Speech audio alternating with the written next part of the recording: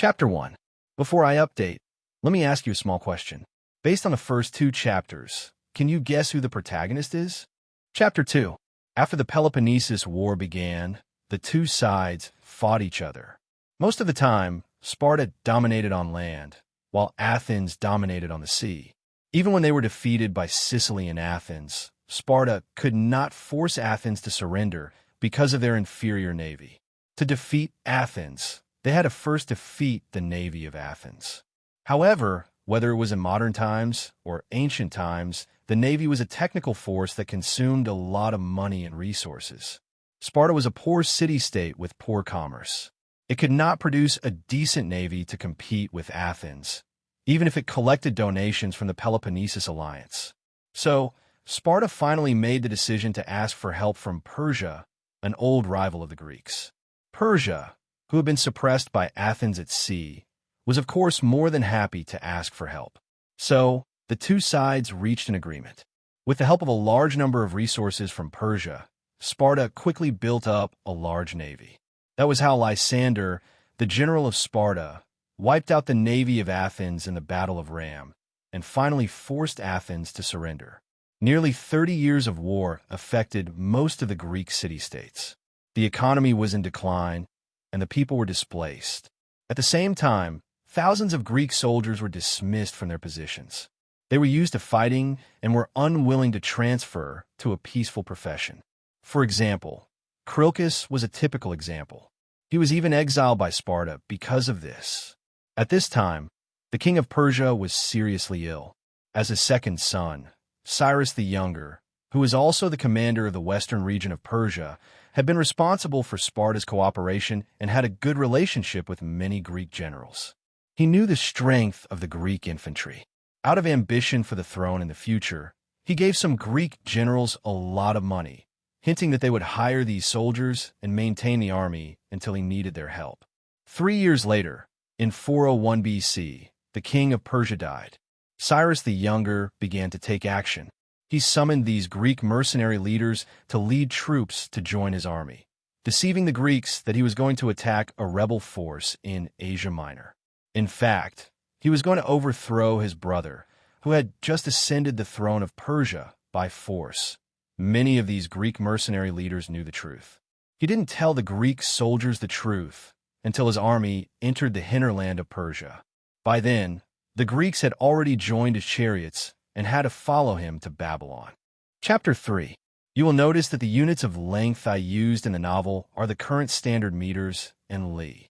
In the future, you will also see that the units of weight are the gene and the land area is the mu.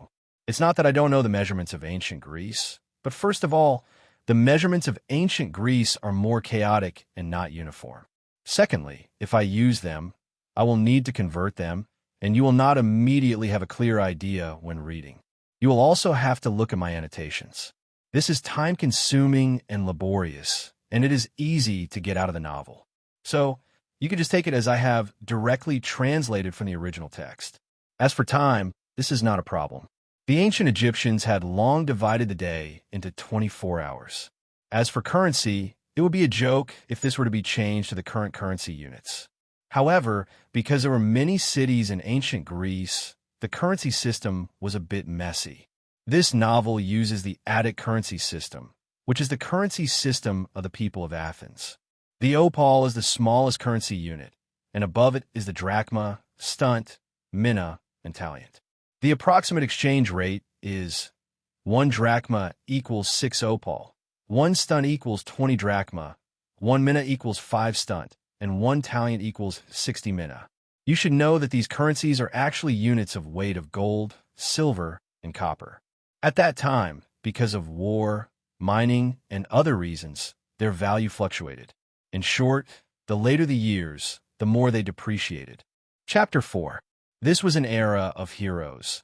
The vast Persia, Sparta, which was founded on military might, Athens, which was famous for its commerce, the rising Thebes, the ambitious Macedonia, the two hegemons of the Western Mediterranean, Syracuse and Carthage, the newly emerged Rome. This was an era of brilliant generals. The last king of Sparta, Agesilaus, the rising general of Thebes, Philemon, The founder of Macedonia, Dionysius, the tyrant of Syracuse, Camillus, the dictator who saved Rome, the Basileid, family of Carthage that produced many famous generals. This was an era of contention. The great philosopher Plato, the founder of the Cynics Antisthenes, the Pythagoreans who believed in numbers, the encyclopedic scholar Democritus, the father of Western medicine Hippocrates, the great dramatist Aristophanes, the oratorical educator Isocrates, the founder of Western history Thucydides, the famous sculptor Lysippus, the protagonist transmigrated and came to this era as a lowly mercenary. What would he bring to this world? Chapter 5. The king's army is coming. The king's army is coming. A scout galloped from afar and repeatedly shouted in Persia and Greek. The soldiers who were about to stop and rest were in an uproar. Perticias, is what you said true? Is Artaxerxes really here? Seeing the cavalryman who had just jumped off his horse, little Cyrus asked impatiently. Yes, your highness. Artaxerxes is here. Artaxerxes is here too. And that damned Tisiphonus is here too. Perticias panted heavily and said in a hoarse voice, Very good, my friend. Very good. He is finally here. Little Cyrus jumped off his horse excitedly and asked his servant to put on his breastplate while he shouted to his adjutant, Aureus, inform the entire army to prepare for battle. Yes, your highness. Aureus hurriedly shouted to the messenger, Inform the Greeks immediately and quickly form up on our right flank. Prepare for battle. The messenger galloped away. Aureus then called the Persia generals. Little Cyrus asked them to lead the soldiers to spread out on his left flank while he led 800 cavalrymen in the center. The attentive Alcipates asked, How many enemies are there? About 60,000 or 80,000? Perticias recalled the scene he had seen, and a trace of fear appeared on his face.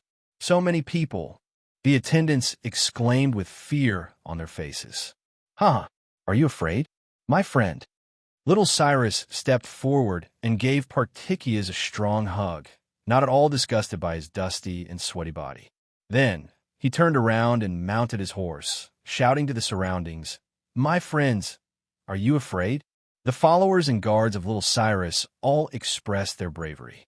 No matter how many soldiers Artaxerxes has, he is still the same cowardly Artaxerxes. Don't forget, even a small hound can scare him to the point of peeing. Little Cyrus' vulgar words caused a burst of laughter around him. And I have you, and my army. Together, we defeated the mighty Athens Olympic Games. The Athens that defeated Persia time and again. Every time little Cyrus glanced at a person, that person would straighten his back. And we have the valiant Greeks. They will fight alongside us. Cyrus the Younger looked to the right, where the Greek heavy infantry were slowly getting into formation. Seeing this, his heart was filled with confidence. We are unstoppable. We cannot win. Victory! Alcipates shouted first. Then, everyone rushed to shout victory. Faced with high morale, little Cyrus raised his right hand high. Friends, brave warriors, after this victory, I swear to the supreme god Mazda that I will do my best to repay your friendship and sacrifice. Cyrus the Great, someone shouted. Then like a flash flood, the shouts were like a tide. Hey, Matones, what's the situation? The Devers could not help but pat the shoulder of the soldier in front of them. How many times have you asked? No, no. Matones wiped his sweaty neck with his free left hand and shouted irritably. Why isn't the enemy here yet? The sun is already in the middle of the sky. If I wait any longer, I'll be roasted by its flames. Matones, even if your meat is roasted, I don't want to smell it. I've been eating so much meat recently that I want to vomit, a soldier next to him said glibly, causing the soldiers to laugh. Shut up, Olivers, you lecherous guy. If you want me to put your hand in your mouth and let you taste your own flesh, you can continue talking. Matones waved his strong arm and threatened fiercely. Oh, I'm so scared. Olivers pretended to be scared, causing the crowd to laugh again. Stand properly. Stop fooling around. Menon is here. As soon as Helos finished speaking, he heard a sharp voice. Brats, what do you think this is? Is this your family's banquet? A well-proportioned soldier with a red tassel on his helmet stood in front of the phalanx, pointed at them, and scolded, "This is a battlefield. If you don't do your best, then Hades will be happy to visit you." "Men in with a rotten mouth," someone shouted in the line. "Who said that? Stand up." Everyone held back their laughter and gloated as they watched Myron jump in front of them and shout angrily. At this moment, someone shouted sternly, "Look in front." The soldiers immediately looked ahead. Soon, the smile on their faces was quickly replaced by horror. Smoke and dust rose as far as their eyes could see, shrouding the hills, trees, and houses in a gray haze. After a while, a thin black line drilled out of the smoke and began to stretch to both sides, gradually becoming thicker. A moment later, when the soldiers could barely see the outline of the enemy, countless lights began to dazzle everyone's eyes under the dazzling sun. Armors, spears, shields. The cold light they emitted was as boundless as the Milky Way in the night sky. The sound of footsteps, shouts, and neighs of horses converged into a rolling sound wave. Even the earth trembled, not to mention a human's legs.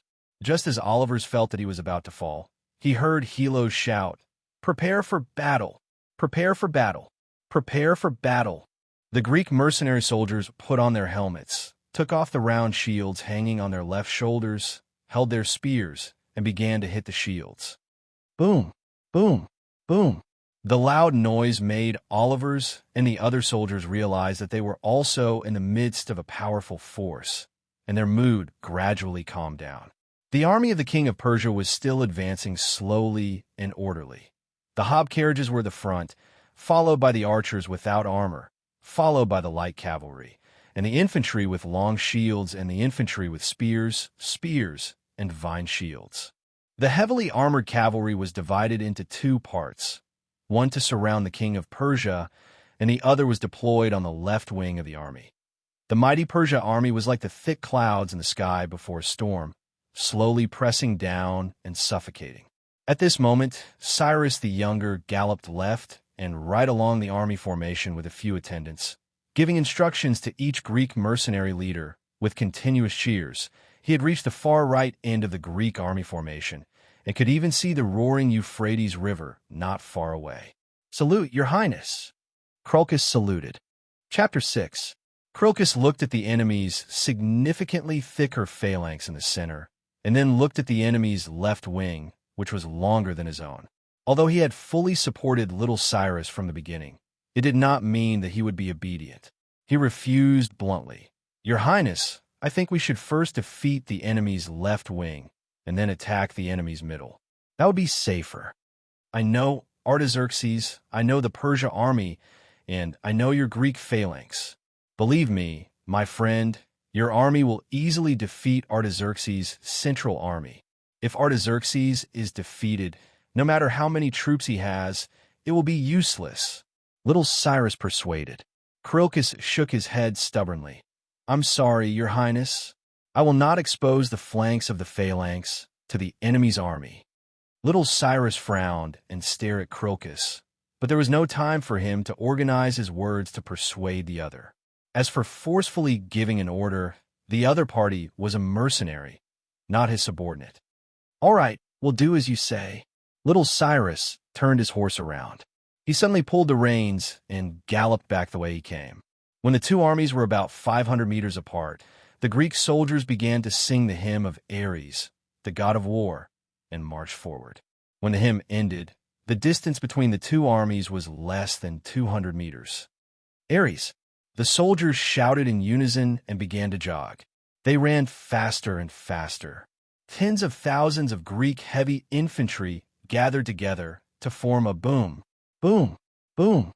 The sound of their footsteps was like rolling thunder gathering energy, as if they were going to use lightning to cut through the dark night. The Persia seemed to be completely frightened by the overwhelming torrent of steel in front of them.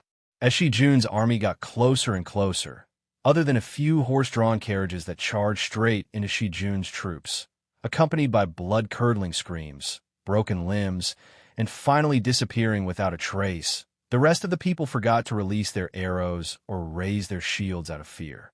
When the two armies were about 10 meters apart, the Persia collapsed and turned to flee. The Greeks did not expect victory to come so quickly. Their energy had not been vented yet, so they pursued the enemy even harder. In the beginning, squad leaders like Helos repeatedly reminded their teammates, "Keep the formation, don't run too fast. Keep the formation." In the end, the army completely scattered, and all the Greeks were in the excitement of the pursuit. Little Cyrus, who was in the middle lane, did not expect the victory of the right wing to come so quickly and was a little stunned for a moment. Long live King Cyrus! The attendants had already begun brandishing their spears and shouting for victory. "Your Highness, should we follow them?" Altipatius asked. He shook his head and looked straight ahead to the left. He knew very well that only by killing that person could he obtain the supreme crown. "Pass down my order. Tell Aureus' left wing to stop advancing and prepare for defense." Little Cyrus immediately gave the order. He knew very well that the most powerful force on his side was the Greek mercenaries. Since the Greeks had already repelled the enemy's left flank, there was no need for him to rush the left flank, which was obviously weaker than the enemy, to meet the enemy's right flank head-on. If they were also quickly defeated, this battle would be troublesome. It was better to stall for time and wait for the Greek mercenaries to return. That way, victory would be in the bag. However, when he was patiently waiting for the enemy to close in, the enemy's middle lane suddenly stopped moving forward. Soon, his expression changed. This was because the enemy's middle had begun to split into two, with the left half turning around to the left. Not good. They want to attack the Greeks. Altipatius, who was beside him, shouted. If the Greek heavy infantry, which had been scattered due to chasing after the routed army, were attacked from the rear, it was very likely that they would fall into chaos, and the situation would be reversed. "Artaxerxes, how dare you change your formation on the battlefield? Do you really think that I don't dare to take the initiative to attack just because I have fewer cavalry?" Little Cyrus sneered and quickly made a decision in his heart. He raised his spear and pointed it forward. "Order the right flank to move forward. Cavalry, attack with me. Your Highness, please put on your helmet." The attendant hurriedly handed him his helmet. Little Cyrus had already galloped forward on his horse. The attendants on his left and right hurriedly caught up and quickly protected him in the center. More than 800 cavalry formed a wedge formation and galloped straight towards the Persia army. The commander of the Persia army's middle lane, Artaxerxes, did not expect little Cyrus to dare attack at this time. He hurriedly mobilized his cavalry to meet the attack. However, at this moment, the army was changing its formation. The spinning infantry formation blocked the cavalry's path. With great difficulty, they managed to squeeze out 1,000 cavalrymen from the gap in the formation. Little Cyrus' cavalry, which was galloping at high speed, was already in front of them. With a burst of shouting and hoarse neighing, the Persia army's hastily put together cavalry line was instantly torn apart. Then, like a sharp knife, the horsemen of Cyrus the Younger plunged into the back of that part of the Persian army, which was turning back. Little Cyrus was brave and valiant. He had once hunted a black bear alone. Birds of a feather flocked together. His attendants and followers were also warriors. Facing the enemy with their backs facing them, they did not even waste their spears because there were no stirrups at that time.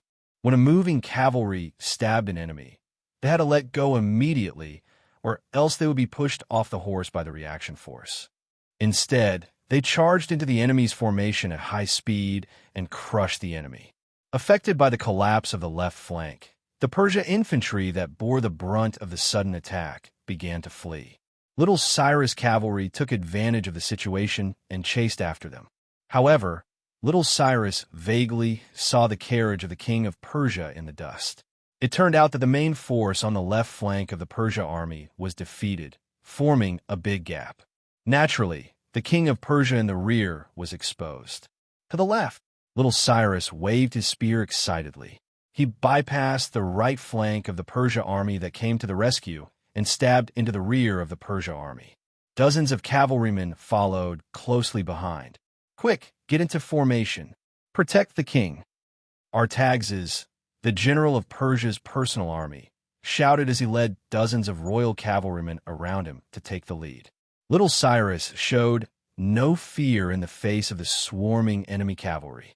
He drew out his Greek army knife and clamped his horse's abdomen with his legs. Looking for the right opportunity, he used the lance in his right hand to deflect Artaxerxes' fierce spear and stretched out the knife in his left hand. When the two horses crossed each other, Artaxerxes' neck was naturally cut open by the Greek army knife.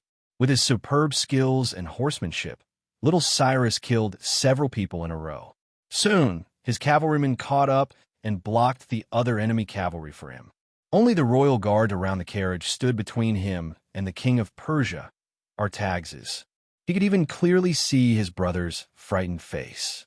Thinking of Artaxerxes' imprisonment and the fact that Artaxerxes was occupying the throne that should have been his, this was only the imagination of Cyrus the Younger, and the old Persian king had never thought of passing the throne to him. A fire of anger burned in his chest. "Artaxerxes!" He roared and threw the spear in his hand with all his might. In the midst of the screams, the spear passed through the gap of the royal guards like lightning and hit the chest of the king of Persia. The king of Persia screamed and fell on the carriage. Seeing the king of Persia fall, there was chaos in front of him. His anger was finally vented. He laughed wantonly, as if the crown of Persia was already in his hands. However, he did not hear the cavalrymen behind him shouting anxiously, "Be careful, your highness. Be careful." The laughter stopped abruptly. A javelin flew out of the chaotic crowd and pierced his eye. Chapter 7. "Brothers, I brought you some food." Xylos entered the small tent. The quiet tent suddenly became lively. The few people who had been lying down got up and quickly snatched the food from Helo's arms like hungry wolves. "Helos, if you hadn't come, I would have starved to death." Martones chewed on the half-cooked horse meat. The meat that he usually looked down on was indescribably delicious in his mouth. "I got it from Antonius." Menon had them form a team to drag back the dead and wounded horses from the battlefield at the risk of being attacked by the Persia. Helo sighed and looked at the man who was still lying in the innermost part of the tent. He asked with concern, "How are Devers? Has he woken up?" "He's awake, but he's been in a daze. No matter who talked to him, he didn't seem to know them and didn't say a word. He seems to be asleep now," Geogres replied sadly. "I think he might have accidentally fallen into the river of forgetfulness when he was on Charon's ship and lost his memory," Oliver said. "Shut up." Martones reached out to press Oliver's head, but was pushed away. Helos separated the two of them and berated. "We all came from the same town in Thessaly. We're thousands of miles away from our hometown and surrounded by enemies. If we don't unite, I'm afraid we won't be able to go back." The tent fell silent. Helos felt the heavy atmosphere and comforted. "I've seen a few warriors with severe head injuries. They were confused at first, but they'll be normal after some rest. Maybe by tomorrow morning, Devers will be able to greet everyone with a smile."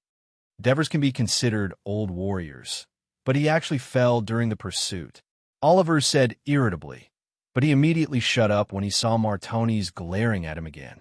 "Helos, did Cyrus the Young win, or was he defeated?" The moment of silence made Geogres unable to hold himself back from voicing the question that everyone was most concerned about and most afraid to face. Previously, when they finished chasing the fleeing enemies and returned to the battlefield, they only found that the Persia army was still there, but little Cyrus troops were nowhere to be seen. Because it was getting late, the two armies had no desire to continue fighting. After a while, the Persia army retreated. Only then did the Greek mercenaries realize that their camp had been ransacked. The soldiers were tired and hungry. Of course, they didn't have the energy to think about or ask such an important question. Little Cyrus is leading the cavalry. Regardless of whether they win or lose, he can easily leave the battlefield and join us tomorrow. "We'll just have to fight the king of Persia again," Helos said casually. "But the army of the king of Persia is much larger than ours. If Cyrus the Younger is defeated, there will be even fewer troops to fight with us tomorrow," Geogres said worriedly. "What are you afraid of? We have over 10,000 heavy infantry soldiers. The people of Persia are as timid as rabbits. No matter how many of them they have, They won't dare to fight with us. I haven't killed enough today. Let's fight again tomorrow. It's just right. Matones used his own method to encourage everyone. Even if little Cyrus the Younger is defeated, we have defeated their left wing and killed many of their men. Tomorrow, the number of their soldiers will only be less than today. Helos was also full of confidence. These damn Persia destroyed our camp, stole our food, and stole a lot of silver coins from us. Tomorrow, we will defeat them and take back our things. Matones said angrily. That's right. Everyone shared the same hatred. Not only do we have to take back our things, but we also have to take back their things. Oh, Oliver's thought of something and said excitedly, I heard that little Cyrus the Younger's women were also taken away. Only one escaped. It's the one I told you about last time. The Milesian woman who is as beautiful as Aphrodite. I heard that Krilkis brought her into his tent. He's going to have a good time tonight. Oliver swallowed a mouthful of saliva and said in a wretched manner, Don't talk nonsense. Helos warned him. Oliver's, if you have the ability, defeat the king of Persia tomorrow and take one of his women. Oh, that's a good idea. Matones, it's rare for you to be smart for once. Damn Oliver's, you want to get beaten up again. While they were talking and laughing, a hoarse voice came from the innermost part of the tent. Have you never thought that little Cyrus the Younger was not only defeated, he was also killed? Tissaphones rushed to the king of Persia's tent. The eunuch Masabadi was already waiting at the door. The king is waiting for you. Go in. When Tissaphones handed his sword to the royal guard next to him, he found that the most trusted eunuch of the king of Persia looked a little depressed. He could not help but wonder, is His Majesty seriously injured? The tent was filled with a strong scent of frankincense, mixed with a few traces of herbs. Artaxerxes was lying on his side on the bed, wearing a gorgeous crimson robe. His bare chest was wrapped in white cloth, and red blood could be seen faintly. A beautiful maid was gently massaging his shoulders. Below him stood the doctor, Tija. Seeing Tissaphones come in, Tija immediately bid farewell to the king of Persia. Artaxerxes asked him to wait outside the tent. If there were any changes in his injuries, he could immediately summon him. Tissaphones watched the Greek doctor leave the tent, then half knelt, lowered his head, and said, Your Majesty, I have lost the battle. Please punish me. Artaxerxes did not speak. Tissaphones began to feel a little uneasy. He knelt on the ground and did not move. After a long time, Artaxerxes finally said, You have lost the battle, Tissaphones, but at least you still dared to attack. I heard that you led the cavalry around the Greek heavy infantry to attack their rear. In the end, you were defeated by their light shieldsmen and almost hit by the Greeks' javelins. Yes, Your Majesty, you know everything. Tissaphones secretly heaved a sigh of relief. Compared to those who ran away before the battle, you are much braver. Get up. Artaxerxes was still somewhat dissatisfied with the performance of the left wing of the Persia army yesterday. He then raised his voice and said, I was not as lucky as you. Cyrus' spear pierced me. Fortunately, my armor was strong enough. This gave me the opportunity to stab him under his horse. Wasn't little Cyrus hit by the spear thrown by the guard Mithridates? Tissaphones was surprised, but he did not show it. Instead, he said with excitement and admiration, Your Majesty, everyone used to say that Cyrus was brave. Yesterday, on the battlefield, when we were about to lose, Your Majesty took a huge risk that a king should not take. You stepped forward and personally killed Cyrus, the traitor. You allowed us to win an unbelievable victory. Your Majesty, you are indeed the King of Kings. You are the one born to be brave. Masabadi and Tija immediately expressed their admiration for the Persia king's bravery. Artaxerxes' face was flushed, and he said angrily, Cyrus has always been competitive since he was young. As his elder brother, I have always given in to him. Last time, during the coronation ceremony, he tried to assassinate me. For the sake of my mother, I forgave him. I did not expect that my kindness was seen as weakness, and he dared to rebel. For the stability of the country, even if he is my younger brother, I have to execute him. Your Majesty's benevolence is well known. Cyrus did not know what was good for him. He seduced outsiders and invaded our country. He deserved it, Tissaphones said passionately. Artaxerxes nodded, but he could not help but cough a few times. His speech just now had consumed a lot of his energy. My governor, you have exposed Cyrus's conspiracy to me many times, and you have always performed well in the governance of Asia Minor. After this rebellion is over, I will reward you well.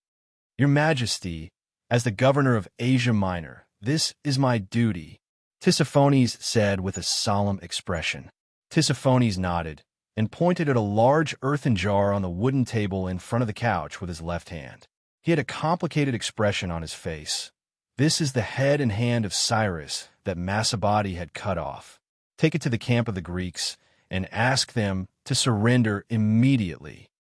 Chapter 8. Yes, Your Majesty. Tissaphones couldn't help but look at Masabadi. He thought to himself, no wonder this guy looks so upset. If Queen Parysatis knew that her beloved youngest son was beheaded and had his hands cut off, she wouldn't let it go. Tissaphones, do you think the Greeks will surrender? Your Majesty, based on my understanding of the main Greek mercenary leaders, I'm afraid it'll be very difficult. However, there may be a few who will be willing to obey Your Majesty's orders. Tissaphones said cautiously. It's good to cause internal strife. Artaxerxes tapped his chin with his finger. He still had lingering fears when he thought about the fierce attack of the Greek heavy infantry yesterday. If they don't want to surrender, then expel them from the country. Too many people in Persia have died in this rebellion. Don't let these rude and barbaric Greeks continue to plunder our land and kill our people. Killing our people? Artaxerxes let out a long sigh. He was gentle by nature and didn't like to argue with others. Otherwise, he wouldn't have allowed little Cyrus to cause such chaos. Even when little Cyrus raised his troops, he was still hesitant and wanted to retreat to the east. If it weren't for the ministers trying their best to dissuade him and fully support him, yesterday's battle probably wouldn't have happened. Your Majesty, you love the people of the empire like your own children. I'm very happy that the empire has such a benevolent ruler like you. Tissaphones' words came from the bottom of his heart. In fact, it was because of Artaxerxes' character that he received the support of most of the ministers and nobles. Although little Cyrus rebelled, the core of the empire didn't have any major turmoil. Your Majesty, I have an idea. Why don't we drive the Greeks to the north? Tissaphones said. Artaxerxes pondered. He knew that Tissaphones didn't want the Greeks to trample on his territory, Asia Minor, again. To the north, his eyes lit up. He thought of the unruly mountain tribes that were unwilling to submit, such as the Dacia people. Let these barbarians fight amongst themselves, he thought, a smile playing at the corner of his mouth. I'll leave this matter to you. I'll be waiting for your good news in Persia. Having said this, he could not wait to go home. Yesterday, they received news that another riot had broken out in the eastern part of Persia. He had to return to the capital as soon as possible. Besides, he was beginning to miss his queen, Statira. Early in the morning, a thin mist pervaded the Cunissac region. The entire Greek military camp was quiet, and most people were still asleep. Devers walked out of the tent and looked around the strange place curiously. Yes, he was no longer the Devers. His soul came from the 21st century China. As a civil servant, he had worked hard for more than 10 years before he was promoted to the director of the city's high-tech development zone. His friends threw a party to celebrate him, and he drank himself into a stupor. When he woke up, he found himself in a strange place and a strange man. He had pinched his own thigh time and time again just to prove that he was dreaming. His thigh was still aching to this day. After a long night of adaptation, he was no longer confused about why he was here. His adaptability was considered strong. Back then, he was first in the civil servant exam to enter the government, but he was sent to a remote and poor mountainous area to be a village official. He stayed there for a few years. Not only did he persist, but he also won the favor of the county leaders with his outstanding performance and was recalled and entrusted with an important task. But his parents and his girlfriend, who was about to get married, now they were separated in a different time and space, and there was no way they could meet again. He took a deep breath and tried to blow away the sadness in his heart. After walking slowly for a short distance, his mood calmed down slightly. He wiped the tears from the corners of his eyes and warned himself, "Since I'm already in a new world, I'll survive here tenaciously." Based on the remaining memories of this body, he knew that he was a Thessaly person. 2 years ago, for the sake of livelihood, he went out with his companions from the same village as mercenaries to earn money. A year ago, there was a conflict between Macedon and Thessaly, and the Macedonian cavalry attacked his hometown. His parents were killed, and his relatives were captured. Now he was alone. This time, he was following the mercenary leader, Menon, to help Persia's Prince Cyrus the Younger fight. Last night, his companions thought he was asleep, but in fact, he had been listening to their conversation. Through the conversations of his companions, he learned more. As a good young man in the 21st century, he could barely be considered a nationalistic youth. When he was a village official, he spent most of his time online in order to get through the long, lonely nights. Venting his frustrations on certain military forums had almost become his sideline. Therefore, he learned a lot about historical military knowledge and knew that he might be in the period after the War of Peloponnesus. As for the Greek mercenaries helping the Persia prince to usurp the throne, which period of Western history was involved? As a non-historical professional, the requirements were too high, and he really couldn't think of it. It wasn't until someone said, "We have tens of thousands of heavy infantry in Greece," that it evoked his hidden memories. Once, someone on a forum advocated that certain books must be read to understand ancient Western history. On the list of books listed, there was a book called The Long March, which aroused his curiosity. Did the ancient West also have a long march? Because the author happened to be a famous historical figure he knew, he looked it up on the internet and found out that it was from the famous ancient Western historical event, the Great Retreat of thousands of Greek soldiers. Because Devers vaguely remembered the rebellion in the event, the prince died in the chaos because of his recklessness. He blurted it out in a moment of anxiety. But he didn't expect that the others more or less held the hope that Cyrus the Younger would win and that everyone would get rich together, so they couldn't accept his guess at all. Faced with one question after another, he didn't want to sour his relationship with his companions as a newcomer. Perhaps in his heart, he also held a glimmer of hope. Maybe this wasn't that historical event. So he fell silent. In the end, everyone parted on bad terms. That night, he didn't sleep well. The unfamiliar environment and the fear of the future made it difficult for him to sleep, tossing and turning. Early the next morning, he walked out of the tent and faced this strange new world for the first time. What came into view were tents after tents, and, at a glance, it seemed endless. Breathing in the damp and fresh air, he gathered his courage and walked forward. Occasionally, someone would come out of the tent and greet him when they saw him, and he would respond with a smile. There were even soldiers who knew that he was injured and asked about his injury with concern, and he would stop to express his gratitude and take the opportunity to chat a little and learn about the situation from others. Obviously, it wasn't because he was a big shot that everyone treated him kindly, but because some of Menon's mercenaries were Thessaly's people, and many of them had even fought alongside him for more than 2 years and were very familiar with each other. So as he walked, the sense of unfamiliarity gradually dissipated. Not far away, the neighing of horses and the crying of sheep attracted him forward. In Devers' memory, this large area, surrounded by wooden fences and located in the center of their barracks, was the supply camp of the mercenaries led by Menon. Not only were there many pack horses and pack mules, but there were also some cattle and sheep plundered along the way, as well as a batch of food that Cyrus the Younger had given to Menon.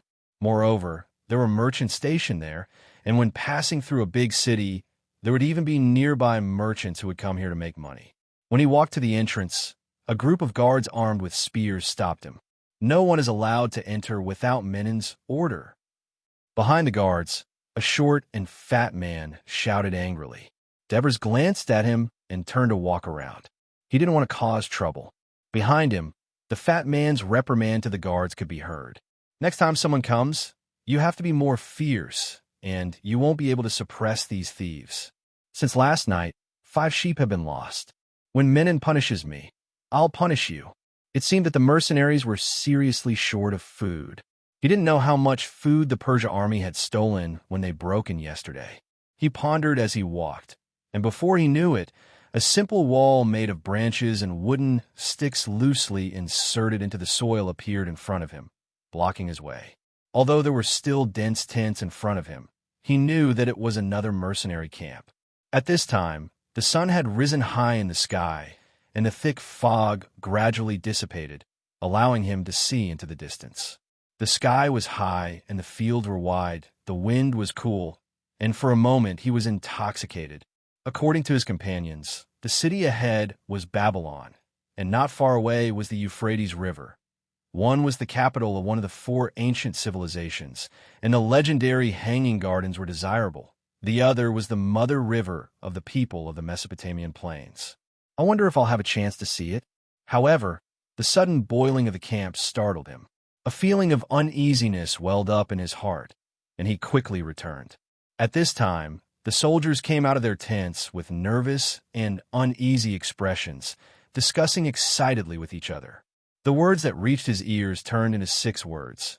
Cyrus the Younger is dead. Chapter 9. The Devers moved forward in fear in the camp, which had become a little crowded, and he almost tripped several times. When he lifted the curtain and entered the tent, he was greeted by 4 pairs of eyes with strange expressions.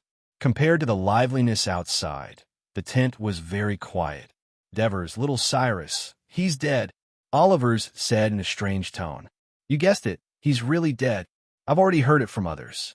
The Devers sat back on his bed, feeling a little calmer. Helos looked at this comrade with a calm expression. As fellow villagers, they were more familiar with each other, but at this moment, he felt a sense of unfamiliarity. Just now, Antonius came over and said, little Cyrus's adjutant, Aureus, sent someone to inform us that little Cyrus has died in battle. He's gathering the scattered soldiers and preparing to rendezvous with us. Devers, I didn't sleep well last night because of you, and I wanted to beat you up. I didn't expect you to be right. Matoni scratched his head in embarrassment. What should we do next? Geodres' words made everyone look at the Devers strangely again. While the Devers were pondering what was going on, Oliver said impatiently, Hurry up and say it. What oracle did Hades give you? The Devers looked at them in surprise. Only then did he understand why they had behaved strangely just now. It turned out that they thought he had received the blessing of Hades. When the news of little Cyrus's death reached Helos and the others, they were surprised that the Devers had said the truth, so they began to talk about the Devers. After combining everyone's opinions, they were surprised to find that almost everyone thought that after the youngest comrade, who had been taken care of by them, woke up from his coma, he behaved and spoke very differently, as if he had become a different person. Although the Devers didn't speak much last night, the temperament of a modern person was naturally very different from that of an ancient person. Therefore, they believed that the Devers must have been lucky enough to meet Hades in hell, and with Hades' help, they were able to return to the human world. And the way he woke up was a little scary. When they found him on the battlefield, no matter how they called him, he was still unconscious, and suddenly his eyes opened wide. When everyone was at a loss and helpless, this comrade who had received divine help had obviously become their life-saving straw. The Devers were a little amused by this. In this age of ignorance, the Greeks were not so superstitious as the people of Persia, and every aspect of their lives was intimately connected with the Greek gods. However, Devers didn't dare to admit it, because he only knew that there was such a historical event, but he didn't know the details. What oracle? I just like to think about the worst so that I can be prepared when I encounter danger. What do you mean by always thinking the worst? Don't we know what kind of person you were? A silly boy who only knew how to fight actually knew how to think. What else could it be if it wasn't God's blessing? Otherwise, how could the tone of his speech have changed? It seemed that Hades had asked him to keep the secret. The 4 of them looked at each other knowingly. Since childhood, they had been influenced by the stories of the gods told by their parents every day, so they knew that the gods were fickle and had many complicated taboos. For safety reasons, they didn't ask any more questions, but just looked at him expectantly. This look was very similar to the look in the Devers' eyes when he was a village official, and the poor villagers hoped that a university student like him could change the face of the mountain village. But I don't know what to do, just like you guys. The Devers sighed in his heart. Suddenly, he thought of something and asked, "Do you know Xenophon?" The four of them shook their heads. "You mean Xenophon can help us?" Oliver's couldn't help but ask. The Devers smiled and didn't say anything. However, he felt a little strange. Since the internet said that Xenophon had led this retreat and even wrote a book, how could no one have heard of him? No matter what, he should be a mercenary leader. Where is Xenophon from? Is he in our team? Helos asked. He should be from Athens. The Devers knew about Xenophon's birthplace. After all, Xenophon was an ancient Western writer, military strategist, and a disciple of Socrates. When I have time, I'll ask people in the other camps, Helos said solemnly. Don't let it be Krilkis. Otherwise, there's no way to find him. Geogri said. The relationship between the two leaders, Krilkis and Menon, was very bad, so the mercenaries under them also hated each other. It's just a fight. Let's fight.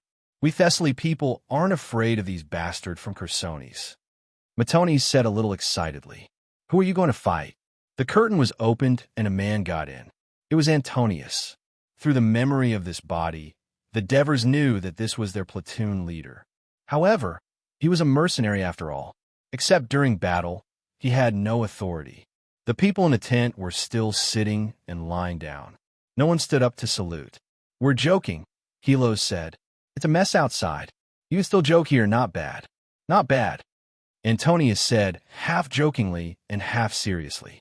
He looked at the people in the tent and then said to Helos, Menon asked me to tell you platoon leaders to comfort your brothers.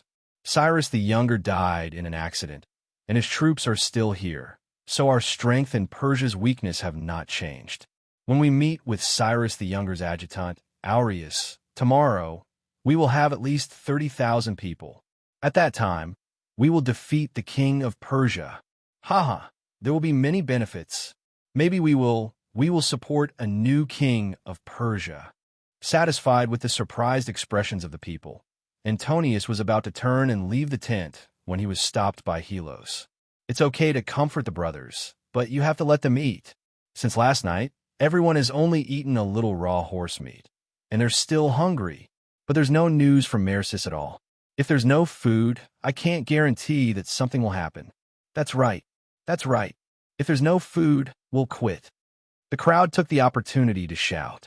Antonius patted his stomach awkwardly and said, My stomach is growling with hunger too. Now, the entire camp is short of food.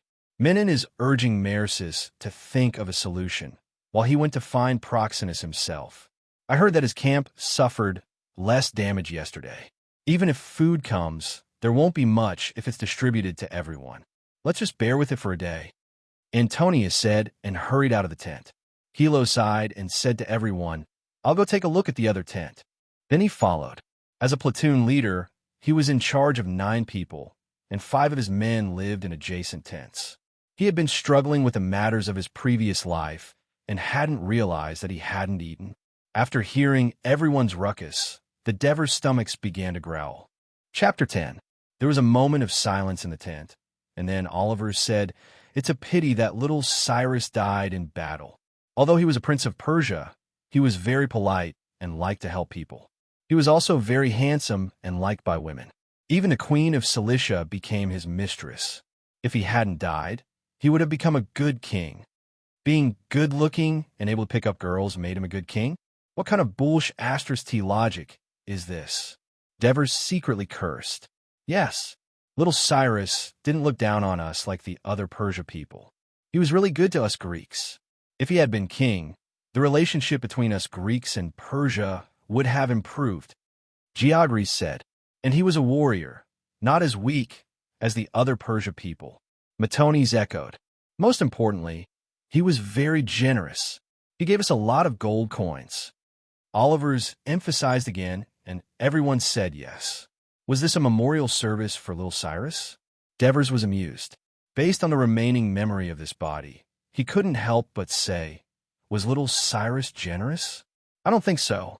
You see, First of all, he owed us more than 3 months of salary, and he never paid us until the Queen of Cilicia came to inspect the troops, and only then did he pay us 4 months' salary.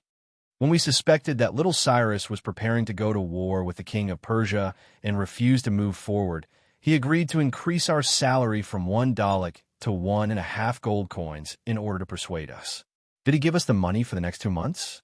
Don't forget, he once ordered us to threaten the king of Cilicia, and the cowardly king gave him a lot of money.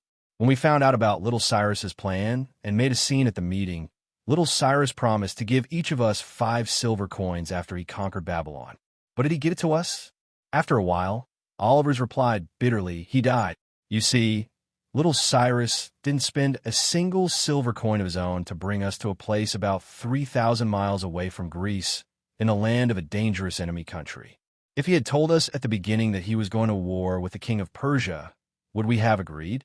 The 3 shook their heads like puppets. He hid the truth.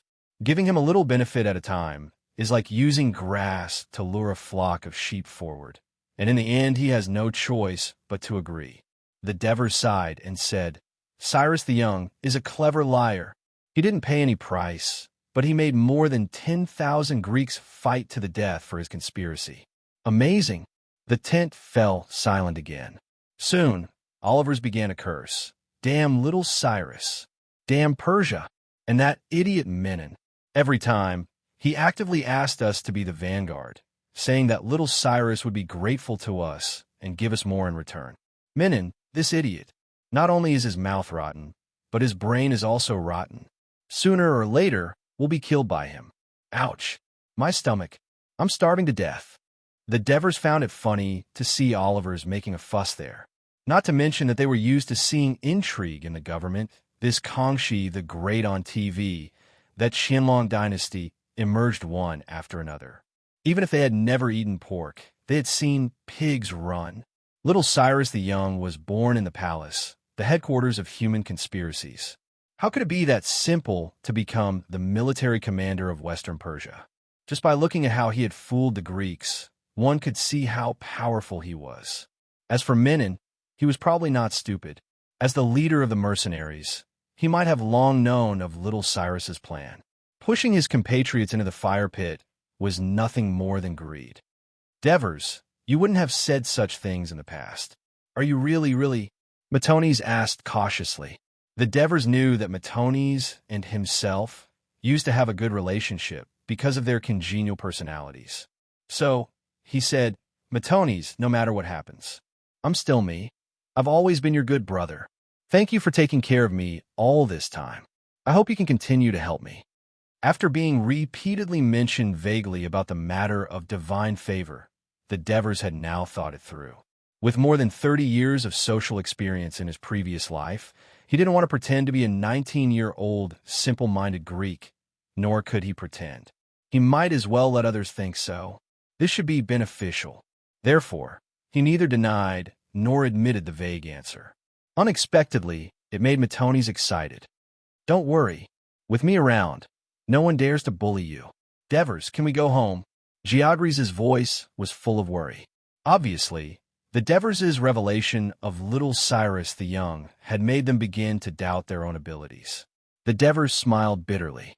Although he didn't understand the development of this historical event, China's history told him that the emperor of a feudal dynasty hated nothing more than rebellion. It should be the same in the West. Moreover, they were foreigners, invaders. Unless the king of Persia was sick in the head, he would definitely annihilate them to intimidate all those who harbored disloyalty. As for attacking the Persia army and taking down Babylon, the Devers didn't think it was a good idea. Otherwise, this event would have been called the Great March of Greece instead of the Great Retreat. However, he said, don't worry, we can go home smoothly.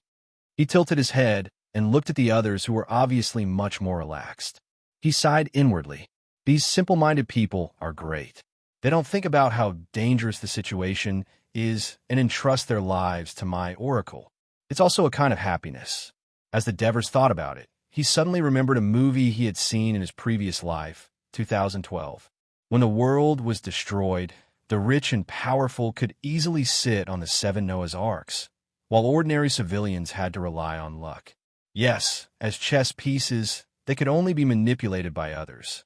As a chess player, they could control their own fate. But how could they become a chess player?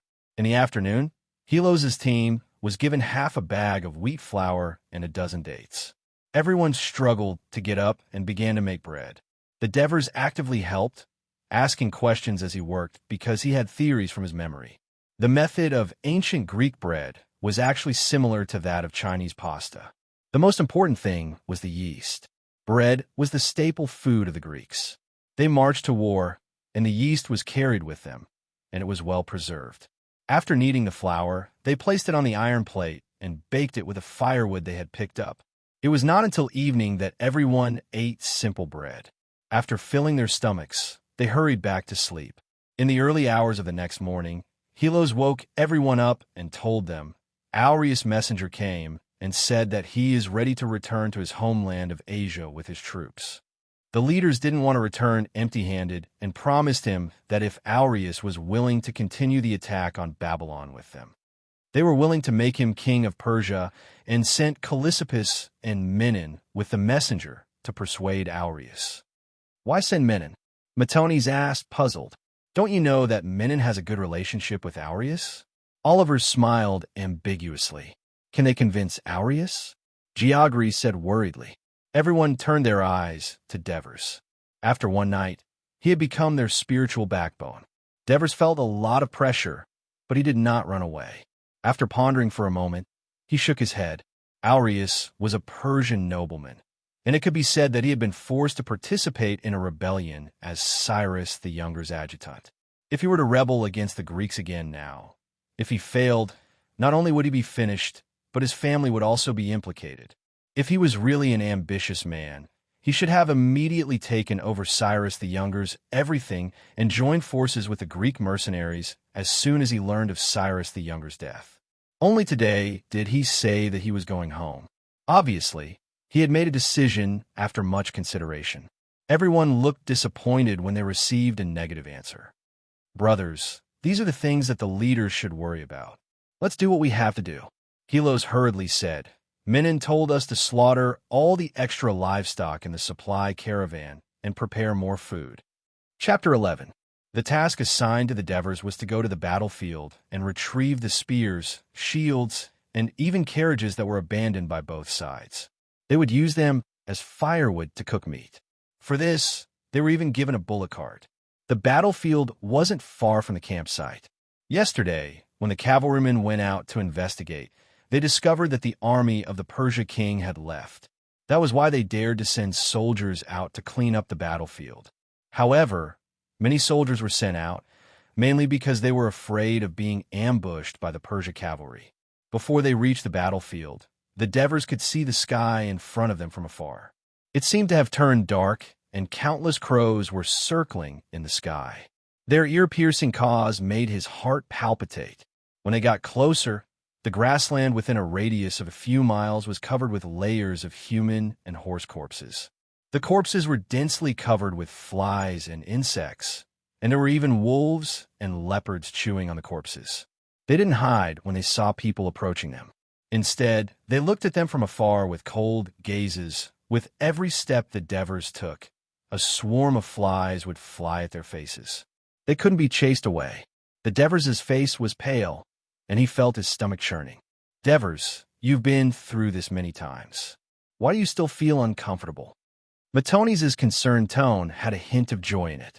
He felt that even though the Devers had changed, they still needed his care. I'm fine. Blarg. The Devers swallowed hard. Memories were memories. After all, this was the first time he, a modern man, had witnessed such a bloody massacre on the battlefield. However, he knew that in this chaotic world, such scenes would appear before him again and again. He had to get used to it. He released his hand that was covering his nose and forced himself to endure the pungent stench. He picked up the corpses on the ground and pulled out the shield that was underneath. He quickly swatted away the maggots on it and tossed it onto the bullock cart. When they first arrived at the battlefield, the bullock cart couldn't stand the horrifying environment. It was restless and almost injured Matones. It was only after the Devers came up with the idea to cover its eyes with a piece of linen that it calmed down a lot. Everyone busied themselves for a long time. The bullock cart was full, and everyone carried a bundle of corpses. Where are the Devers? Matones noticed that one of them was missing. There! Oliver's pointed not far away. The Devers were throwing javelins at a vulture that was pecking at a corpse, but the seemingly clumsy vulture nimbly dodged the javelins. Looks like he's going to participate in the javelin competition at the Olympia. Oliver's joked. Shut up. Matones glared at him and walked toward the Devers. When the Devers saw him, they picked up a javelin from the ground. Now, he had already begun to adapt to this harsh environment. Matones, how many archers do we have? Devers asked as he caressed the sharp tip of his spear. Matones was not an expert in this area at all. Thankfully, he had geogries with him. Archers? I remember that only Clercus has nearly 300 Cretan archers. If we include the light shield bearers who can throw javelins. All of them? Probably. About 3,000. 3,000. How many light shield soldiers do we have? The Devers asked. About 400 people. Matones, don't burn the javelins. It's quite a waste. Why don't we equip each of us with 1 or 2 javelins? What do you think? The Devers said after some thought. Before Matones could answer, Oliver said, We are heavy infantry, but when facing the Persia cavalry, our heavy infantry can't get close to them. We can only dodge their arrows and javelins. The Devers made this suggestion because the memory of this body still had this regret. When he was collecting these wooden weapons, he suddenly had this idea. He knew that there was another famous Roman heavy infantry in history. Not only were they amazing in close combat, but their javelin throwing was equally terrifying. That was why he made this suggestion. Aureus has enough cavalry, Oliver said. The Devers smiled. Rather than relying on others, we might as well rely on ourselves. Did Hades give you an oracle? Geogries asked anxiously. The Devers smiled but didn't answer. I think it's a good idea. Let's go back and talk to Helos. Matones took the javelin from the Devers' hand, turned around, and threw the javelin. The vulture that was still pecking fell to the ground. But, Devers, you still need to learn your javelin throwing skills. Matones said proudly. The Greek heavy infantry didn't use javelins because it was a matter of tradition and habit, but the Greeks weren't bad at it. In fact, they were the best in the Mediterranean. This was because javelin throwing was one of the pentathlon in the Olympia. Greek boys started training in the arena from a young age. That's great. Not only will we have beef and mutton for lunch, but we'll also have bird meat. I heard that the meat of this bird is inedible because it comes from hell. In the camp, the livestock had been slaughtered. The meat was cut and placed in pots filled with water. It was set up on a makeshift stove. Everything was ready. Everyone pulled back their weapons, chopped them up, and cooked the meat. Matones told Helos the Devers' idea. Since it was a suggestion from the blessed, Helos felt that the idea was acceptable after careful consideration. The javelins weren't heavy, and it was completely acceptable for a heavy infantry to carry 2 javelins. So he went to Antonio's, hoping to get his support. Antonius called the other 9 squad leaders over, wanting to hear their thoughts first. Some of the squad leaders were in favor of it, while others were against it. The opponents stuck to the tradition of the Greek heavy infantry and believed that there were already 500 light shield bearers under Menon, so it was completely unnecessary for the heavy infantry to carry javelins. Those in favor of it believed that although there were 500 light shield bearers in the camp, they were all Thracians, and the cooperation between the two sides wasn't very good. If the heavy infantry had their own javelins, they could at least force the Persia cavalry not to get too close to reduce casualties. The two sides argued, and Antonios couldn't make a decision. He could only say that as long as it didn't affect the battle, each squad could decide whether or not to carry javelins. Helos returned happily and was about to tell the Devers when he found a group of people salivating at the pieces of meat in the crock, except for the Devers. Where are the Devers? They said they were going to take a look at the internal organs of a livestock that had been thrown away, and they said it was a waste. Just as everyone was puzzled, they saw the Devers walk over with a bloody sheep intestine on a spear. Hey, take this stinky thing away. It's affecting our appetite. Everyone covered their noses and shouted. The Devers ignored them and said loudly, I saw a large number of cattle and sheep organs abandoned in the supply camp, allowing the birds and wild dogs to take them away. It's such a waste. Don't forget, we were so hungry 2 days ago that we wanted to eat our own hands. In the next few days, whether it's in battle or on the march, there may be times when we starve. We should pick up these things and store them, in case this kind of thing happens again, and we still have something to eat. Can those things be eaten? A strong soldier asked. The Devers remembered that his name was Marcius, and he was a soldier living in another tent. His question was exactly what everyone wanted to ask. The Greeks mainly ate grains and rarely ate meat. It was only because they were deep into Persia that they started to eat meat frequently due to logistical reasons. Animal organs not only smelled bad, but without spices and cooking methods, they tasted very fishy. Therefore, other than using them for divination, very few people would try to eat them.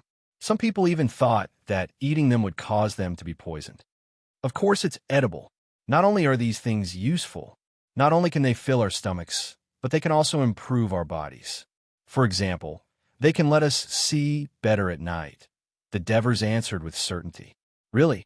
That's great, Martoni said happily.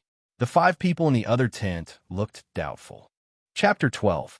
Devers knew that if he wanted them to change their minds, he had to prove it with facts.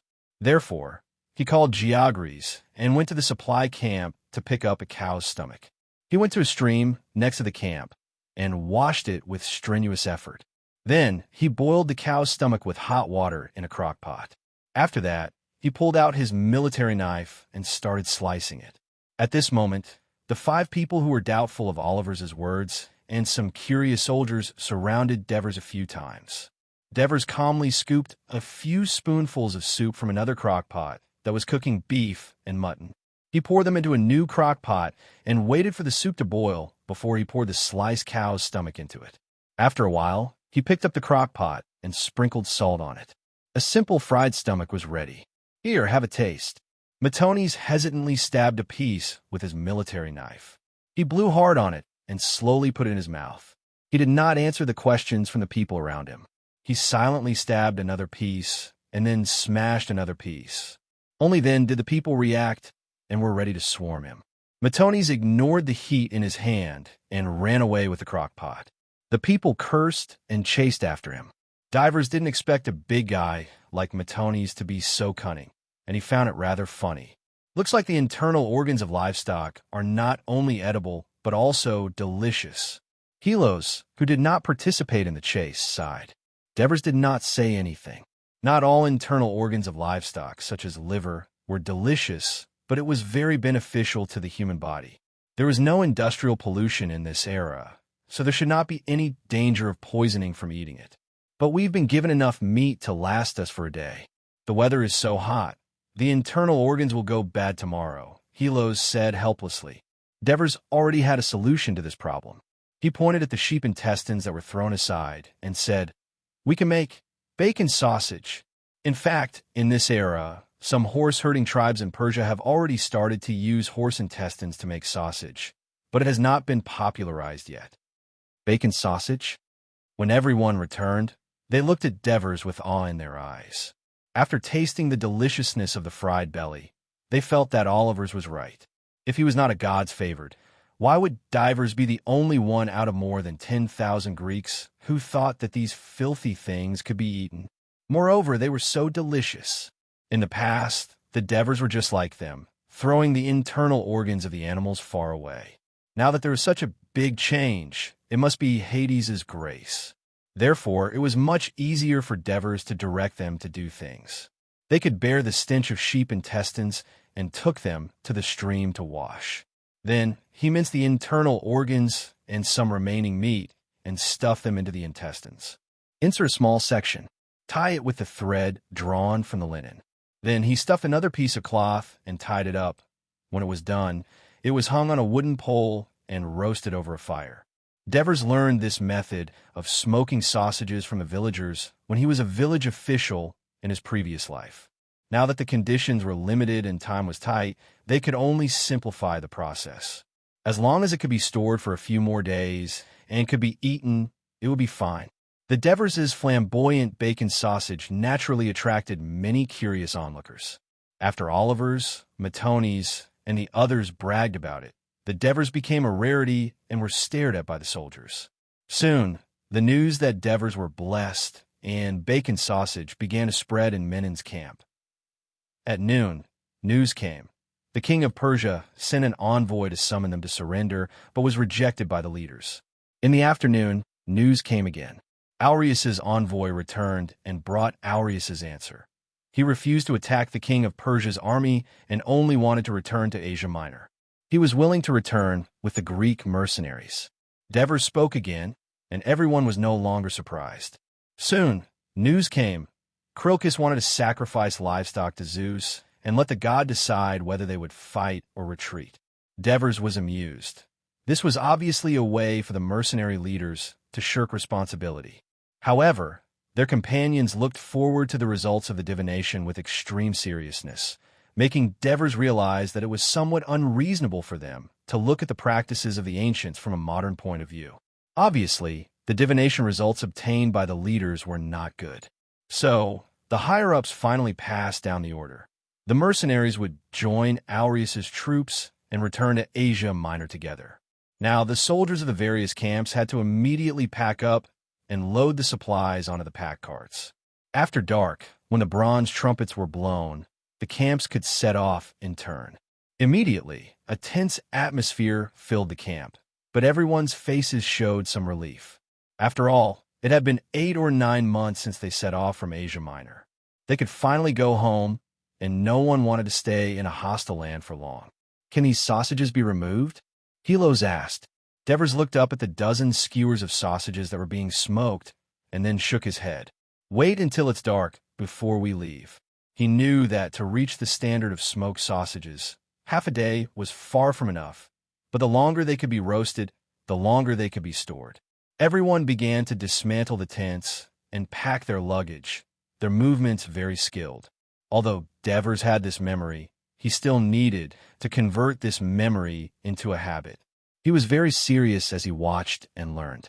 When everyone carried the tents and luggage to the supply camp, Devers saw the fat man shouting loudly, ordering his men to load the goods. Although there were a lot of soldiers in the supply camp, he could maintain order and work methodically. "Who is that?" Devers pointed at him and asked. "Merces, Menon's logistics officer. This fat pig is too bad. The last time I came here to find a woman, he actually took 2 silver coins from me," Oliver said angrily. Devers looked thoughtfully at the pack beasts that were roaring loudly and asked, "Have we ever marched at night before?" "Very rarely. If there is no moonlight, you can't see anything at all. Even if there is, it's very difficult to walk at night. Those big guys are even more troublesome. Although they are docile now, they are easily frightened at night. There have been a few incidents in the past where they have injured people. So, the supply team will go separately from us," Helos said. Devers thought about it, put their luggage in Helos' hands, and walked out of the team. "Hey, come back quickly. Merces is not to be trifled with," Oliver shouted. Afraid that Devers would be at a disadvantage, Matoni's also rushed over. "Stop." The guard pointed his spear at Devers. "It's not your turn yet. Please line up." Devers indicated that he was empty-handed and said, "I have something to talk to Merces about." The guard subconsciously looked back and then shook his head. "If I were you, I wouldn't disturb that fat man when he's busy." "All right." Devers smiled slyly and shouted, "Merces, I can help you solve the problem of the livestock being easily frightened at night." His shout attracted the attention of all the soldiers. "Isn't that Devers? He can even solve this problem, as expected of the favored." "What's the favored? Don't you know? Divers is a god blessed." That's what Oliver's told him.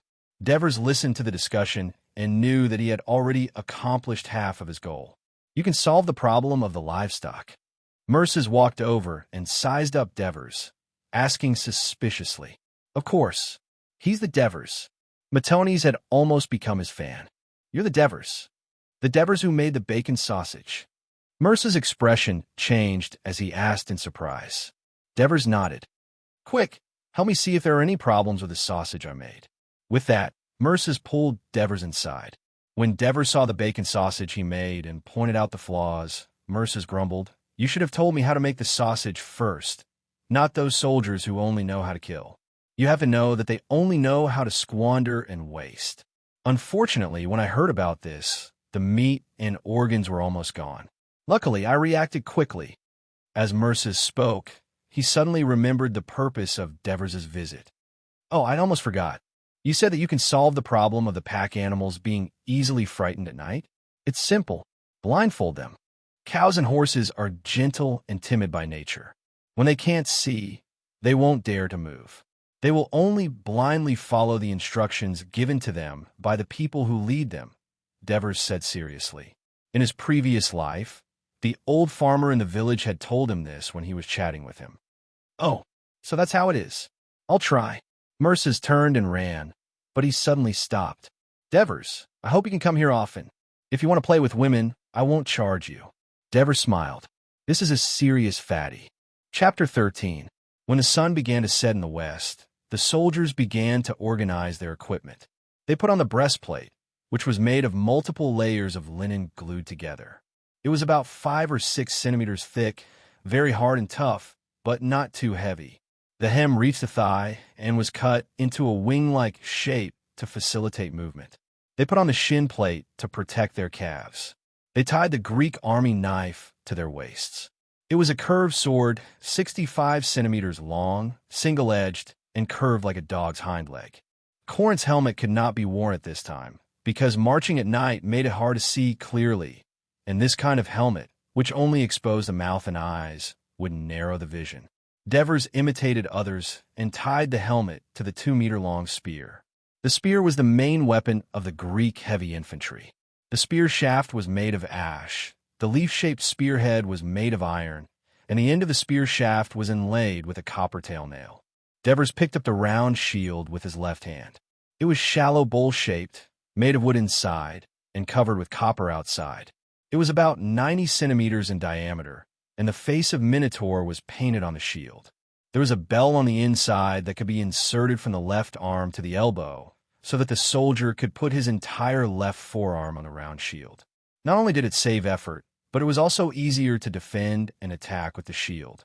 There was also a small metal hook inlaid on the inner outer edge of the round shield, which could be hung on the shoulder, making it easy to carry when marching. Devers held the shield in his left hand and the spear in his right. He could not help but smile bitterly. He had changed from a modern man to an ancient Western armored warrior. However, all the cells in his body were cheering and boiling, making him realize that this was the body's muscle memory at work. He tried to take a few steps and felt very comfortable. He was nervous and a little excited. Every man had the dream of a warrior in his heart. It was an inheritance in the blood of his ancestors since the era when they ate raw meat and drank blood. Modern people in the era of peace could no longer feel the courage to fight face to face, but the Devers of this era had such an opportunity. While Devers was still adapting to the equipment, Helos reminded him, "You still have things you haven't taken." He saw 2 javelins and a skewer of sausages on the ground. He smiled bitterly. "I really brought this upon myself." He carefully put the sausage on his chest, afraid that the grease would get on his breastplate. At this moment, Antonios came over and said to Helos, "We have to go to the supply camp and move together with Merces." After saying that, he nodded at the Devers. Obviously, the reputation of the Devers had reached the ears of this squadron leader, and he did not dare to take them lightly. "Who gave the order? Isn't Menon still with Aureus?" Helos asked curiously. He was not too willing to move together with the supply camp. Not to mention the slow movement, it was also very dangerous. Adjutant Felicius's orders. He's temporarily acting as Menon's commander. The last time the Persia attacked our camp, most of the slaves in the supply camp escaped.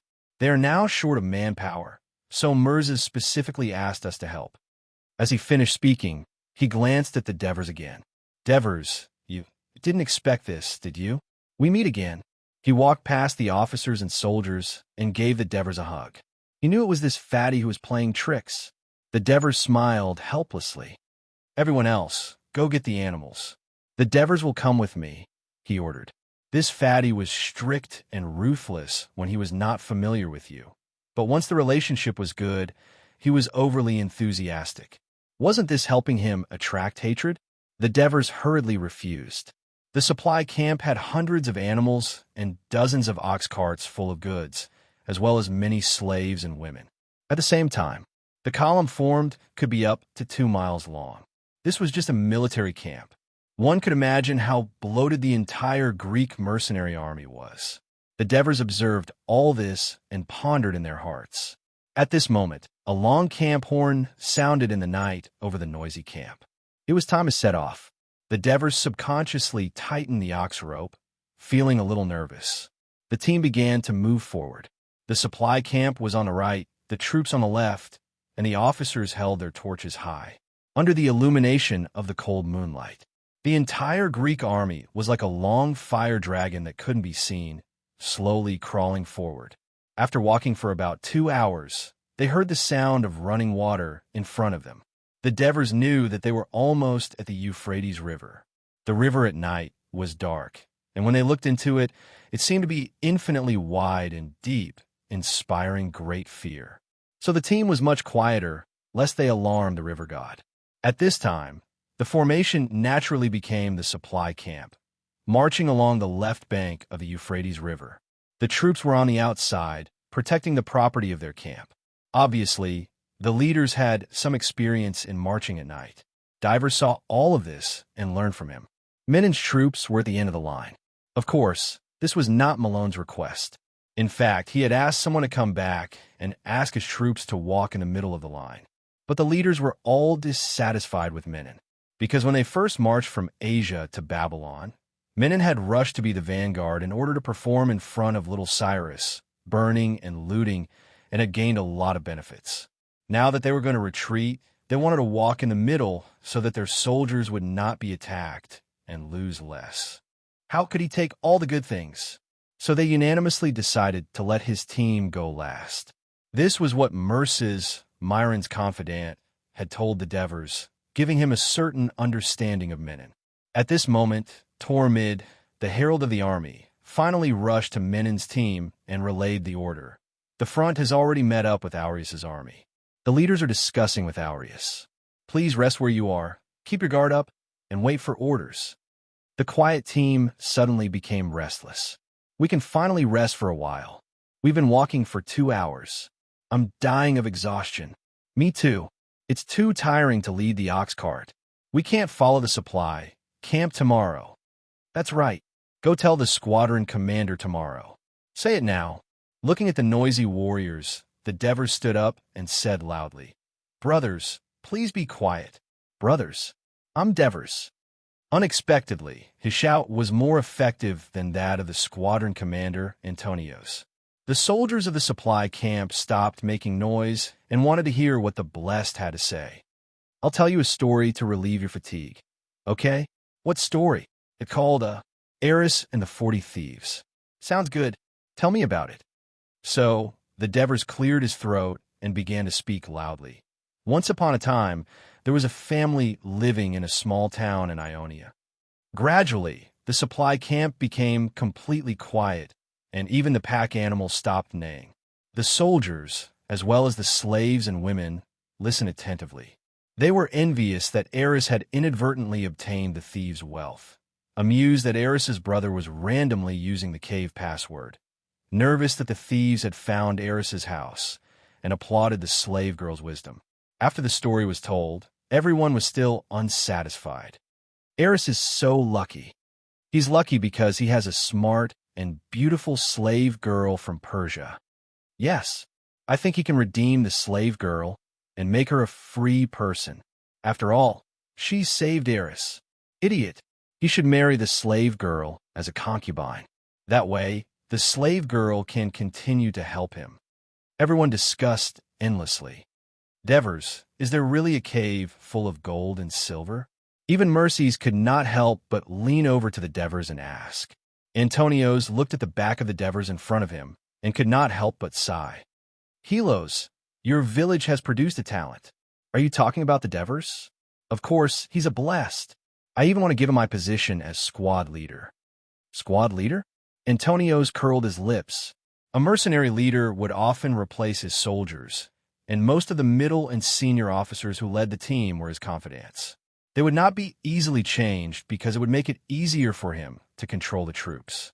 Antonio's had been with Menon for 5 or 6 years, and because he had taken on missions, he had seen many powerful figures in Greece and Persia, so he had some experience in judging people.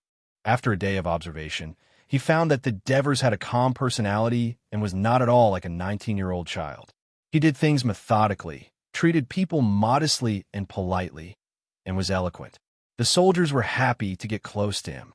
However, he often had fantastic ideas and could solve problems that others could not solve. When marching, he saw with his own eyes that the Devers were either helping others carry shields or push carts. Such a person, even though he was young, could be trusted. Chapter 14. The next day, at the first glimmer of dawn, the army was urged to hurry on with their journey. Menon bade farewell to Arius and rushed back to lead his troops. As he rode towards the tail of the long dragon of Greek mercenaries, he cursed Crilcus and the others in his heart. He believed that he had allowed his troops to serve as the rearguard because the mercenary leaders were jealous of his close relationship with the Persia and persecuted him. At the same time, he noticed that the marching soldiers looked tired and complained. It turned out that because of the march last night, the rest time was too short and they had to guard against Persia's sneak attack. They had basically slept on the ground. Early in the morning, they had to hurry again, and the soldiers were soon tired and hungry. However, the lack of food in the various supply camps caused the morale of the soldiers to drop. Menon thought, the food situation in the other camps is so bad. Wouldn't the subordinates who have been bullied because of my absence be even more miserable these past 2 days? He was afraid that the soldiers would cause trouble, so he urged his horse all the way and only slowed down when he saw many familiar faces. He was surprised to find that, unlike what he had imagined, these soldiers were in good spirits, and many of them were chewing on a string of black things hanging from their chests as they walked. So, he curiously called over a team officer to ask, "This is called bacon sausage.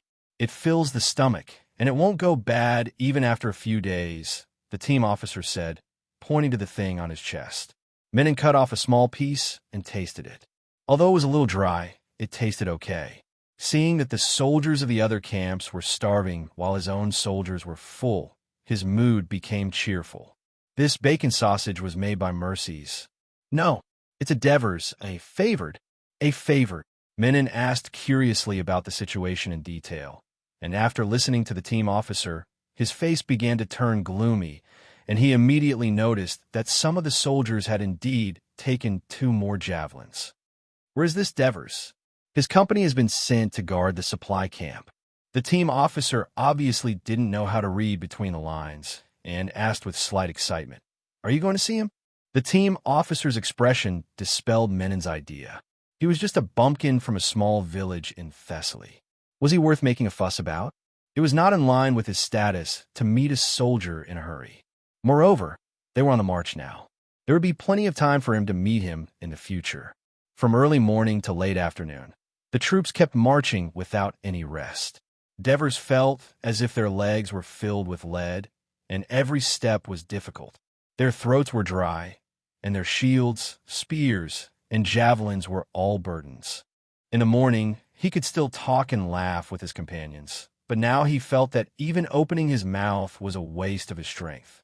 However, he gritted his teeth and persevered because his companions around him were also marching in silence.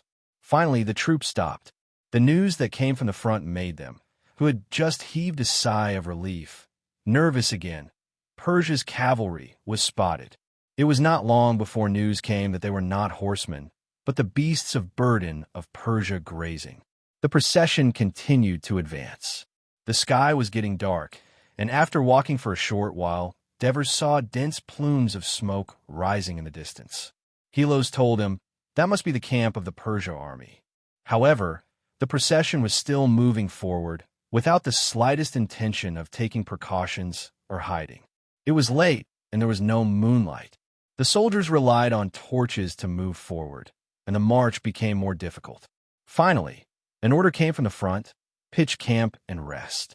The terrain here was flat, and there were few trees. In addition, it was impossible to direct the construction of camps in the dark. At the same time, because there were Persia troops nearby, they were worried about being attacked. The soldiers shouted the names of their friends to each other and gathered in groups to find a way to camp.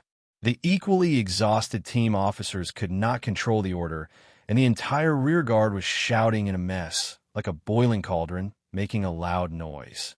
Many of the beasts of burden of the supply camp were frightened and fled in panic, injuring many people. The screams made the troops even more frightened and uneasy, and they were in danger of collapsing at any time.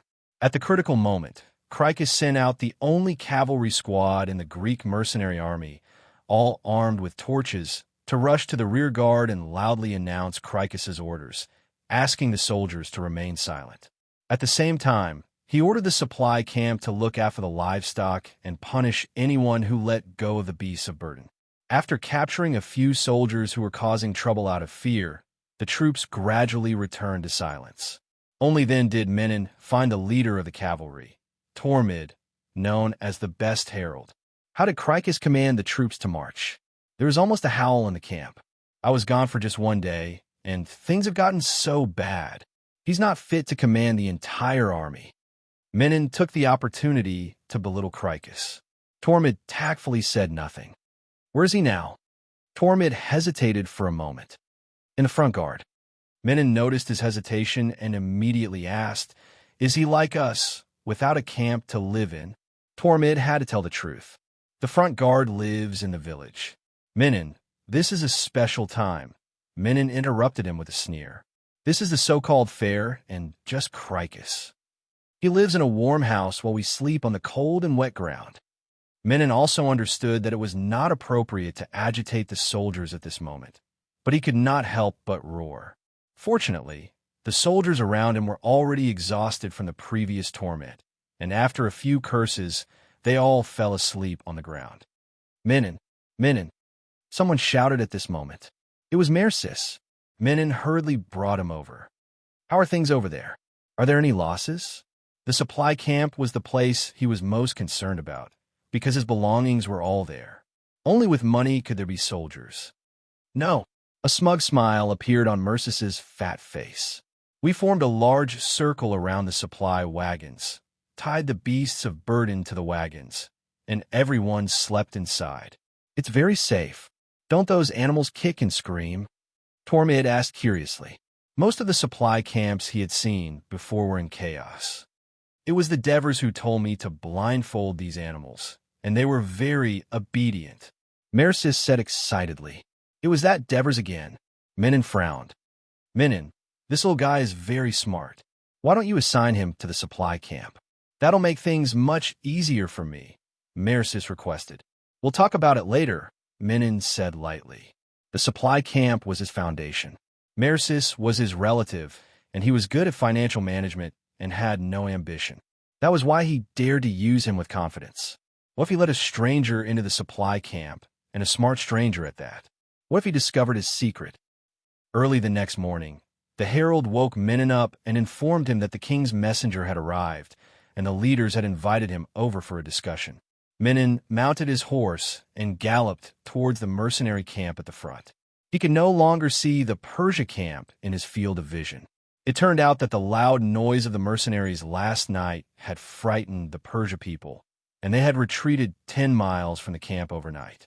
When he was about to reach the military tent, Menon saw 4 heavy infantry brigades in front of the camp, fully armed and waiting.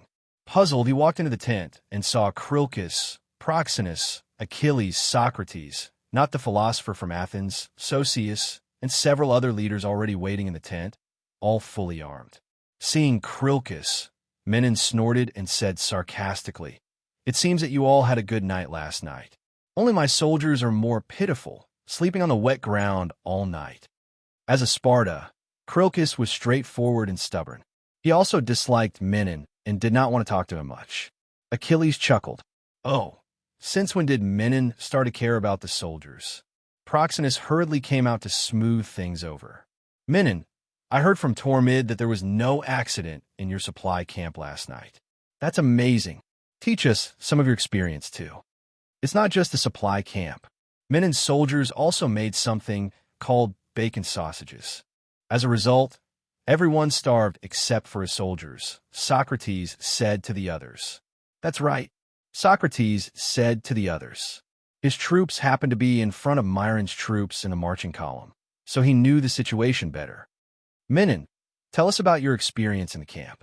The requests of Sosius and the other leaders made Melon a little smug, and he could not help but say, even if the environment arranged for me is difficult, I can still think of a way to solve it. So it's not a good leader to just know how to fight. All right, let the messenger of the king of Persia come in.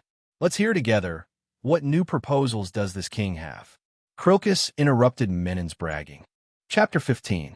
Unexpectedly, the Persia emissary did not mention the surrender of the Greek mercenaries, but proposed a truce between the two armies. Of course, the mercenaries, who were already in trouble, could not ask for more. After some negotiations, the two sides reached a truce, and the Persia would provide provisions for the Greeks. This was a blessing for the mercenaries, because their food reserves had been depleted.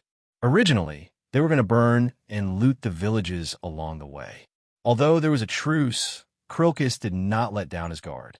The Persia emissary led the way in front, and Crocus ordered the whole army to march in a battle formation of 3 columns and 4 columns. Along the way, they encountered trenches 3 or 4 meters wide blocking the way. The trenches were filled with sewage, and the soldiers had to cut down trees to build wooden bridges. The Devers in the supply camp of the rear guard had it easy. Look, that's Crocus. Following the direction of Oliver's finger, Divers saw a tall middle-aged man. His upper body was bare, and his muscles were bronze in color. There were a few obvious scars on his body. He was carrying a piece of freshly cut tree trunk with the soldiers. Walking to the ditch, he took the lead and jumped into the ditch without hesitation.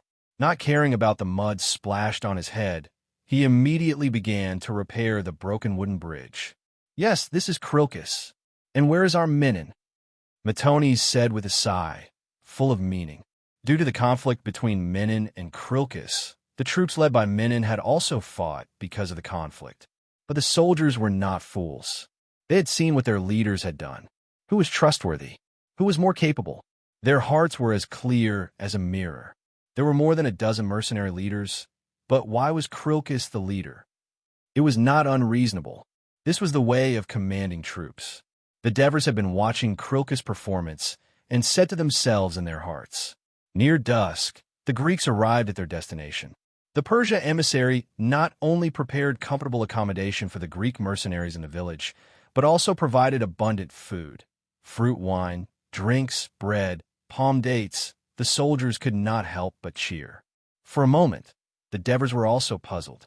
Could it be that the Persia were really afraid of the Greek heavy infantry and really wanted a truce? Just as he and his companions tasted the food and were about to gorge themselves after confirming that there was no problem, Antonios came. Devers, Menon wants to see you. Now. Devers gulped. Now. Antonius nodded.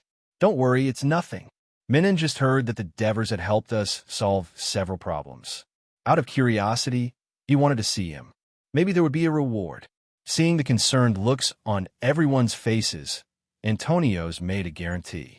Antonios took the Devers to a large house in the middle of the village and said to the guard at the door, Menon wants to see the Devers. He's already here. The guard looked at the Devers curiously, then said, Menon is busy right now. Please wait a moment. After a while, there was still no movement inside. The Devers still spoke to Antonios calmly. Antonios, however, was anxious. What's not done yet? I'll go in and urge him. With that, he was about to rush in when he was stopped by the guard. Antonios, do you want me to be scolded? Antonios glared at him, and the guard finally gave in. I'm afraid of you. I'll go in and take a look. With that, he turned and ran into the house. After a while, he came out. Go in. Menon is waiting, he said, but his eyes did not dare to meet Antonios. The Devers were about to go in when Antonios pressed his shoulder and said, Menon sometimes has a bad temper. If he says something about you, don't argue with him, just listen. The Devers smiled and said, "Don't worry, I'm not a child." Antonio's nodded. The conversation along the way gave him a deeper understanding of the Devers. This young man was far more stable than his peers. Watching the Devers enter the house, Antonio's thought, "That's not right. If he's not a child, who is a child? Menon?" He smiled helplessly. It seemed that this young man was not to be trifled with. He turned to the guard and said angrily, "Bordicus, you deliberately left us here." "Oh, Antonios, you're a sensible man. Who else but Menon would do such a boring thing?" "That young man is the favored of Hades you mentioned? I think he seems to understand what's going on, and he just smiled at me." The Devers certainly understood what was going on. He had seen a lot in his previous life, and it was just a show of strength. The more people used this method, the less confident they were in their control. Was Menon such a person? The Devers curled his lips and crossed the small courtyard to the main house. "Leader Menon, the soldier Devers have been ordered to come. Come in." A sharp and clear voice came from the house. The Devers strode into the house. There was a man sitting in the middle of the living room, still wearing a shiny breastplate, but it did not seem to make him more dignified because if he shaved off his white face, he would definitely be considered handsome. The Devers could not help but think of some bad rumors about Menon, such as the ambiguous story between him and Aureus, the adjutant of Cyrus the Younger. He suddenly felt a little nervous. This man couldn't be thinking about me. Menon was also sizing up the Devers, a strong body, average height, average appearance, and a slightly immature face without even a beard, but standing there, he gave off a different temperament. "Well, I heard you're some favored, so I'd like to ask, is the truce with us in Persia sincere, or do they have other ideas?" Menon asked seemingly casually. "Sorry, leader. I don't know." The Devers answered without hesitation.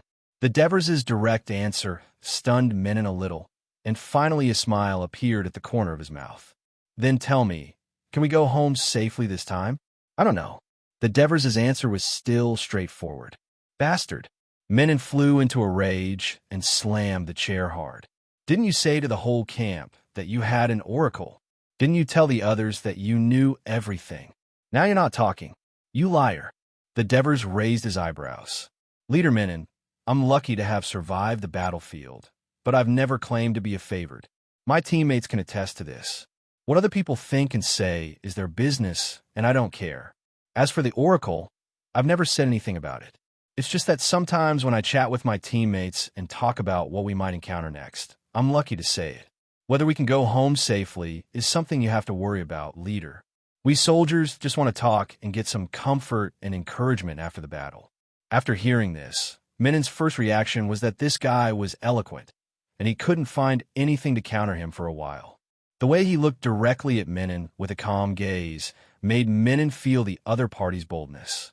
Menon was a little irritated, and after a moment of daze, he waved his hand and said, "I'll look into what you said. In short, don't speculate about the Persia. It will affect the morale of the soldiers." The Devers immediately bowed his head and said obediently, "Yes." Menon's mood improved a little, and he reached out to grab a handful of drachmas and said, "Anyway, this time your idea helped our troops, and this is a reward from me, the mercenary leader, Menon. Remember, next time you have any good ideas, just tell me, and I'll give you a reward." The Devers pretended to be happy and reached out to take it. "Thank you, leader." Chapter 16. It should be said that the Persia not only fulfilled their promise, but they also did it very well. They brought the Greeks to a fertile land. The land was densely covered with farmland and surrounded by more than a dozen rich villages. The Greeks even vacated 2 villages for the garrison camp and prepared a lot of delicious food. After a few days of exhaustion and hunger, the soldiers ate to their heart's content. The next day, when Divers woke up, he felt that his fatigue had been swept away, and he was full of energy. Thinking of what the Persians had done, he was a little confused. If this was a strategy of arrogance, was it really necessary to pay such a big price? Could it be that this was a country that bullied the weak and feared the strong, just like the Northern Song in China's history? He tried to recall what the university professor he had invited to teach him when he was studying at the party school in his previous life. The professor had said that the Persians took advantage of the decline of the Medes and Assyria, the hegemons of the Mesopotamia, to rise to power. Because Cyrus had adopted a policy of tolerance for the cultures and religions of all races surrendered wherever they went, and their territory snowballed. How could such a vast territory be managed? First of all, Persia's birthplace, Persia-Polis, was the capital and was personally ruled by the king. Mesopotamia was the most fertile area and was directly ruled by the king. Other areas were governed by governors. Most of the ethnic groups were autonomous and paid taxes regularly. Wait a minute. Mesopotamia was directly ruled by the king of Persia. Devers had a flash of inspiration. In his memory, when the mercenaries passed through Cilicia, Cyrus the Younger allowed the Greeks to plunder. But after crossing the Tapasacus River and entering the Mesopotamia, the management was much stricter. Even when they bought things, they had to pay according to the price. Could it be? Could it be? Devers, come with me to see assists. A big hand pulled Devers up and interrupted his thoughts. Who? Devers asked Helos in confusion. Assists is Antonios' nephew. Yesterday, when he was crossing the wooden bridge, the bridge suddenly broke and he fell into the river. The broken wood also pierced a big hole in his thigh. Unexpectedly, this morning, his whole body was hot, and he was unconscious. He even said some strange things, and the doctor could not do anything about it. Antonius wants you to take a look. Helos said anxiously. Strange words. It seems that he has already reached hell and encountered Rhadamanthos. I reckon there's no hope. When Oliver saw Helos glaring at him, he quickly corrected himself. Of course, Devers. You are Hades' beloved. He has no choice but to come back to life. Devers looked troubled. I really want to help, but I don't know how to treat illnesses. Helos comforted him. Antonius understands. It's just that for someone who is about to lose a loved one, he has to give it a try even if there's a little hope. Facing Helos' expectant gaze, Devers was silent.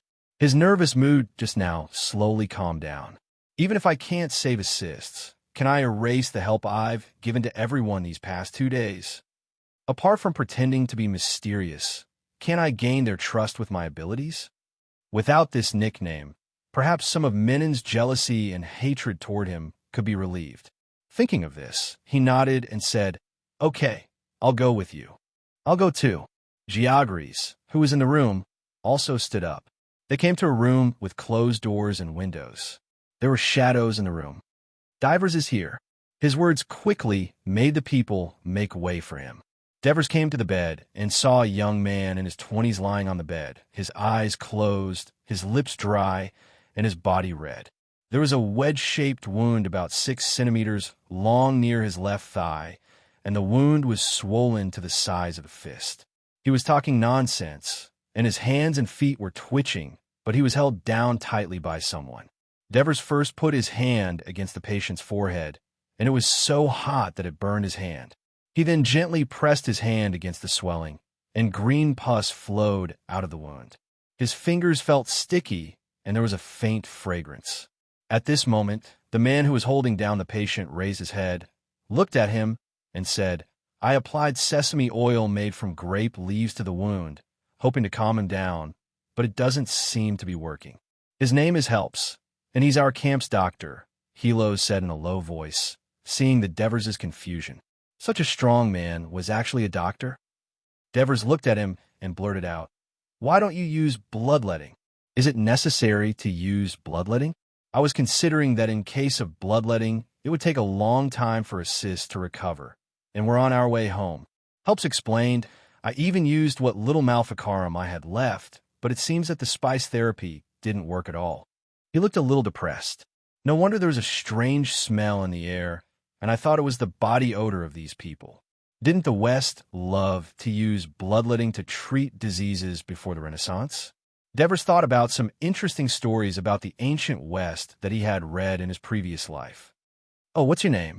Which camp did Antonios invite the doctor from? Helps asked. Devers hesitated, thinking about how to answer. Antonios, who was waiting anxiously at the side, interrupted. He's Devers. the god's favorite of Pluto Hades.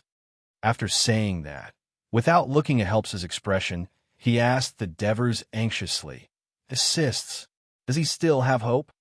"I'll try my best, but I might not succeed," Devers answered cautiously. "Just try your best. Just try your best." Antonio's tired face had a hint of relief. "Do you need us to prepare the altar and the statue of Hades now?" "What for?" "For praying." Devers glanced around. Except for Helps, who was watching coldly, the others were looking at him with anticipation and excitement. They were waiting to see the god's arrival. Devers found it funny and said solemnly, "I don't know how to pray. I don't know how to pray either. But I know some other methods of treatment, and I could try it. If you only want God to save assists, then I can only leave." "Oh." Some people groaned in disappointment. Antonio seemed to understand something, and immediately said firmly, "We'll do as you say." Devers said this because, first, he wanted to find a way out if his treatment failed, and second, he didn't want these people to associate him with God. "Ask everyone to wait outside. Open the doors and windows. Boil a jar of water, find a few clean linen cloths, and put them in the boiling water. At the same time, find a sharp, unrusted knife, and put it in the boiling water. Also, bring a few jars of cold water into the house." Devers instructed slowly and clearly in a loud voice. Antonios, Helos, and Geogres didn't question him at all. Instead, they began to carry out his orders seriously, rushing around. Helps originally thought that Devers was a witch doctor, and he didn't look friendly at all. Now that he saw that his arrangements were quite serious, he couldn't help but ask curiously, "Devers, how are you going to treat him?" The wound didn't bleed a lot, so obviously the blood vessels weren't injured. However, the wound is red and swollen, and there's pus, and there's a high fever.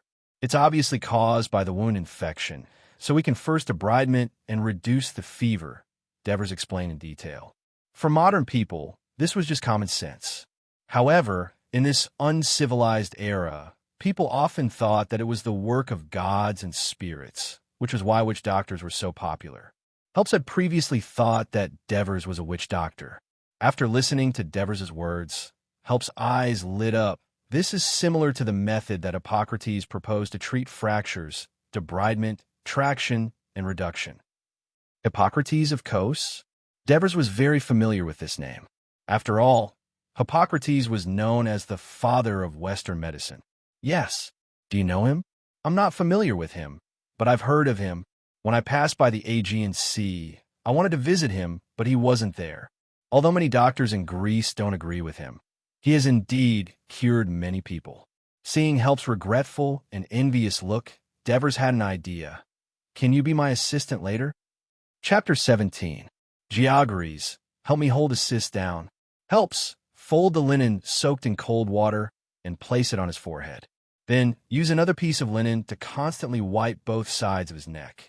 Helos, wring out the linen that has been scalded in boiling water and wipe the area around the wound. Take out the knife from the boiling water and warm it over the fire. When Devers took the knife, he hesitated. After all, the previous steps were common sense and modern people could do them. But this wound was wedge-shaped and had to be debrided. In his previous life, he had only seen farmers get injured in the mountain village. Sometimes they would complain that the hospital was too far away and let the barefoot doctors do it. He gritted his teeth and said, "Geogres, press tight." As he spoke, he used the knife to cut open the skin. "He's quieter now." Help shouted in surprise. Devers wiped the sweat from his forehead with his hand and looked at Assists, who was no longer struggling. He secretly breathed a sigh of relief. Keep wiping his forehead and neck with cold water and pay attention to the linen on the wound. If you find that it's covered with pus again, follow my previous method and debridement. Yes, Devers. At that moment, Help's attitude was respectful, as if Devers were his teacher. Devers glanced at the small piece of sawdust on the ground that had been taken from the depths of the wound and felt a sense of accomplishment. When he, Helos, and Geogres walked out of the house, the people waiting anxiously outside swarmed up and asked about Assist's condition. "He's much better," Geogres said proudly. The people cheered in amazement. Devers quickly said, Assists is not out of danger yet. These 2 days are the most dangerous for him. He must rely on himself to fight against the disease. Helps will do my best to take care of him. The Devers then said to Antonios, make sure your nephew drinks plenty of water, but remember not to drink unboiled water, but boiled and cooled water. Also, when he's more clear-headed, make him some oatmeal. But he will spit out, Antonius said awkwardly. Feed him again if he vomits. He's consumed too much energy and needs food to sustain him. Devers sighed, glanced at the people around, and said, Assis needs to rest quietly. Don't let anyone disturb him. Keep the room ventilated. It's best if you can make a fire to dry the air. Antonios took note of it seriously. In the end, he couldn't help but ask, if everything is done, will Assis recover? Devers fell silent. In my previous life, a bottle of antibiotics would have solved the problem. However, this was an uncivilized era that lacked doctors and medicine. In addition, he was also a second-hand. He couldn't come to a conclusion and could only say, we'll do our best. In the end, he still has to rely on himself. Looking at the respectful gazes of the crowd, he hurriedly took his leave. I'm sorry, I have to go back. Wait a little longer. Devers will be back soon.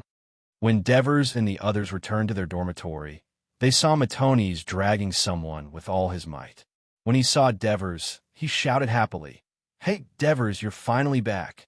I brought Xenophon for you. Xenophon? Devers's eyes widened, and the man was staring at him. In Devers's eyes, Xenophon was about 30 years old. He wasn't tall and had a common Greek appearance.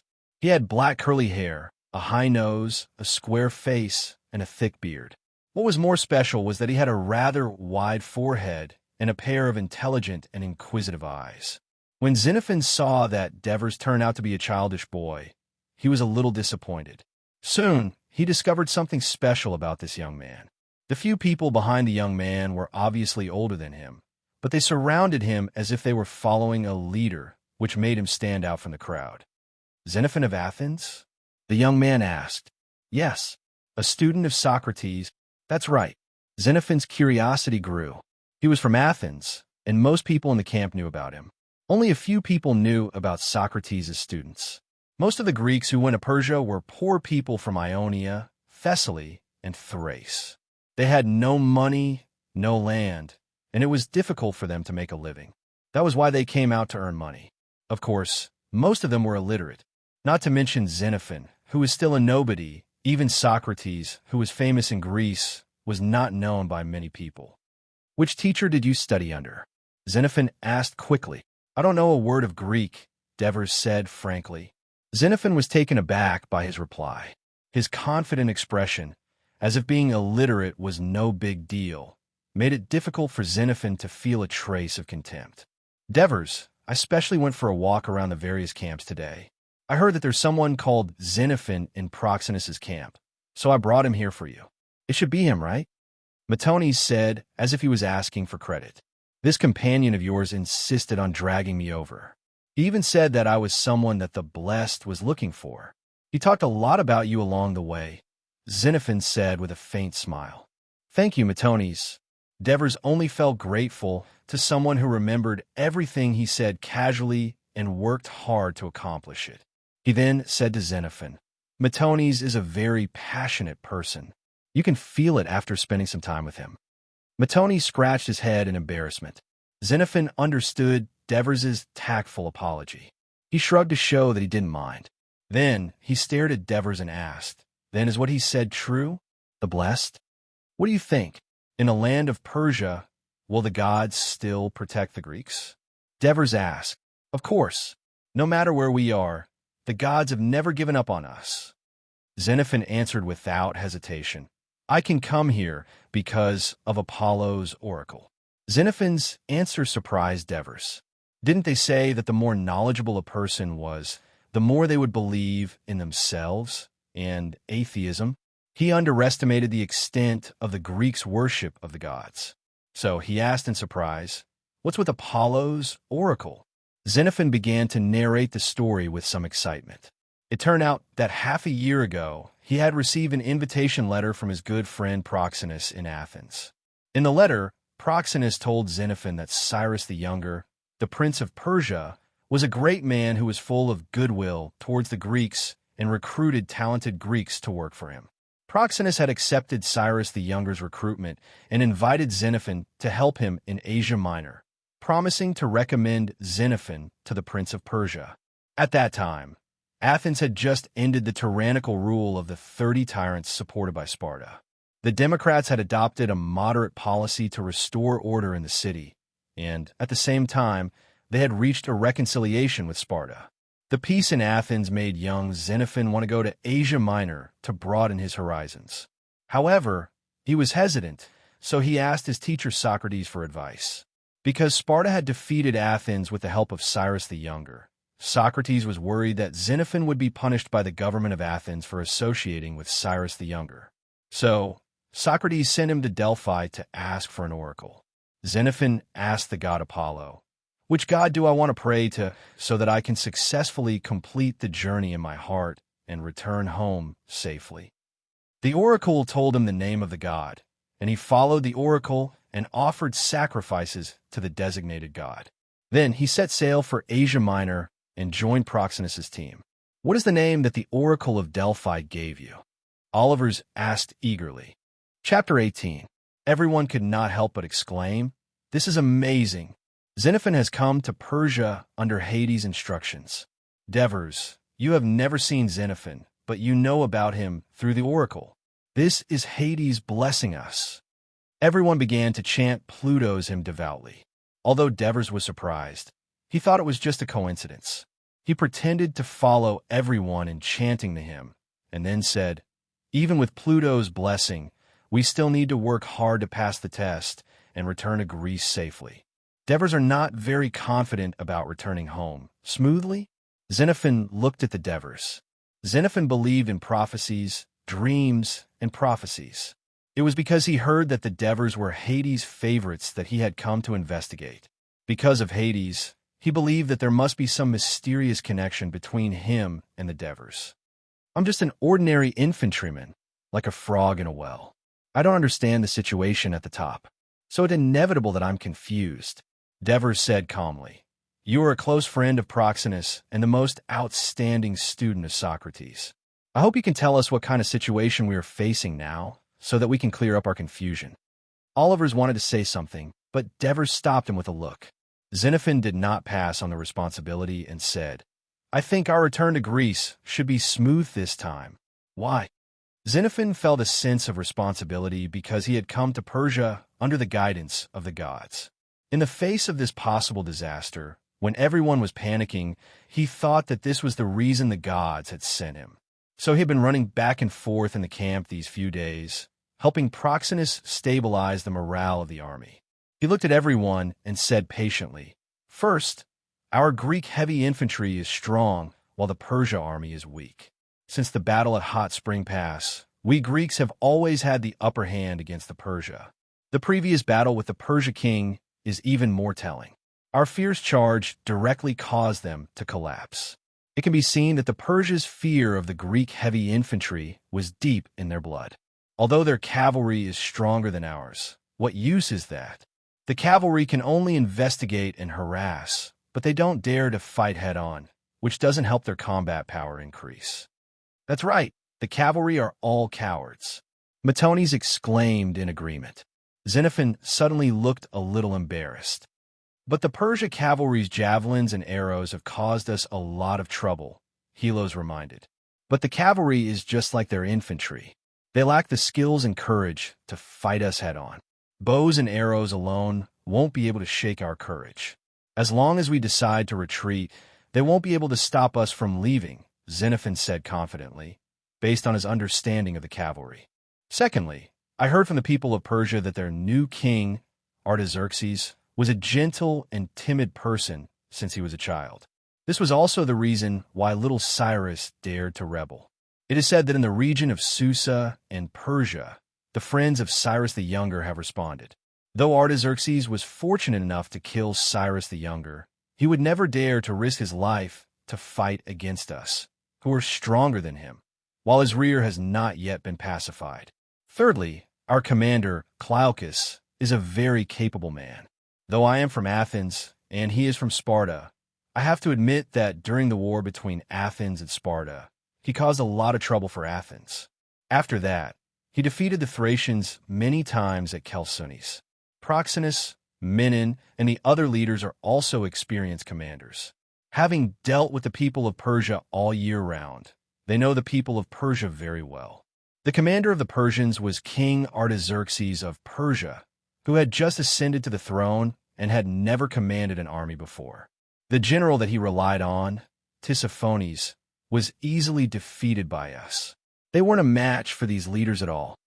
Devers listened carefully to Xenophon's speech. Through Xenophon, he learned a lot of things that he did not know before. This time, he applauded sincerely. What a wonderful speech, as expected of an outstanding disciple of Socrates.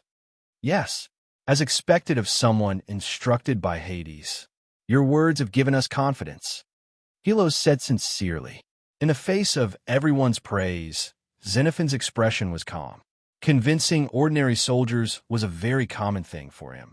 His eyes fell on Devers, as if he wanted to see what was different about Hades's favored. But you forgot to say one thing. Devers certainly could not let the other look down on him, especially in front of his teammates. Although Persia has a large territory and a large population, it cannot be effectively governed. Most of the areas are still autonomous. They have their own culture and religion, and they only need to do two things to obey Persia's rule: pay taxes and serve in the military.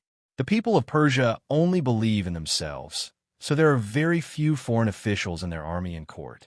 Foreigners cannot integrate into Persia, so naturally, they will not work for them. I think this is one of the reasons why the Persia army collapsed as soon as they met us. Xenophon carefully listened to what Devers said and recalled what he had seen along the way. It was very consistent. He was stunned. He, who had received a strict education, did not know Persia as well as an illiterate 19-year-old youth. If this was not a favored, then what was he? Xenophon could only comfort himself in this way. You are right. This is the drawback of a king's dictatorship. On the contrary, it is the advantage of the Greek democratic system. We are fighting for ourselves. The advantage of a democratic system? Devers seemed to see the face of the country that claimed to be the world's policeman in his previous life. He curled his lips in disdain, but the attentive Xenophon saw it. Devers, do you think I am wrong? Xenophon, when do you think Athens has been the most stable and prosperous in the past century?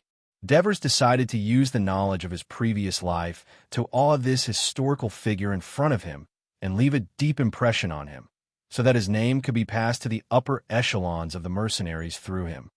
The period when Pericles was in power, Xenophon answered without hesitation. You forgot to mention the period when Pisistratus was in power. Devers reminded him. It was under his rule that Athens completely owned the region of Attica, flourished the port of Piraeus, and made Athens the other powerful city-state in Greece apart from Sparta. But Xenophon did not expect Devers to mention Pisistratus. The people of Athens were proud of living in the most democratic Greek city-state, and almost no one was willing to talk about that dictator. He wanted to refute, but for a moment, he did not know how to start. After all, Xenophon, who had received higher education and had a wealth of knowledge, knew that what Devers said was the truth. Devers seized the opportunity and continued. You want to say, but Athens was stronger during Pericles' rule, right?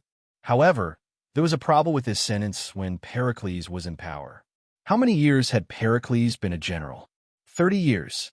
He had never lost an election in 30 years, and he had been elected as the chief general many times.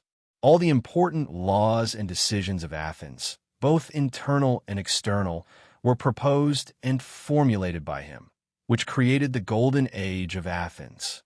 Wasn't this ironic to the democracy of Athens, which had an election every year, invented the law of banishment, and prevented dictatorship? Was Pisistratus a dictatorship? Pericles was democracy. Pericles was just more subtle and gentler than Pisistratus's political methods. How did the democratic system that you thought was superior exist without Pericles? Athens, which had more financial resources, a stronger navy, and more allies than Sparta, had internal strife and strife. The people of Athens were often unable to distinguish the truth from the lies, and were easily incited by the politicians. That was why, at the most critical moment of the expedition to Sicily, Athens' most talented general, Alcibiade, was forced to leave. The generals who had just won a crucial naval battle on the Agnestes Island but failed to rescue the soldiers who fell into the water due to strong winds were easily judged and even executed by the people. These stupid actions of Athens were not uncommon in this long war with Sparta. Is this the perfect democratic system that the people of Athens believed to be? It used up the power that it had accumulated for 100 years in constant internal strife. The democratic system of ancient Athens was one of the key points that Devers studied in the party school in his previous life, because it was the origin of the modern Western political system. Devers still remembered it vividly. Note 1. The Western historians did not have a high evaluation of Xenophon, believing that he had only a superficial knowledge in the fields of history and philosophy. His research and understanding of history were not as deep as Thucydides and Herodotus, and his attainments in philosophy were not even comparable to his classmate Plato. Moreover, in his works, he believed in prophecies, dreams, and prophecies. He often chose historical materials and judged historical facts based on his personal political likes and dislikes. He was very exaggerated.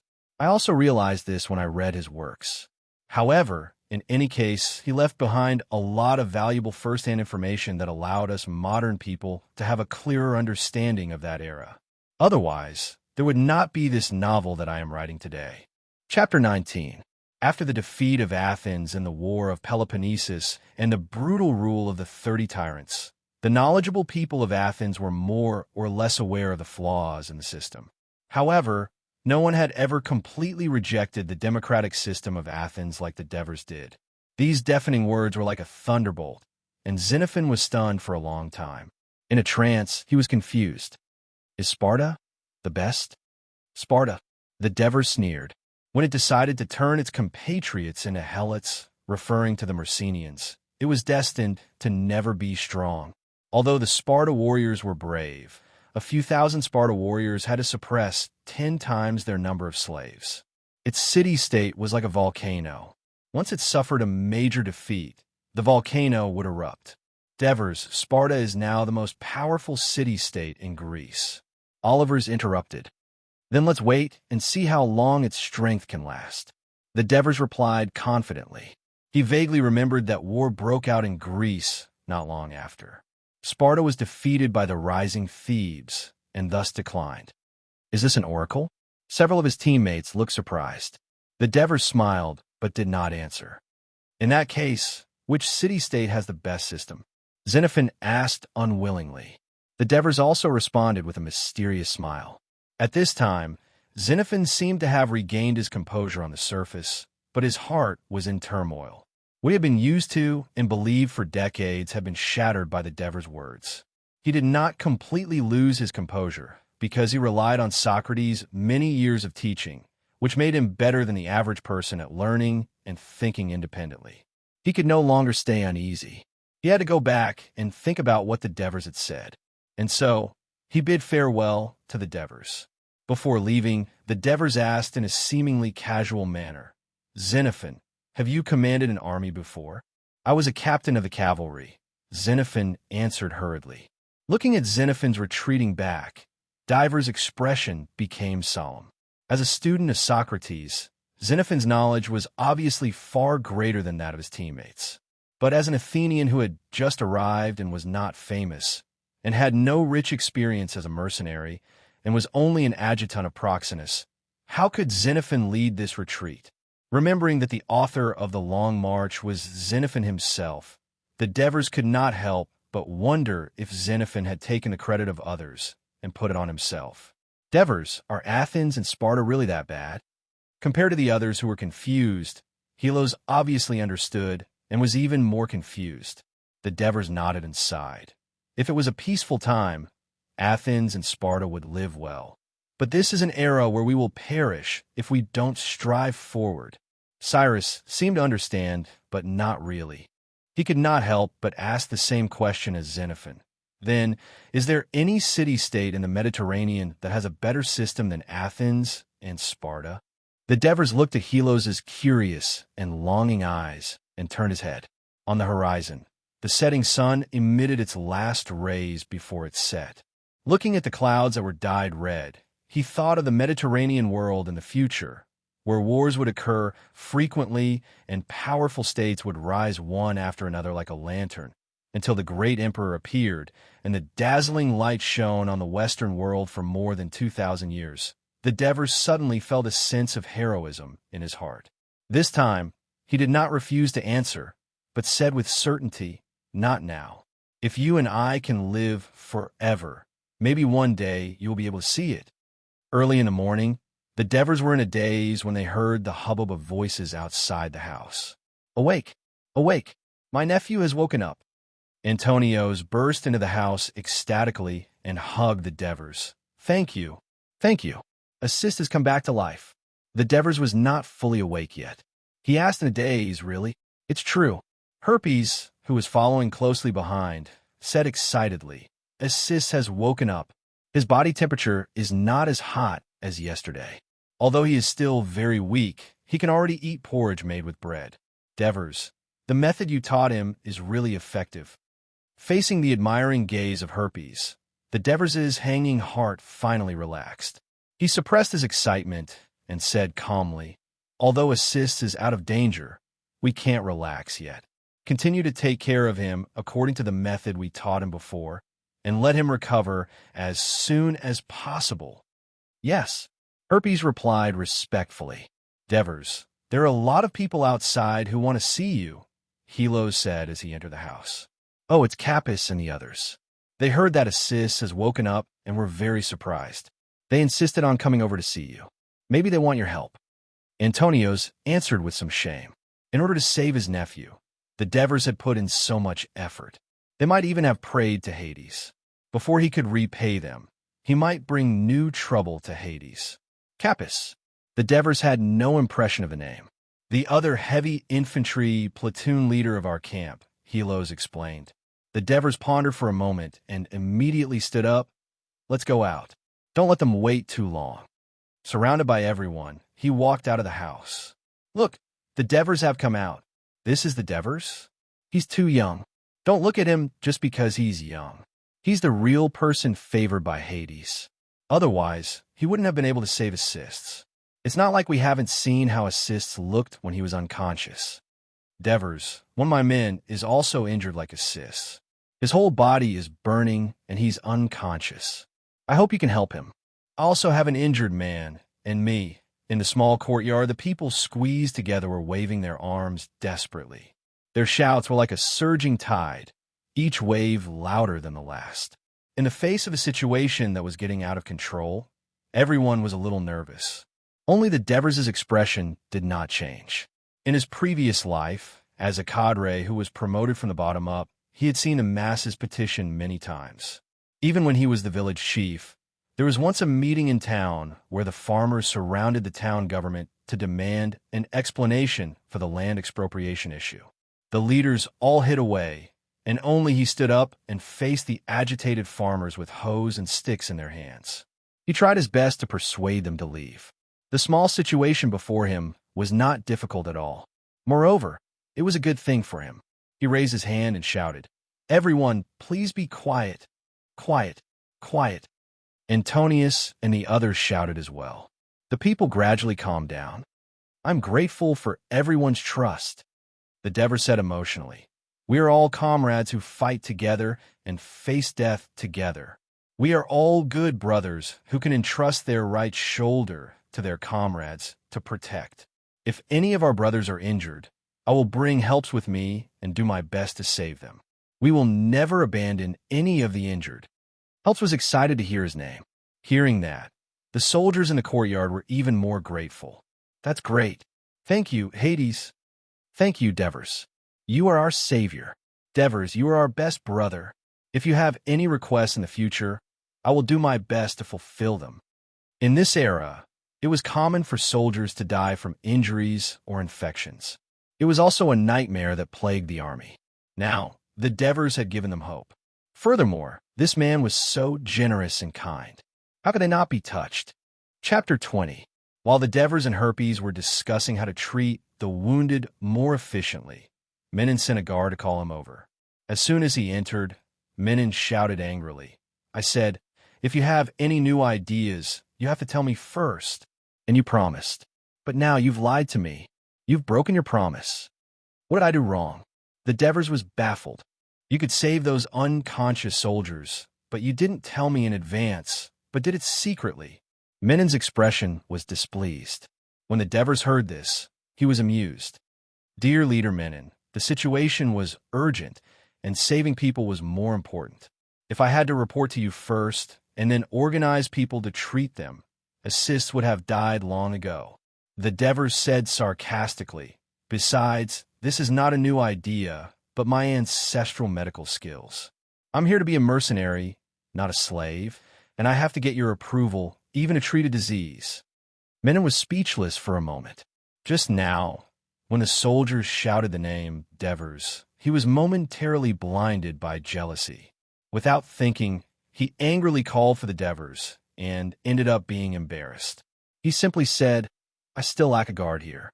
From now on, you will be responsible for my safety, and you are not allowed to leave without orders."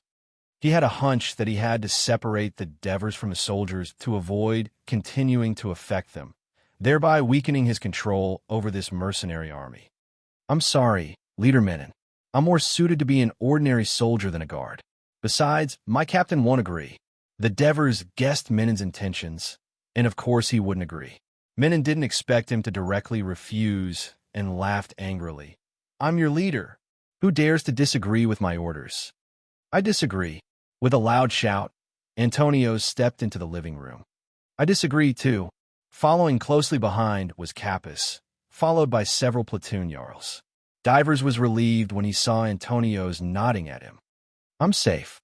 Of course, he didn't know that Helos had a bad feeling when the guard called him away and immediately ran to inform Antonios.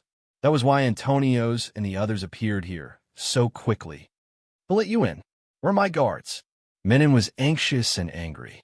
The fact that a few of his captains had come without notice made him feel uneasy. "Chief, the wounded in the campsite are still waiting for the Devers to treat them. We can't delay any longer." Antonios listened calmly, but the hidden threat made Menon's heart tremble, and the cold eyes of the crowd made him feel even more guilty. He chose to give in and stammered, Devers used their brilliant medical skills to wake up the injured and unconscious soldiers. I am very happy. That's why I called him over. I want to appoint him as the camp doctor to treat more soldiers. I am very willing to treat the injured brothers. But no matter if it's a doctor or the bodyguard you mentioned before, I won't be them. I'm only willing to be a soldier under Helos," the Devers answered straightforwardly. Although it was safe to be a camp doctor, it didn't fit his plan.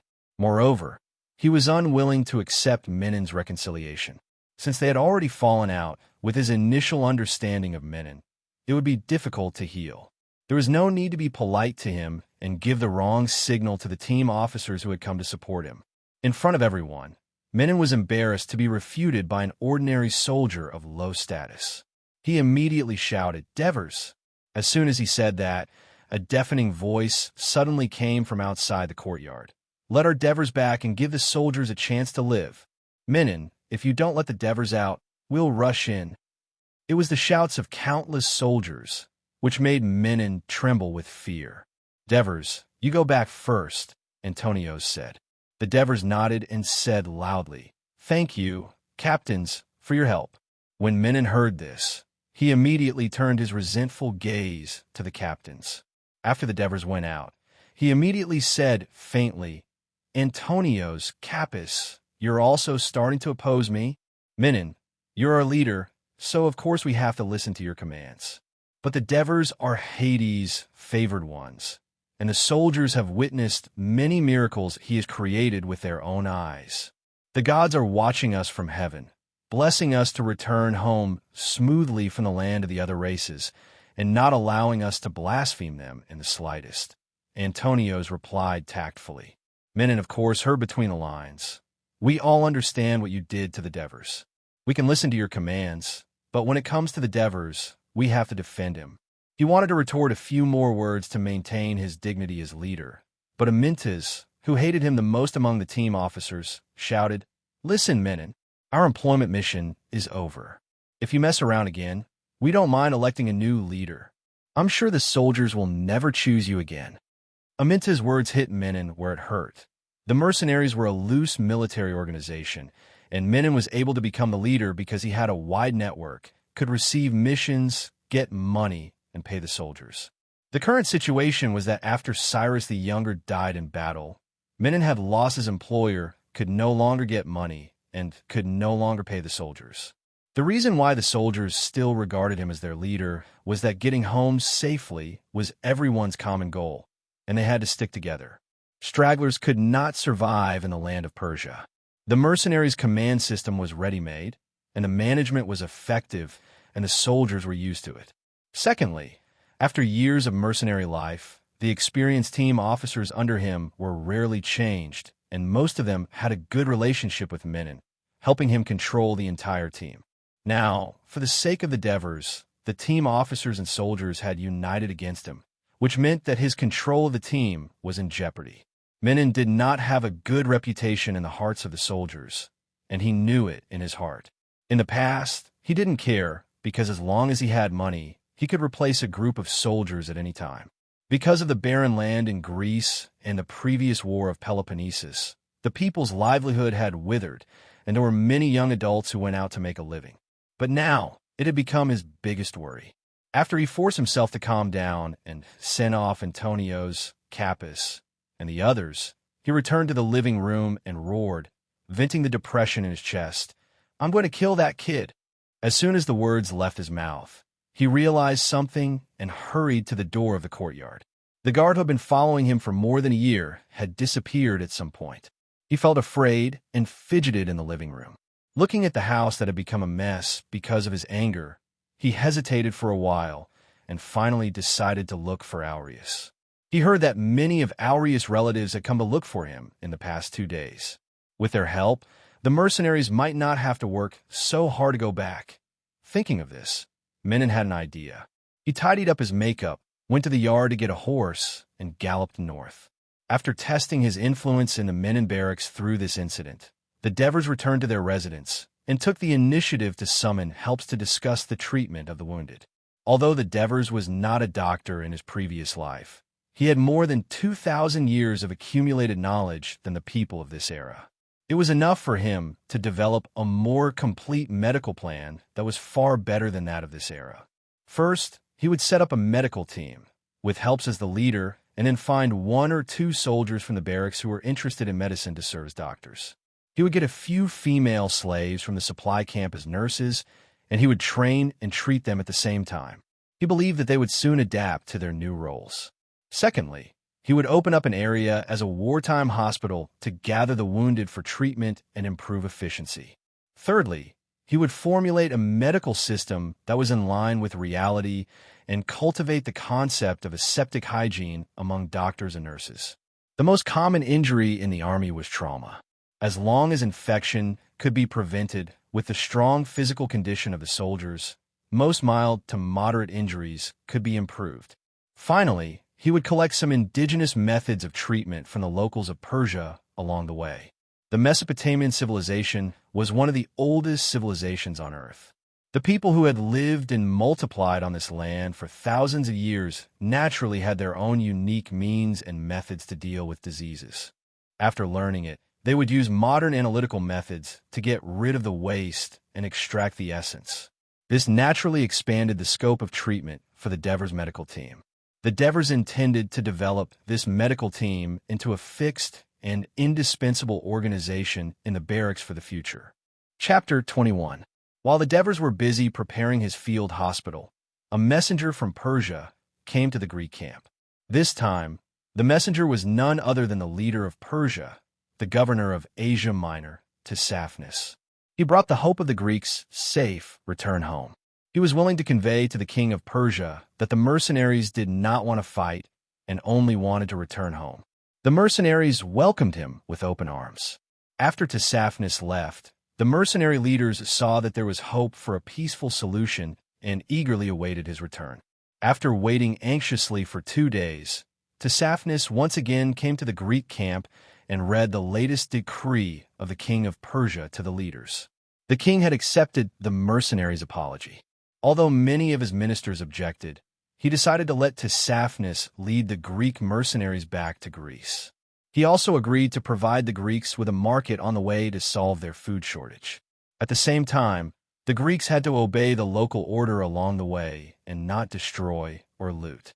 The leaders, of course, were more than happy to hear this. They quickly reached an agreement with Tsaphnis, and both sides made an oath in the name of God. Then, Tsaphnis told the leaders to wait patiently. He had to go back to report to the king and make arrangements for the return of the army. Not long after Tsaphnis left, the news spread throughout the camp, and the soldiers cheered. The Devers still did not let down their guard. After listening to Seraphon, he realized that the actual situation in Persia was quite different from what he had guessed based on the history of China. Just yesterday, Seraphon came to visit again. After a few days of buffer, he finally adjusted his mood and wanted to talk to the Devers about the democratic system of the city-states. The Devers did not want to continue on this issue. Instead, they cleverly led the topic to the customs of the Greek city-states. Most of the time, it was Seraphon who talked nonstop, and the Devers listened carefully. In the meantime, the Devers asked about Tsaphnis, so Seraphim told them something he had heard from Proxenus about Tsaphnis, which left a deep impression on the Devers. When Tsaphnis was the governor of Asia Minor, it was during the Peloponnesus War. Tsaphnis chose to form an alliance with Sparta. He hoped to use Sparta's power to attack Athens and restore Persia's rule over the Greek city-states on the Ionian coast. In return for Sparta, he would fund Sparta to build a large fleet capable of resisting Athens. Not long after, he stopped the promised financial support to Sparta, causing the Sparta people to protest to the then king of Persia, Darius II. Darius appointed his second son, Cyrus the Younger, as the military commander of the entire western region of Persia, fully supporting Sparta against Athens. Tsaphnis was relieved of his military power, but he did not seem to care. He got along well with Cyrus the Younger and soon became the Younger's friend. When the new king Artaxerxes ascended the throne, Cyrus the Younger went to the capital to attend his brother's enthronement ceremony. Tsaphnis reported Cyrus the Younger to the new king for plotting a rebellion, which led to Cyrus the Younger being arrested. The Empress Dowager repeatedly pleaded for his release. After Tsaphnis returned to Asia Minor, he began to oppose Cyrus the Younger in every way. Therefore, when Cyrus the Younger rebelled, the first person Tsaphnis wanted to catch was him. However, he had already escaped and appeared in the king's army. When the left wing of the king's army was defeated by the Greek heavy infantry, Tsaphnis dared to lead his cavalry around the heavy infantry and attack the rear of the Greek army. Although he failed, his courage and decisiveness naturally stood out in a group of defeated soldiers. Therefore, he was able to represent the king as the envoy of Persia to negotiate peace with the Greek army. This was obviously a reward from the king. What Diphus had heard of Tsaphni was what Xenophon had heard from Proxenus, and Proxenus had received most of his information from Cyrus the Younger. Whatever his likes or dislikes of Tsaphni, the truth was the truth. Therefore, after analysis, Devers believed that Tsaphnis was a typical politician, used to being two-faced, good at judging the situation, and daring to seize opportunities. It was difficult to expect such a person to keep his promise. When Devers told Xenophon about this concern, Xenophon sighed and said, "Proxenus and the others are very clear that they will not let down their guard against Tsaphnis. However, if we do not give up the war against the king of Persia, we may not be able to go home. Just the Euphrates and Tigris rivers alone will cause us great trouble. We will not be able to cross such a wide river smoothly in front of the enemy. Another great difficulty is that there is not enough food. Once we collect food, the scattered soldiers will be vulnerable to attack by the enemy. You see, the king of Persia has such a great advantage.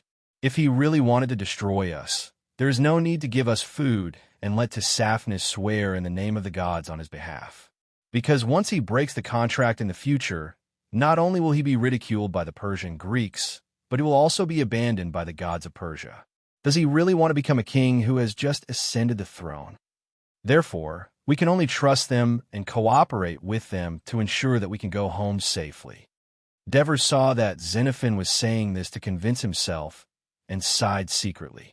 The Greek mercenaries were in a weak position, so even if the other party gave them poison, they had no choice but to swallow it. Days passed, and the Devers' field hospital had begun to take shape. After careful care and treatment, 7 of the 12 wounded had improved significantly.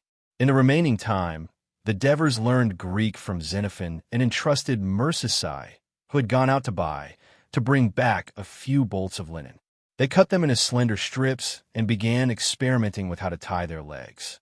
At the same time, he pulled his teammates to practice with him and learn fighting skills, so that his consciousness and physical memory could be unified. Due to the assist's recovery and the Menin's remonstrance, his relationship with Antonio's became closer. He visited Antonio's many times to ask him for advice on the formation and command of heavy infantry. In order to understand how to use the long-handled reverse blade knife, he also learned from the light shield bearers and gained a deeper understanding of the characteristics of this unit. The success of the field hospital made the Devers' reputation as a favored one deeply rooted in the hearts of the people, and his humility and eagerness to learn also won everyone's favor. As he walked through the entire Menin barracks, there was almost no one who did not know him. Day by day, the Persia did not appear, and uneasiness and suspicion gradually enveloped the entire Greek barracks. The Devers used every busy day to dilute the worries in their hearts. They were unable to change the plight of the Greek mercenaries, so they could only change themselves as much as possible to enrich themselves. After more than 20 days of waiting, Tisiphnes finally arrived with his army. He was accompanied by the governor of Emeria, Orontes, and his army.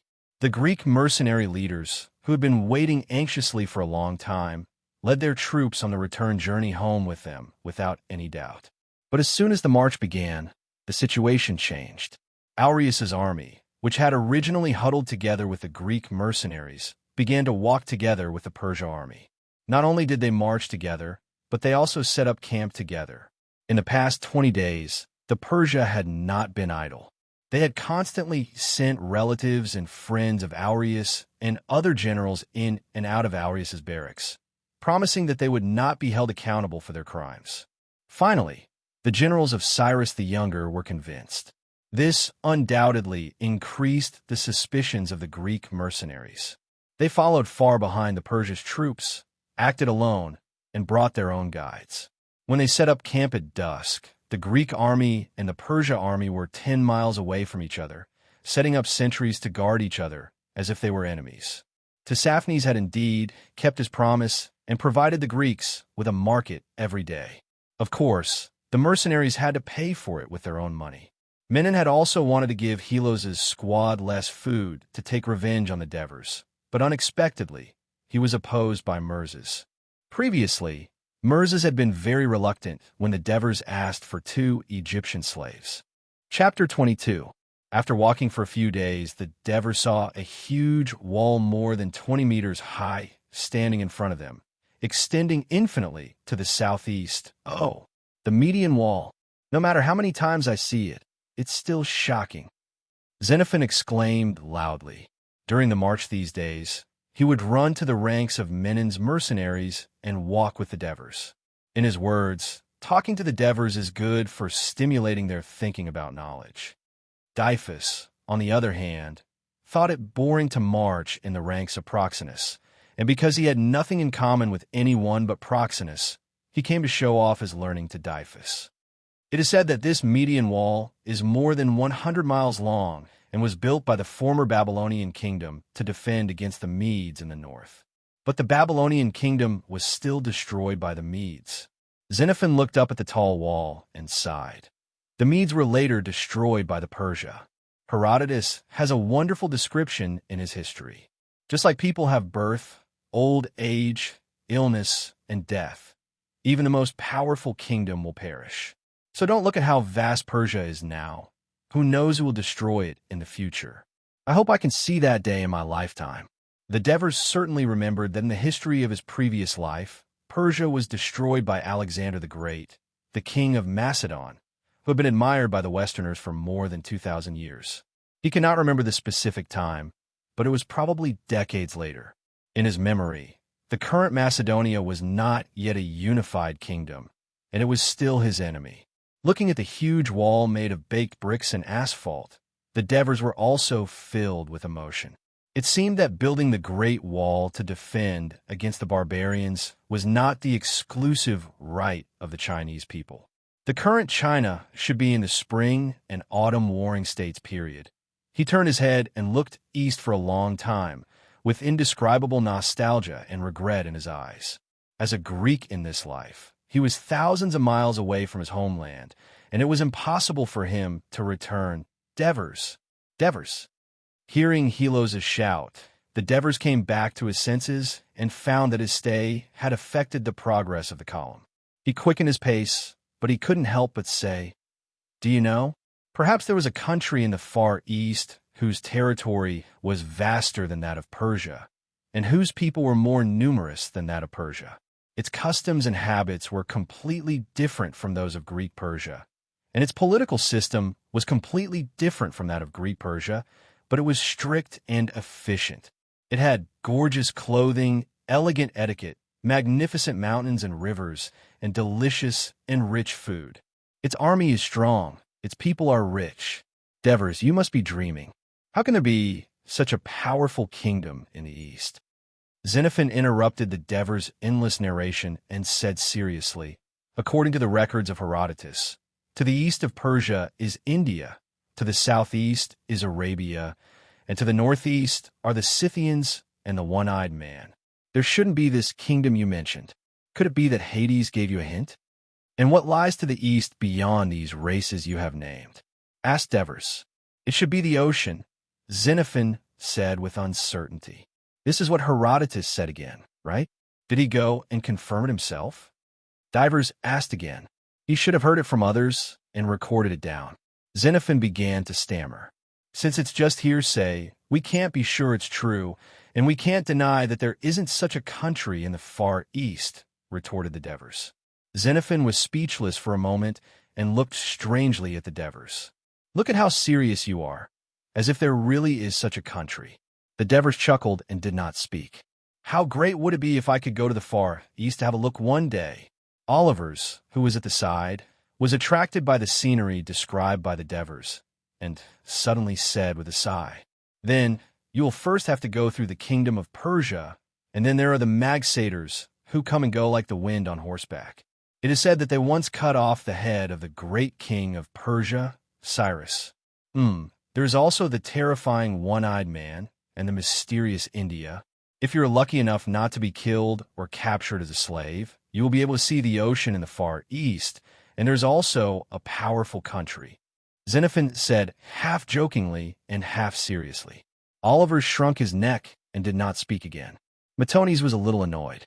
Although he did not like Oliver's, he hated this Athens man who liked to show off his knowledge even more. "What are you afraid of? If I had a powerful army, I would dare to go anywhere, not just to the far east. A powerful army." Xenophon pointed at the loose marching formation in front with slight contempt. "Like this? Of course it has to be more powerful than this," Matones said loudly. The Devers listened to their bickering and narrowed their eyes. A more powerful army? Passing through the Median Wall meant that the Greek army had left the Babylonian region. In the next few days, what appeared in the Devers' field of vision were crisscross plains, endless golden wheat fields, and artificially dug rivers. These artificial rivers led the water from the big river into more small canals and ditches, and finally into the farmland. Seeing this, the Devers could not help but sigh. This should be the oldest irrigation project in the Middle East. The fertile land and abundant water gave birth to a large number of people, creating one brilliant ancient civilization after another. Further ahead was the source of the artificial rivers, the Tigris River. As the other mother river of the Mesopotamian plains, the Tigris River was equally wide. At a glance, It was difficult to see the other side. Countless sails swayed on the river. The ones with oars beating against the water should be merchant ships, while the ones with sails lowered were fishing boats. The singing of the fishermen and the shouts of the sailors could be heard on both sides of the river. Countless water birds chirped and soared above the river, and from time to time, large fish would leap in the water. It was a beautiful and peaceful scene of the river. Near the river was a large, densely populated city, Cetus. The Greek mercenaries were close to the city and set up camp.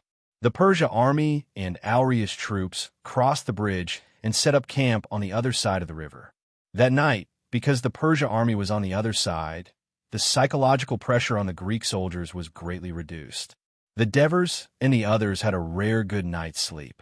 The next day, the atmosphere suddenly became a little different. When the Devers crossed the river, they saw heavily armed soldiers on both sides of the bridge on guard. After crossing the pontoon bridge, they saw soldiers on guard on the other side. What had happened? When Xenophon came over, the Devers finally understood the reason. Last night, a man came from the other side of the river. He said he was a trusted aide of Aureus and had a message for Glaucus and Proxenus. So a few leaders received him, and I followed Proxenus in the military tent. I heard the man say, Aureus warned Glaucus to be vigilant because the Persia army might attack the Greek mercenaries at night and destroy the pontoon bridge, trapping you between the Tigris River and the man-made waterway. The leaders were a little nervous when they heard this, and Xenophon said with a slightly smug tone, after thinking about it, I think this news is unreliable. Oh, what do you think? The Devers asked, pretending to be curious. Because if the Persia attack us, it's either a victory or a defeat. If they lose and the bridge is destroyed, there's nowhere to run. If they win, we're already on Persia's land and have nowhere to run. Why would they destroy a bridge that took so much effort to build? Glaucus and the others listened to my suggestion. Xenophon said with a slight smugness. That makes sense, the Devers thought for a moment and praised. Even you can think of this. Tissaphones isn't a fool. Why would she make up such a lie? Olivers said sarcastically. Chapter 23. The disaster of the Persia is coming. Martones laughed happily, as if the Greeks would really do that. It seems that the Persia people really want to send us away. Helos said, as if he had realized something. Or maybe that's what Tissaphones wants you to think. Devers thought to himself, but did not say out loud. He always felt that Tissaphones was not a simple person. After all, his way of thinking was different from the Greeks of this era. Based on his in-depth contact with the Greek soldiers, he found that most of these Greeks grew up listening to their parents' stories about how to defeat the Persia. They worshipped strength and liked to fight face to face. Even if they used tricks, they were mostly open ones. When it came to dealing with conspiracies, their brains were indeed less flexible than the Persia people. Devers had always been uneasy because he knew that Tissaphones was a brilliant politician. Xenophon, do you know our marching route? I'm not sure. It's all decided by Tissaphones, Glaucus, and Arius. But it's definitely not the way we came. Because Xenophon shrugged. Your leader Menon took the lead and collected a lot of good things along the way. The local Persia people hate us. Don't worry, we'll go back. Collect? I think it's more like looting. I'm afraid that in the eyes of the Persia people, we're invaders. Robbers. Hearing this, Devers felt a little annoyed. He secretly exhaled and tried to calm down. Do you know the mountains, rivers, cities, and roads in Persia? Devers, this is also my first time going deep into Persia. Other than knowing a few famous cities from books, such as Babylon, Susa, Persia, and so on, I don't know where they are exactly. Xenophon raised a stack of papyrus in his hand and said excitedly, However, I briefly recorded what I saw every day. When I go back, I'll write it out so that the Greeks can understand the situation in Persia. Devers smiled bitterly. Well, I know you'll write a book called The Long March in the future, but it can't solve the urgent problem now. Where can I find someone familiar with Persia's geography? Devers thought in distress. As time went by, though the Greek mercenaries and the Persian army were not close to each other, when they were fetching water from the river or collecting firewood, the soldiers of the two sides would often meet each other. Often, if there was a disagreement, a fight would break out, and this increased the animosity between the two sides. A few days later, they arrived at the Philiscus River and met the army led by another brother of the Persia king. He came to help the king, but when he arrived, the war was already over, so he had to lead his troops back. Afraid of accidents, Cricus ordered the entire army to be fully armed and protected in the center, keeping the battle column moving westward. The Persian army, however, was not surprised by the presence of the Greeks, and, perhaps having been informed by Tissaphnus, continued their march eastward. The distance between the two armies was only a few dozen meters. At a glance, they could even see each other's faces and expressions clearly. One could imagine how tense they were. However, it also allowed the Devers to see the full picture of the Persia army for the first time. The chariots at the front were two-man chariots and four-man chariots, pulled by 2 horses and 4 horses respectively. One of the chariots was the driver, and he was in charge of driving the chariot. The other 1 or 2 soldiers were probably in charge of combat. Spears, shields, and bows could be seen on the carriage.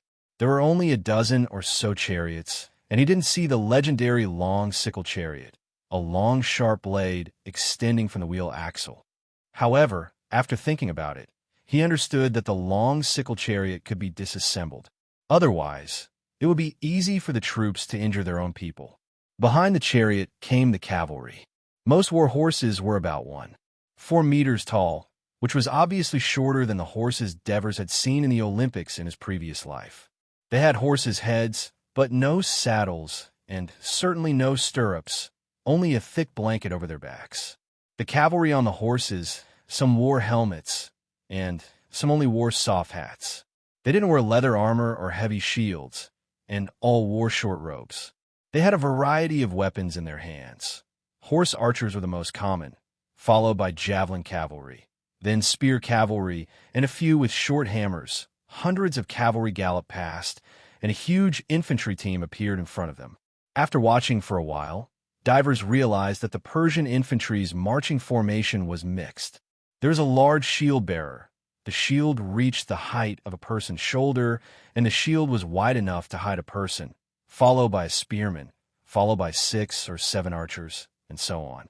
This was very similar to the battle order of the Persia infantry mentioned by Antonios. When facing the enemy, the big shield bearer would be in the first line, and they would set up a shield wall to protect the formation. The spear bearer would block the incoming enemies to prevent them from breaking through the shield wall. And the archers at the back would use their bows and arrows to kill a large number of enemies.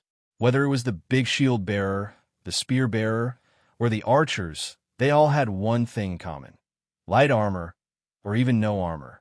Coupled with the cavalry from before, it was easy for the Devers to come to a conclusion. The Persia army was excellent in long-range attacks and very mobile, but weak in close combat. It was no wonder that they were always defeated by the Greeks in battle, because in a face-to-face battle, their infantry was no match for the Greek heavy infantry. The characteristics of the Persia army were more suitable for long-range attacks and harassment, and even for large-scale mobile attacks. The two armies passed by each other, and nothing happened. It was a false alarm. After this little interlude, the troops quickly entered Media. This land once nurtured the fierce Media people, and the Media kingdom they founded was once the nightmare of the people of the 2 rivers. But after a few hundred years, the glory was gone, and the land under the jurisdiction of the Persia became a little desolate for some reason, and the terrain began to fluctuate. Due to the reduction in the market supply, when the 2 armies set up camp, the fighting for resources had also begun to increase. Divas, the leggings you made are really useful. I've walked for a whole day today. If it was in the past, my calves would be so swollen that I couldn't walk by the afternoon. But now I don't have to worry about this. Hilo sat in the tent, admiring as he untied the leggings. Of course, we Devers are God's chosen. With the blessing of Pluto, how could the method he came up with not work? Now, many of our companions from other teams have also begun to learn to use leggings. Oliver said proudly. Devers did not speak. He had heard so much praise like this now that he was even a little numb. He knew very well that these little tricks he knew in his previous life were only used to improve the marching conditions of the soldiers and enhance his influence in the men in barracks, but it would not change the situation of the entire Greek mercenary army. Devers, there have been rumors in the team for the past few days that the Persia people are going to attack us and capture us and offer us to the king of Persia as slaves. Do you think this is true? Georgi's voice came from the corner. This was the question that Devers had been thinking about just now.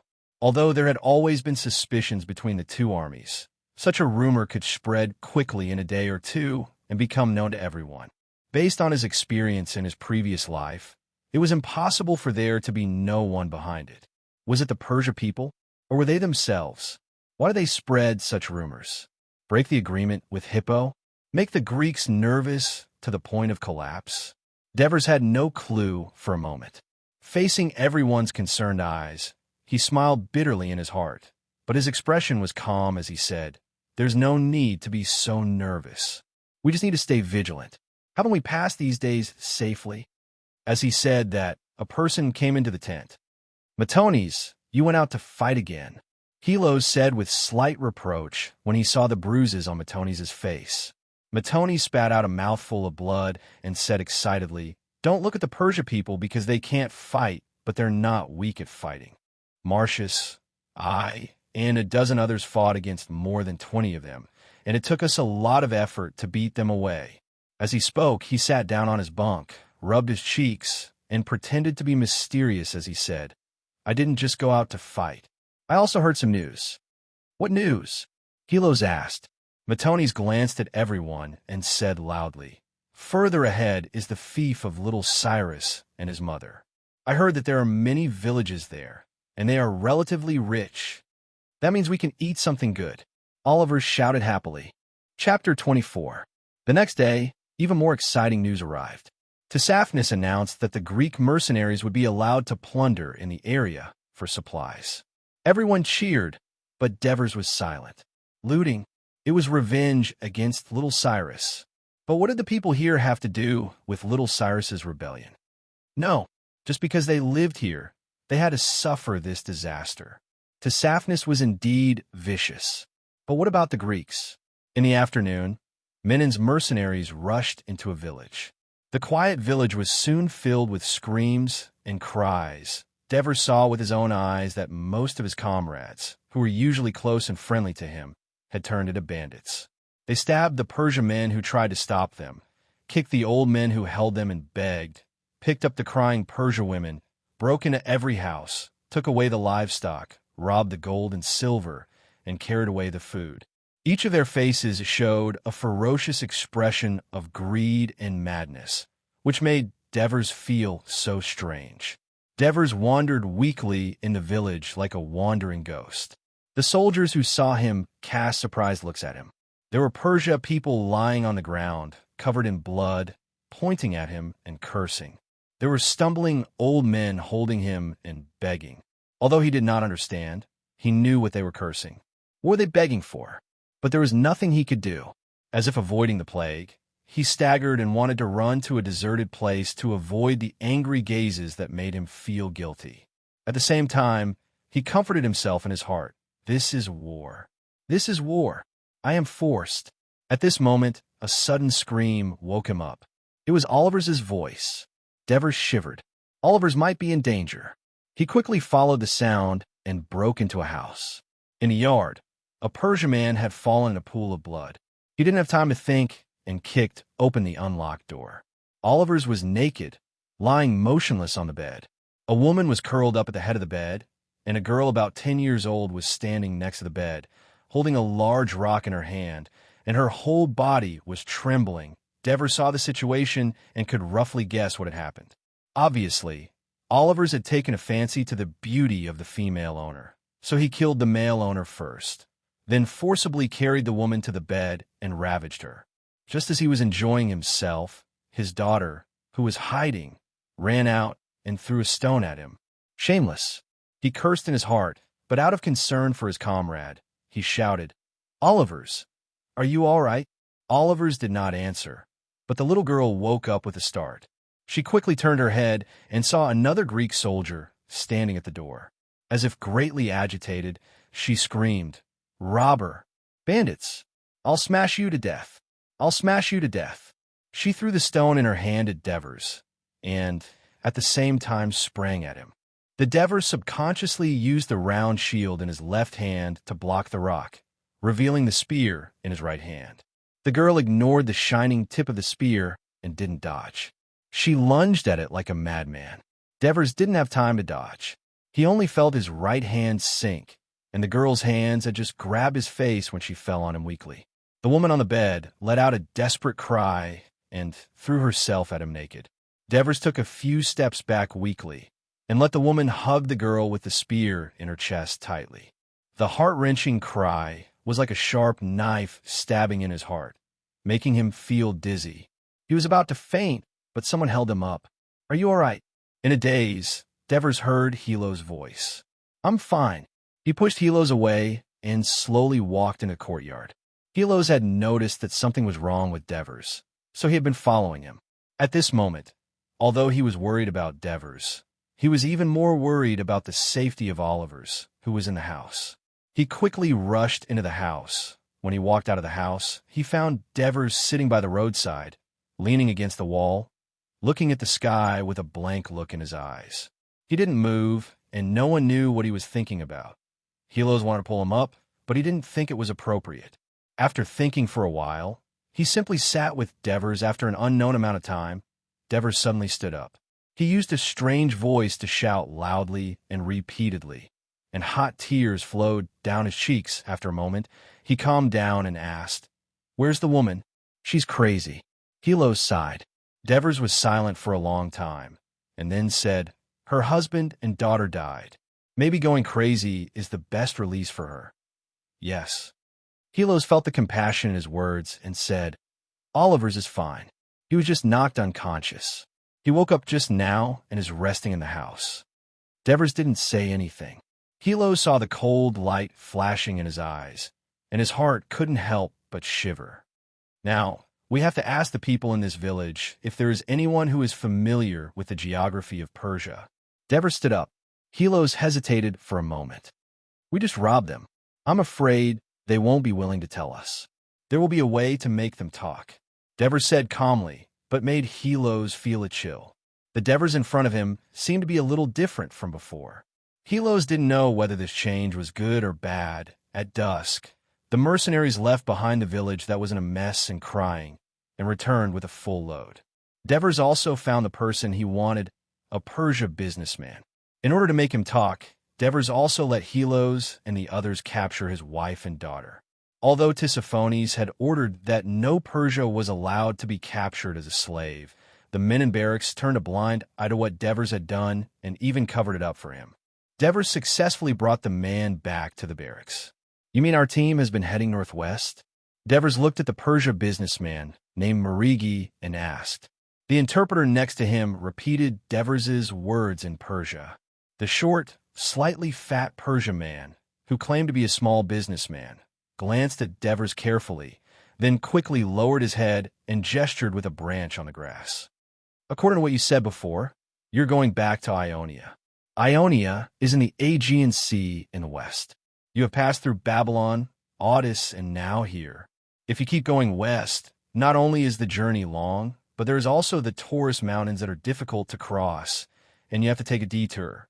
He looked up at Divers again. Seeing that Divers was listening attentively, he raised his voice. "So, you obviously went northwest along the Tigris River, passed through the Dukia Mountains, entered Amelia, and finally arrived at the Yoke Sea, the Black Sea, took a ship, and returned to Uria. Oh, so that's how it is. It seems that Tissaphones' route arrangement makes sense," Oliver shouted in sudden realization. Devers noticed that Marigi's whole body trembled when he heard this. He immediately glared at Oliver's. "Shut up," Matones scolded in a low voice. Oliver's, who usually liked to bicker with Matones, actually stopped talking. Devers stared at the sketch on the ground, looked at it carefully for a while, and asked, "Where do you think the march will be more troublesome in the future?" Marigi said without hesitation, "The Dukia Mountains. The savage and fierce Dukia people live there, and they will not let strangers pass through their land easily. But He glanced at Oliver's and quickly said, "Your team is very large, and there are Persia people leading the way, so it should be easy to pass through." "How do you know that our team is large?" Devers immediately asked. Because before I came in, I saw your barracks one after another." Marigi's voice began to tremble. Devers patted his shoulder and said with a smile, "Don't be afraid. You have good observation skills. Do you know Tissaphones?" Marigi immediately shook his head.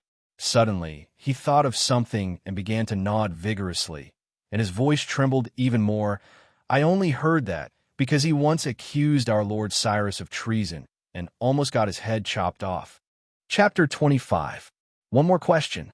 The Devers retracted his gaze and asked seriously, "On this journey, where will we be considered out of Persia's jurisdiction?" Marigi was eager to please the Devers. He thought carefully and drew a circle on the map. "Here, past Mespira." Mespira? The Devers carefully looked at the pattern on the ground. Mespira is the former capital of Assyria, Nineveh. Beyond it is Dukia, Marigi emphasized. The Devers nodded. "Are you familiar with Dukia?" "Not really. I just did business with them, exchanging food for their mountain products," Marigi said with an angry expression. "But they are untrustworthy barbarians. They often don't pay, injure people, and rob things." Divers listened carefully, then turned to Matones and said, "Bring his family to the supply camp and have Mercies take good care of them. But you have to tell Mercies not to mistreat him and his wife and daughter, and not to treat them like slaves." As soon as he finished speaking, Marigi knelt down. I beg you, let me go, and my wife and daughter. I've told you everything. Please let us go. It seems like you understand Greek." "You pretended not to understand it before," the Devers said. Marigi did not try to explain himself, but just wailed loudly. "In fact, I'm not letting you and your family go for your own good. Don't you know that your lord, the king's brother, Cyrus the Younger, has died in battle?" Marigi suddenly stopped crying. His hands that were holding onto the Devers' legs lost their strength. He asked weakly, "Is His Highness Cyrus really dead?" "Actually, you've already guessed it, haven't you? Otherwise, why would Tissaphones bring us here and allow us to plunder your village?" "Because this is the punishment for Cyrus the Younger's rebellion. I believe that this will not be the only time. Everyone who is close to him will not be able to escape. Don't you think so?" Marigi was already sitting on the ground in a daze. Matones pulled him to his feet and dragged him out. "This man doesn't look like an ordinary merchant," Helos said to the Devers as he watched Marigi being dragged out of the tent. "You're right." Devers nodded. The whole family lived in a shabby house, but they had a lot of gold, silver, and splendid clothes. Just looking at him and his wife, they did not look like ordinary merchants of Persia. Moreover, they were proficient in Greek and knew so many things. Perhaps he was a relative of little Cyrus, his supervisor, or his royal merchant. After learning that little Cyrus was plotting a rebellion, he hid in a remote village in his territory to avoid trouble. If not for the village head Snitch, we would have missed a big fish. Devers felt lucky that he had selectively forgotten how he tortured the village head and his family. He said to Helos, "Captain, I'll have to trouble you to emphasize to Mercies that no one is allowed to harass his family. He's very useful to us. Now that little Cyrus is dead, I want him to sincerely rely on us." A soldier gave an order to his captain, and no one present was surprised. Devers' position as the leader of the team had been established. "Okay." Helos did not hesitate to walk out of the tent. "Pickles, thank you very much. You've been a great help to me today." Devers turned to a soldier and said, "It's my honor to be able to help you." Pickles said slightly respectfully. Devers took out 2 drachmas and stuffed them into his hand. This. Pickles pretended to decline. Devers said, "Please accept it. I really have to thank you for today, and I hope you can keep it a secret and don't let Menon know." Hearing this, Pickles no longer declined. He stuffed the silver coins into his arms and said, "Don't worry, I don't like that guy either. I promise Hades that I won't leak a word." Pickles made a gesture to keep his mouth shut, then said excitedly, "Next time there's a job like this, just call me. You'll definitely be there." Devers laughed. When Pickles left the tent, Gilgrees immediately asked with concern. Pitcoles is Menin's Persia interpreter. Is he reliable? I heard that Menin knows Persia, and Pitcoles has nothing to do at all. Instead, he's often ordered around by Menin as a coolie. He wouldn't be stupid enough to offend us. Not to mention he can make money, Oliver's interjected. When he woke up, he knew that he had almost gone to hell and immediately thanked Devers. Unexpectedly, Devers reacted coldly to him, and he realized something, so he had been relatively quiet until now. But as soon as he spoke, the tent fell into a brief silence. Devers, how did you know that the Persia merchant buried the money in the yard? Geogres suddenly asked. Devers understood that Geogres wanted to liven up the atmosphere, so he said, "It's very simple. When we captured Marigi, I found that in addition to worrying about his wife and daughter being bullied by us," Devers glanced at Oliver's. His eyes also secretly glanced at the old tree in the yard from time to time. I walked over and took a closer look. There was a place under the tree that was a little different in color. It was new soil. Of course, I had my suspicions, but before I could scare him, this guy was timid and took the initiative to confess. Several people loudly praised Devers' attentiveness, especially Oliver's, who spoke the loudest. Devers said to Geogres, "This money is of great use to us. You go to the supply camp every day and check it. Don't let that fat man take advantage of it." Okay. After many raids by the Greek mercenaries, the marching column of the army became even larger and more bloated. For the next few days, just as Marigi had said, the army marched along the right bank of the Tigris River, then crossed the river and reached the city of Gain. Here, they once again received ample supplies. However, the suspicion of the Greek mercenaries towards the Persia grew. New rumors constantly spread among the army, causing more conflicts between the two armies after they set up camp. Finally, when they reached the Zapatas River, a large-scale fight broke out between the two armies. More than 100 people from both sides fought with weapons in hand. More than a dozen people died or were injured. If the leaders of both sides had not arrived in time and sent troops to separate the two sides in time, the result would have been unimaginable. This caused the next day's march to be canceled, and the soldiers of the various battalions to be restricted from leaving the camp. After marching every day, Devers and the others were physically and mentally exhausted. It was rare for them to have a day of free time, so everyone slept in. In a supply camp, Merzes seized the time to slaughter some of the looted livestock and make them into sausages. Just as the Devers woke up, Antonios entered the tent with an anxious look on his face. Devers, Menin, Crolcus, Proxenus, and a few other leaders go to the Persia camp to negotiate. What? The Devers sat up in shock. I heard that after what happened last night, Crolcus immediately went to negotiate with Tisiphnis, hoping to eliminate the distrust and suspicion between the two sides and avoid such hostility from happening again. Perhaps the two sides had a good talk. Crolcus directly spent the night in the Persia camp.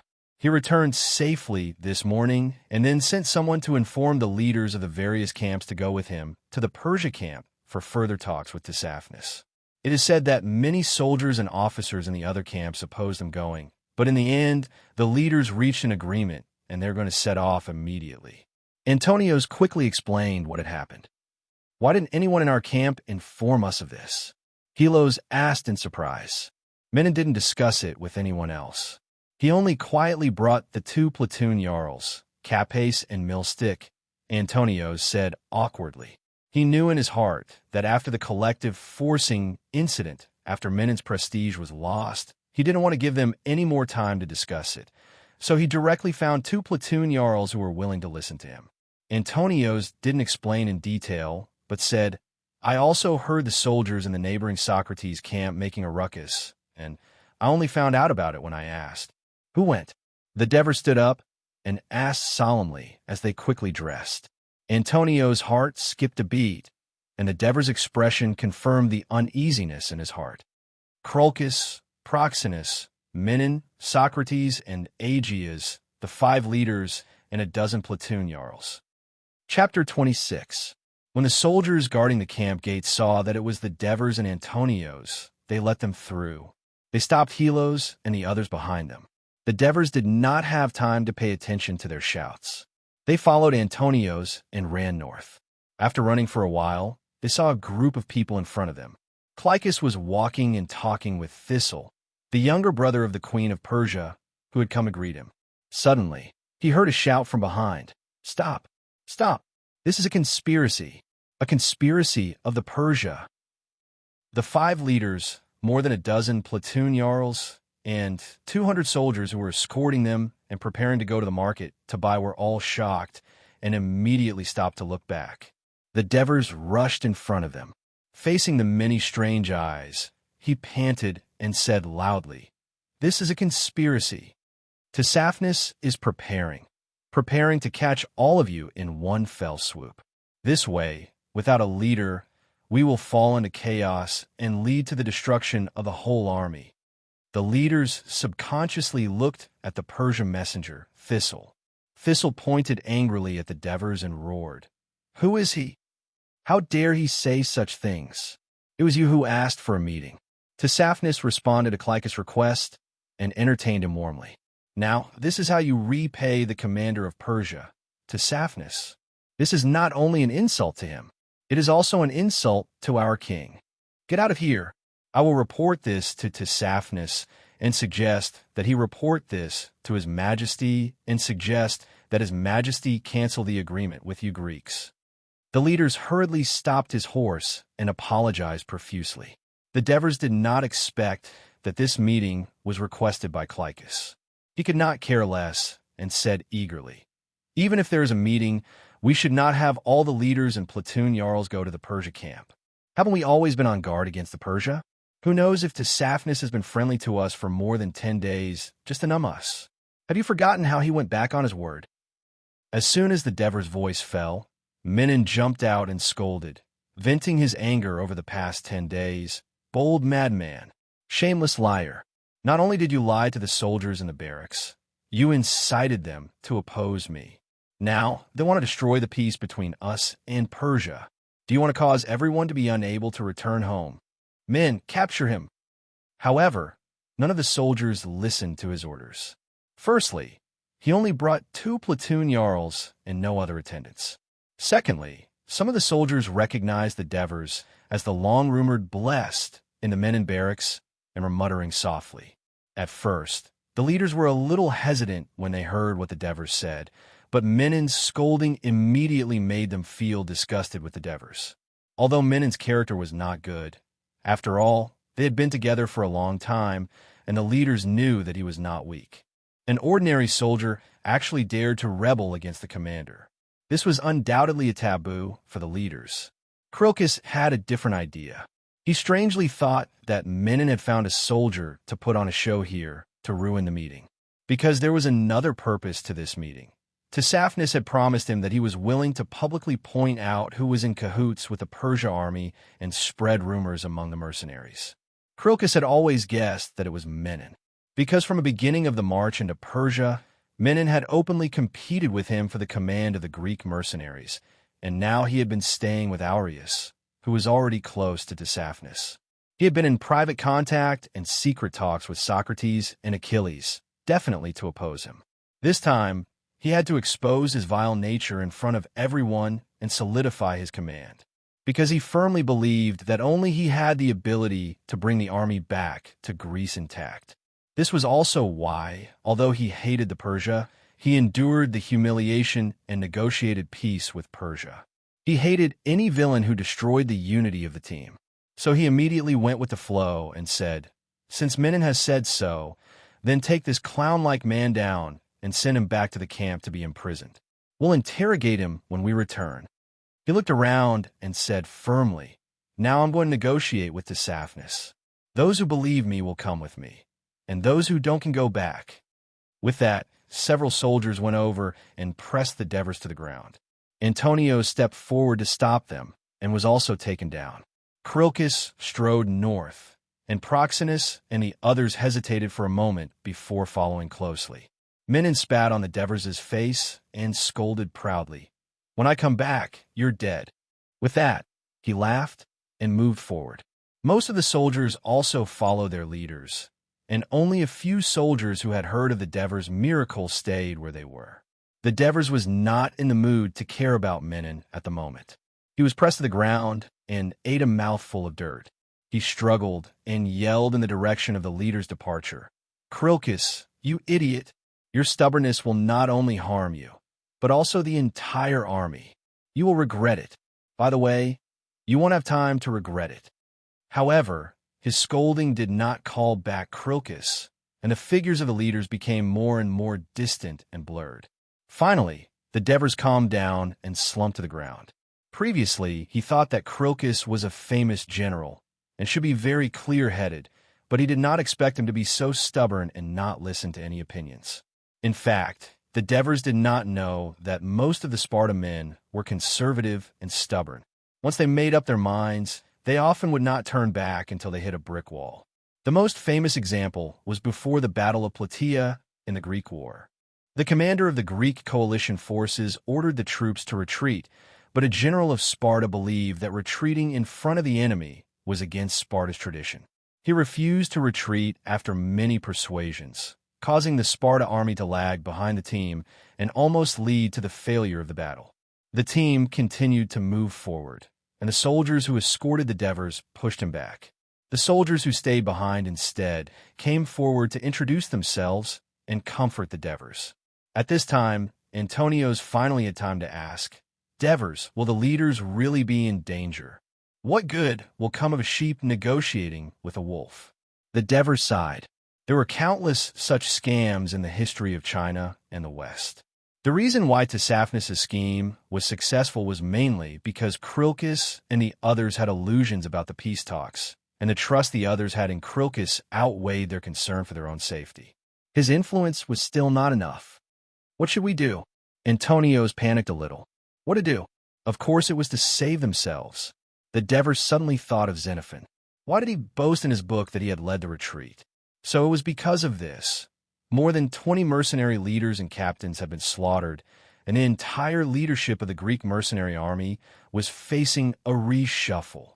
Thinking of this, he threw away his depression and reinvigorated himself. "Quick, let's go back." Along the way, Menon told Proxenus and the others about the misdeeds of the Devers with embellishment, successfully arousing their anger. He was secretly delighted. This time, he could finally get rid of this big trouble. Before arriving at the Persia barracks, most of the soldiers who were going to the market said goodbye to their leaders. Entering the Persia barracks, Krilkis saw the same scene as when he left yesterday. There were even some leisurely Persia soldiers who looked at them curiously and talked to each other about, "Why are there so many Greek barbarians in our barracks?" which made Krilkis and the others feel relieved. When they arrived at Tsaphnis' tent, Thistle went in to report and came out to say, "5 leaders, please come in. The others will wait outside for the time being." Chapter 27. More than 20 strong men rushed out from both sides and pressed Krilkis and the 4 leaders to the ground. They immediately tied them up with ropes. The officers and soldiers waiting outside the door were also surrounded by the heavily armed Persia. They were holding sharp blades, spears, and large shields, and they cut down the unarmed Greeks one by one. "Congratulations, Lord Governor. Your plan has succeeded." There was laughter in the tent. The candles were lit, and the light was restored. Krilkis saw Tsaphnis, Odorons, and Thistle laughing in the center of the tent. He was so angry that his eyes almost popped out of their sockets. "Tsaphnis, you despicable villain. You deceived us with lies, slaughtered my soldiers, and broke the promise you made to your supreme god, Ahura Mazda, when we signed the contract. Aren't you afraid of the wrath of the gods? Aren't you afraid of the shame of your king? Aren't you afraid of the disaster that befell your family?" Tsaphnis smiled and took a glass of wine from a servant. He took a sip and walked to the mercenary leaders. He slowly said, "Krilkis, let me tell you. Our king returned to Persia the day after the death of Cyrus the Younger. Of course, he never gave any instructions to negotiate with you. I made that up to deceive you. As for whether the gods will punish me or not, you don't have to worry. I don't think they will." He said in a serious tone, "Mazda If you see that I captured and killed a group of barbarians who invaded Persia's territory and slaughtered the people of Persia, you will reward me. Oh, let me tell you one more thing. I sent people to spread those rumors." Seeing the astonished look on Krilkis' face, he happily drained the glass of wine in one gulp. Proxenus fiercely spat at him, but he nimbly dodged. "Liar! Coward!" Proxenus scolded. Tisiphonus was not angry at all. Instead, he said proudly, "Liar? Lie? No, no, no. I prefer to call it wisdom. Unlike you Greek barbarians who only know how to fight, we Persia prefer to use our brains to think of ways to achieve a greater victory with a smaller price. Just like how I talked to you in the beginning to paralyze you. Of course, I know you will still be vigilant, but once you get used to this peaceful and stable state, you don't want to return to the tension and hostility of the past. You want to work hard to maintain peace. So, I purposely sent my soldiers to clash with the mercenaries, scolded them, fought them, and then spread rumors. If you didn't suspect me, who would you suspect?" Tisiphonus glanced at the captured leaders and said mockingly, "Let me guess, it's Menon, right? You see, I know all about the dirty things that go on inside your organization. I also know that you are a very responsible leader. The more serious the conflict between the two armies, the more worried you will be. Instead, you will take the initiative to negotiate with me. Look, not only did you take the initiative to visit me, you even gave me a big gift. If you want to kill me, then kill me. Don't talk nonsense." Krilkis roared with a red face. "Lady Tisiphonus, please spare my life. Please spare my life." Next to him, Menon struggled and begged. "Even if you make me your slave, as long as you spare me, I will persuade those stupid mercenaries to surrender to you for you. I can also conquer Asia Minor for you. I am willing to do anything for you, as long as you spare my life." "Anything?" Tisiphonus narrowed his eyes and seemed to be interested. "Learn to bark a few times first. Woof, woof, woof." Menon really barked with all his might. "Look, this is the barbaric Greeks." The Persia in the big tent were overjoyed. "Menon, shut up." Krilkis and the others were so ashamed that they scolded Menon. Menon turned a deaf ear and simply knelt on the ground, looking at Tisiphonus ingratiatingly. "Very good, very good." With a smile, Tisiphonus clapped her hands and walked towards Myron. Menon put his hands behind his back and squatted on the ground, sticking out his tongue and barking even more happily. Tisiphonus walked up to him and gave him a secretive smile. He quickly pulled out his sword and slashed it down hard at Menon's neck. Amidst the screams of the crowd, blood spurted out wildly, and Menon's head, which rolled to the ground, still had an expression of disbelief. "Idiot! Do you think I don't know that you desperately attacked me in front of Cyrus the Younger and even took the initiative to attack my mansion?" Tisiphonus stepped on Menon's head with his left foot, his face splattered with blood. He was as cold as a god of death. The four leaders stared blankly at the headless corpse on the ground. Even Krilkis, who had always had a grudge against Menon, had grief on his face. A kind of sadness enveloped them.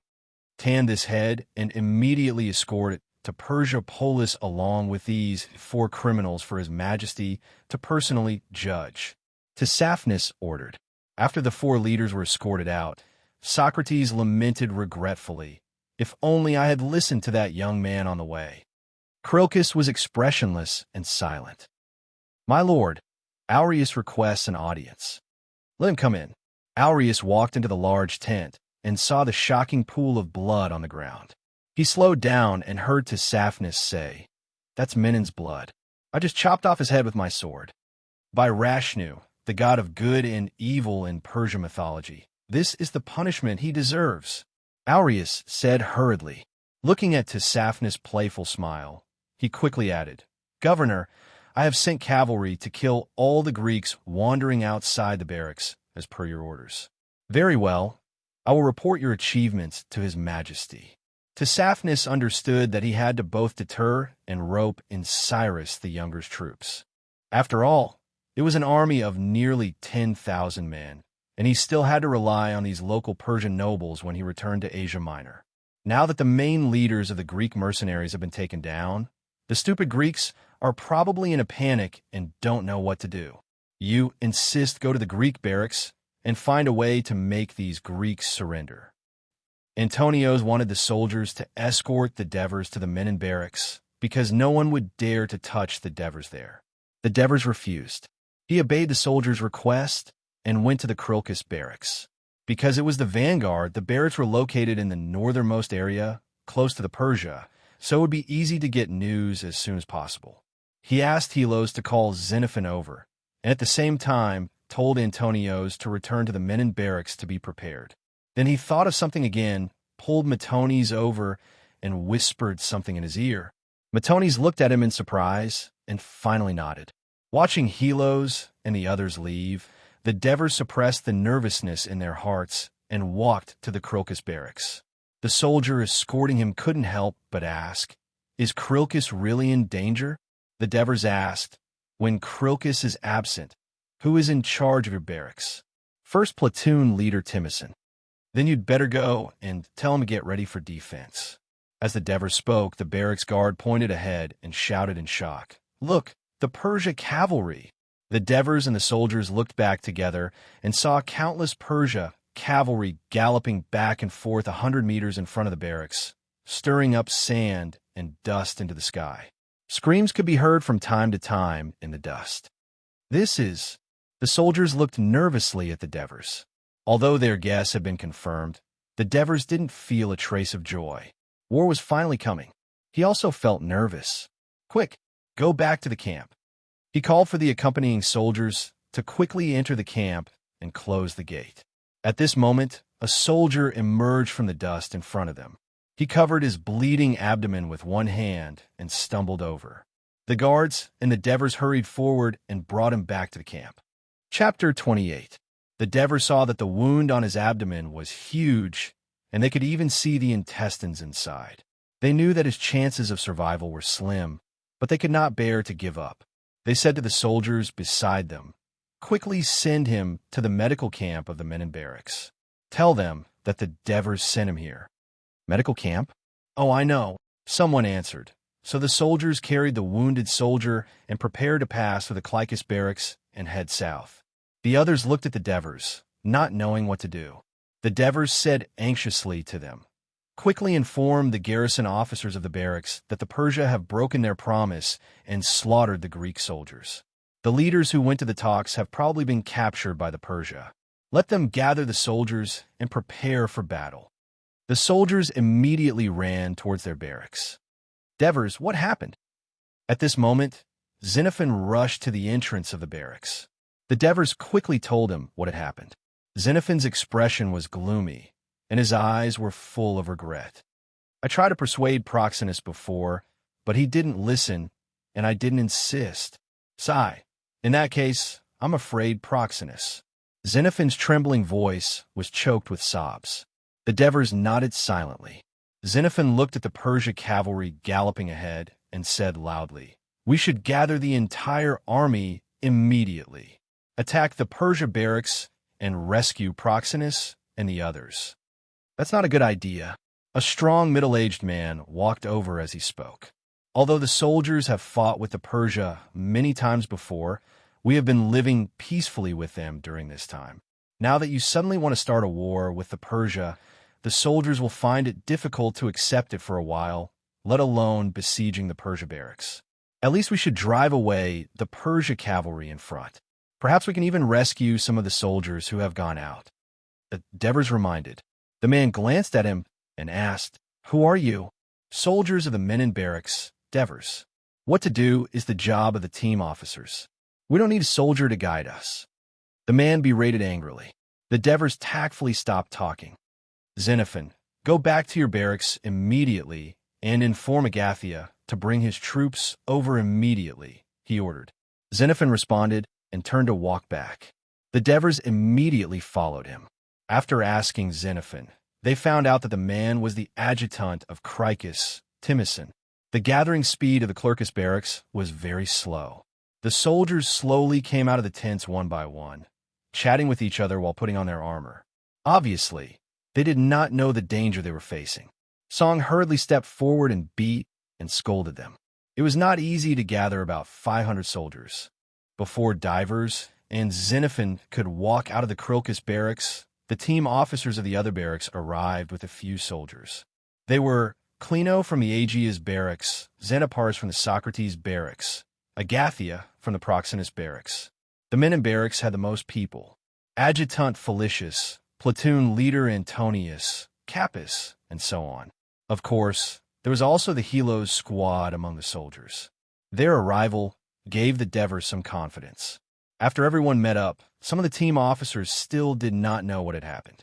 Several platoon leaders of the men in barracks, led by Antonios, asked in unison to let Devers explain the situation. The reason was that he had witnessed the whole thing with his own eyes. The officers led by Timison were surprised. Devers was just an ordinary young soldier. Why were all the officers in the Myron barracks treating him with so much respect? Some people looked at the Devers curiously, because some of the soldiers who went back to deliver the message announced that the Devers of the men in barracks stopped Krilkis and the others from going to the Persia barracks for talks. The leaders did not listen to the oracle and suffered disaster. Soon, everyone knew about it. Therefore, Devers faced everyone's complicated gaze and calmly explained what happened. The officers quickly came to an agreement. Immediately chase away the Persia cavalry in front of the barracks, so that the soldiers who had gone out could return safely. The soldiers began to line up, and the Devers returned to Helos' team. At this moment, Antonios, who was at the front of the line, shouted, "Devers, come to the front!" The Devers were stunned. Then, Capys began to shout as well. "Go!" Helos nudged him encouragingly, and his teammates looked at him excitedly. The Devers understood. His heart beat faster, but he did not refuse. He squeezed forward with difficulty, and the soldiers took the initiative to make way for him. "Your position is here." Antonios pulled him to the left of Felicius, which was the front of the Menon army, and said to him seriously, "We may have to negotiate with the Persia in a while. We need your guidance." Antonios then said to Felicius, "Feli, take care of him for us." Felicius replied without hesitation, "Don't worry, leave it to me." Standing in the position of a phalanx commander for the first time, the Devers was both excited and a little unnatural. He turned his head to look at Felicius, who also happened to be looking at him, and gave him a gentle smile in return. Previously, the Devers had several contacts with Felicius, and through Antonios and the others, they learned some things about him. The Devers had a preliminary impression of Felicius. This 45-year-old Thessaly was a good man who was proficient in military affairs and did not like to fight for fame and fortune. It was easy to understand that the extremely controlling Menon would certainly not choose a similarly ambitious person to be his adjutant. After all, he often went out, made friends with Persia's dignitaries, and accepted some mercenary tasks. Someone had to preside over and deal with matters in the barracks. And after a long time, there was a danger that the soldiers would only recognize the adjutant and not him. So the good-tempered Felicius was the adjutant he had carefully chosen. At this moment, there was no doubt that the Devers had taken advantage of this, because Felicius had no objection to the young him standing in the position of commander, and his attitude was very friendly. At the front of the barracks, the Greek mercenaries consisted of about 700 heavy infantry and 200 light infantry. The heavy infantry were in front, and the light infantry were behind. As the bugle sounded, the phalanx began to move forward slowly.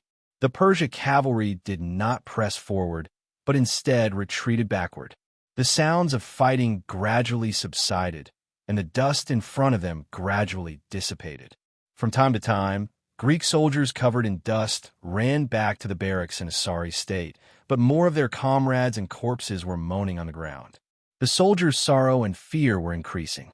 "The enemy is here," Felicius said in a low voice. A Persia team appeared in front of them, slowly walking towards them. The Devers were both nervous and excited.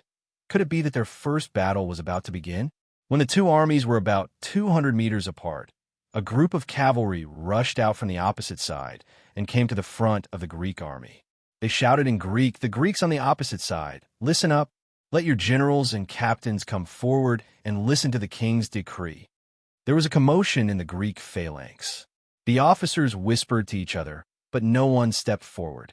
The tragic state of the soldiers who had just been ambushed had left a deep impression on them, and the Persia's previous behavior was alarming. The Persia shouted again, but the Greek phalanx remained calm.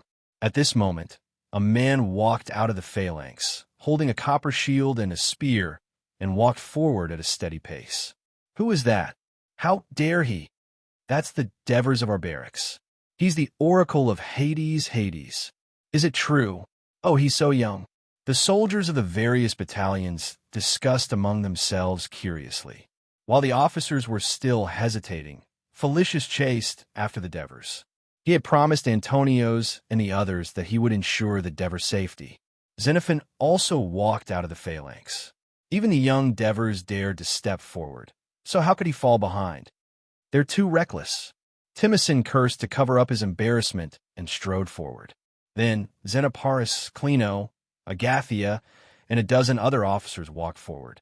The reason why Divers did this was not because he was not afraid of the Persian cavalry's attack, but because he knew that when the mercenary army was facing a disaster and the soldiers were panicking, only those who dare to take risks and take on responsibilities could be supported by the soldiers.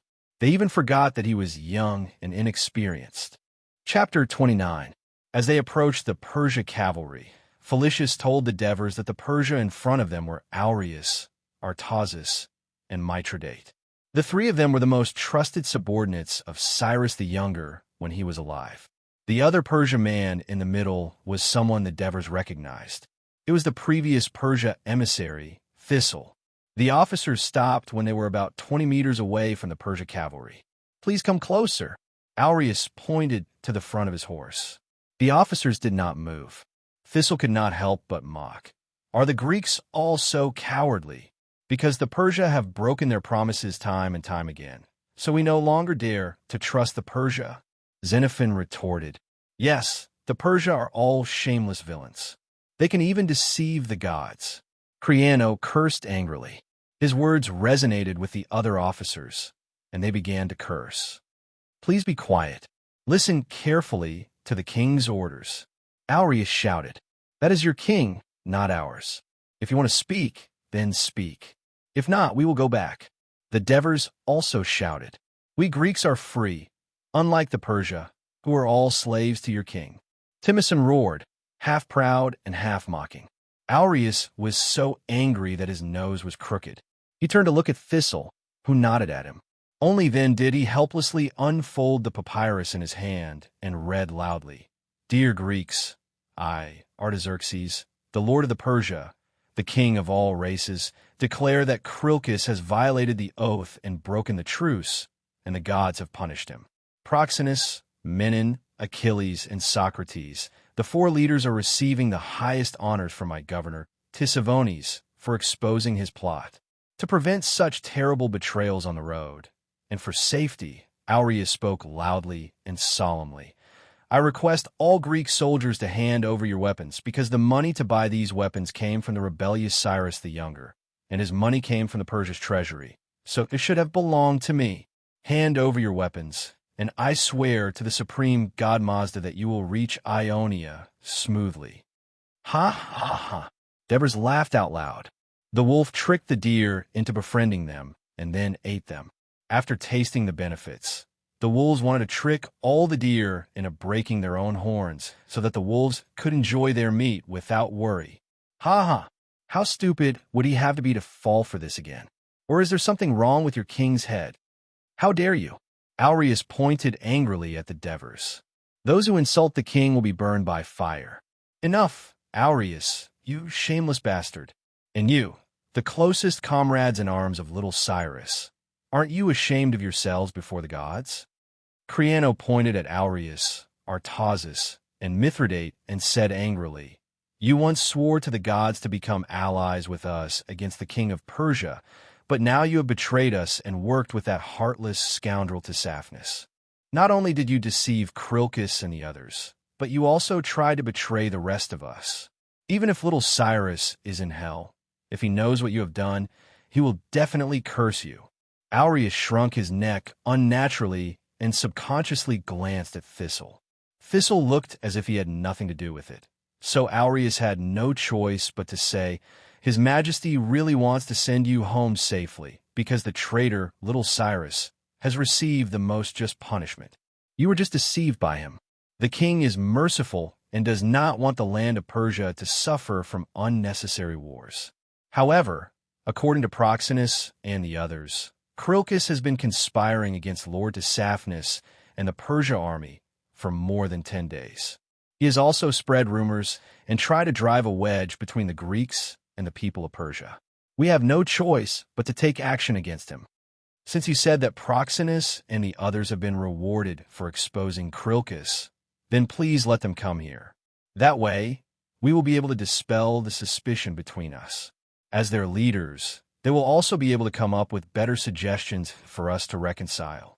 Xenophon was still trying his best to save Proxenus. That's right. Let our leaders come here, and we will believe you. The officers shouted. Ugh. Proxenus and the others accepted Lord Dsaphnis' invitation, and they're already drunk, so Aureus stammered. Sis was getting impatient. He shouted, "The king has ordered you to hand over your weapons immediately. Only then will you be able to return home safely. Otherwise, we will no longer provide you with any help." Ares above, the Greek warriors will never give up their weapons and allow themselves to be trampled on. Timocin yelled as he knocked his spear on the bronze shield. "We will fight anyone who dares to take away our weapons." Creono shouted angrily. "Proxenus and the others can't come, not because they are drunk, but because they have been killed by you, right?" Xenophon said angrily. He had made it sound so serious to force Aureus and the others to tell the truth, but he did not expect to infuriate the officers. "The Persia want to kill us all. Avenge our leaders." The enraged officers surrounded Aureus and the others. Sis saw that the situation was not good, so he turned his horse around and ran away. Aureus and the others followed suit. After running for a while, Sis turned around and saw that they had distanced themselves from the Greeks. He was ashamed and angry when he remembered that he, a noble of Persia and a relative of the royal family, had been scared away by a bunch of Greek barbarians. He shouted, "Greeks, you have missed the best opportunity. You will regret it soon." "I don't know who will regret it when the time comes," Xenophon replied firmly. Seeing the Persia cavalry leave, everyone was worried. They were sure that the mercenary leaders would not have a good ending, and the Persia had already shed all pretense of cordiality. What should they do now? Surrender to the Persia? Even the brother of the king of Persia, Cyrus the Younger, had been brutally beheaded and had his hands chopped off. Most of the officers did not think that they would have a good ending after surrendering. They would either be killed or become slaves. The officers could not accept this choice, and it was impossible for them to accept it. Other than that, they could only choose to fight the Persia on this foreign land again. Now, they were led by the Persia on a route that they had never taken before. They were thousands of miles away from their hometown, and without the help of the Persia, they could only move forward by themselves. They did not know how many tribes and villages they would have to face, and they would have to guard against the attacks of the Persia army. The most distressing thing was that the Persia could not defeat them in a head-on battle, but they could not catch up with the Persia either.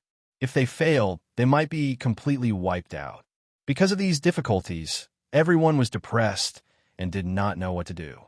When they left the camp, the soldiers were still in high spirits, but when they returned, they all sighed and looked worried. When they returned to the camp, when the officers in charge of the various battalions gathered again, Devers naturally followed beside Felicius and participated in the discussion. Of course, as a newcomer, he did not speak much and spent most of his time observing these officers. In a heated argument, it was easier for them to reveal their personalities. The hot-tempered Timocin, the shrewd Clino, the cautious Xanaparis, and Agathia, who had a good relationship with the other officers. Xenophon was much more proactive. Not only did he argue fiercely with the others many times, but he also said excitedly, "Everyone, Crilcus and the others have been captured by the Persia. We must immediately elect new leaders of each battalion to replace them, and then hold a meeting of the entire army to reestablish the soldiers' determination to fight against the Persia and the confidence that we must rely on ourselves to return home. Otherwise, if we allow this chaos to continue, we will all be finished before the Persia attack." Devers thought that Xenophon was right. Although he was still a beginner in military affairs, in his previous life, he had been a village official and a leader in charge of a high-tech development zone. The number of people he had managed far exceeded these 10,000 soldiers, so he knew the importance of unity of thought and inspiring confidence in a group. Chapter 30. Yes, let's wait for Colossops to come, then we'll discuss it. At the mention of Colossops, everyone's expression relaxed a little, which made Devers curious. He asked Xenophon in a low voice, "Who is Colossops?" Xenophon said with a complicated expression, "I heard that young Cyrus once had an agreement with Sparta. He fully supported Sparta in building a navy, and when young Cyrus went to war, Sparta also needed to provide military assistance." Devers immediately reacted and said in surprise, "You mean Colossops was sent by Sparta? He's the censor of Sparta. I heard that he brought 700 heavy-armored infantrymen and joined young Cyrus's team." At that time, he didn't know that young Cyrus was plotting a rebellion. By the time he found out, it was already too late. So he and his troops have been keeping a low profile in the mercenary army, but many high-ranking officers know his identity. Xenophon said with some schadenfreude. Devers knew why Xenophon had such an expression. It was because he was from Athens. They had heard about the censor of Sparta from Xenophon. Unlike other Greek city-states that also had censors, Sparta's censor system was unique because it had great power. The people below could supervise citizens, judge periaci, punish helots, and enjoy the highest civil jurisdiction and some criminal jurisdiction. The people above could monitor the king's every move with vigilant eyes at all times. They had the right to sue the king and summon him for trial at any time. Moreover, the censor of Sparta could only be a civilian. Every autumn, citizens over the age of 30 would draw lots to elect 5 censors. When they took office, they would issue an order requiring every citizen to shave their upper lip and beard and abide by the laws of the state. This showed how much importance Sparta attached to the censors. According to Xenophon, it was because of this censor system in Sparta that the civilians held power that it was not regarded as a tyrannical country by the other city-states. There was such an important figure hidden in the Greek mercenary army. He was probably the only general with official status in the mercenary army, and he was from Sparta. After defeating Athens, Sparta had become the overlord of all the Greek city-states. Even if the Greeks didn't follow Sparta's lead, they at least respected it. The previous Sparta soldier, Crilcus, was a deserter and was sentenced to death by the Sparta government. However, the one who was about to arrive was a real Sparta warrior, and he also brought 700 real Sparta warriors with him. Devers were about to see the ancient Sparta warriors, who were popular all over the world in his previous life. Would they be wearing red underpants? While waiting for Callisthorpes, the temporary people in charge of the barracks did not stay idle. They invited the team officers of the barracks up to platoon jarls to participate in the discussion. There were nearly 200 people in total, and the big tent could not accommodate so many people. So they sat in a large circle in the open space of Clercus camp. After everyone had arrived, it did not take long for Callisthorpes to arrive as well. Early in the morning, Callisthorpes went to a nearby village to prepare supplies for his soldiers. The village was located south of the Greek mercenary camp, so it was not intercepted by the Persian cavalry. When a messenger found him, he was rushing back. He had already learned about what had happened along the way. When he arrived at the meeting hall, everyone consciously gave him a spacious seat. Without hesitation, he sat directly on the mud floor and began to look around. He did not see the main mercenary leaders. Thinking that Crilcus' life was still uncertain, he felt a little sad. Crilcus was a comrade of Sparta. In the war with Athens, Crilcus made a lot of contributions and was a valiant general of Sparta. However, because he could not adapt to peace, he refused to obey the orders of Sparta and was sentenced to death. When Callisthorpes saw little Cyrus in the army, he pretended not to see him and did not send his men to arrest him. Firstly, he did not want to ruin the cooperation with little Cyrus. Secondly, he cherished the comradeship. His eyes slowly swept across the faces and stopped when it fell on one person. It was a very young face. Among a large group of team officers whose average age was over 30, this young man should not be more than 20 years old. and he was sitting at the front of the team, so he was very conspicuous. What was even more strange was that several people around him were quite respectful to this young man. He looked at him with bright eyes and even smiled and nodded at him. Kellisthorpe was a little confused and hurriedly asked his adjutant in a low voice. The adjutant asked the others before coming to tell him, "The beloved of the men in barracks? The oracle that was sent out repeatedly was always fulfilled?" Kellisthorpe frowned. The management of the mercenary army was really messy, allowing a childish young man to occupy a high position. Although the people of Sparta claimed to be the descendants of Hercules, in fact, they did not have much respect for the gods. They believed more in their own strength. They were conservative and did not believe in the saying that young people were promising. Otherwise, there would not be a rule that Sparta people could only leave the collective life after the age of 30, be independent, get married, and hold important positions. Therefore, Kellisthorpe did not have a good first impression of the Devers. In the eyes of the Devers, Kellisthorpe was quite different from the image of the Sparta warrior in their imagination. He was not tall and looked ordinary. If it were not for the few scars on his face and the sharp eyes that reminded others of his warrior identity, the Devers might have thought that he was just an ordinary old Greek farmer. After the surroundings quieted down, Kellisthorpe began to speak. "I already know what happened. Do you have any suggestions?" For a moment, there were many whispers in the hall, but no one stood up to speak. After all, to express an opinion in the face of more than 200 experienced generals required not only courage, but also a certain degree of eloquence and insight, which was not easy for the poor Greek mercenaries. The Devers did not speak out, not because he was afraid, but because in the previous contact with the team officers in charge of the various barracks, he found that among this group of people, he was young and only an ordinary soldier. Too ostentatious behavior would easily cause disgust, so he decided to wait and see. Finally, Xenophon stood up and said, "Dear team officers, the Persia people have broken their promise, killed or imprisoned our leaders and soldiers, and want us all to surrender our weapons. Now, our war with the Persia is inevitable. You have all seen, after the soldiers in the camp heard the news, most of them were confused, afraid, and even crying. If this situation does not change quickly, once the Persia people attack and they need to fight, they will not have the courage to wave their spears at the enemy, and we will be in danger of being wiped out.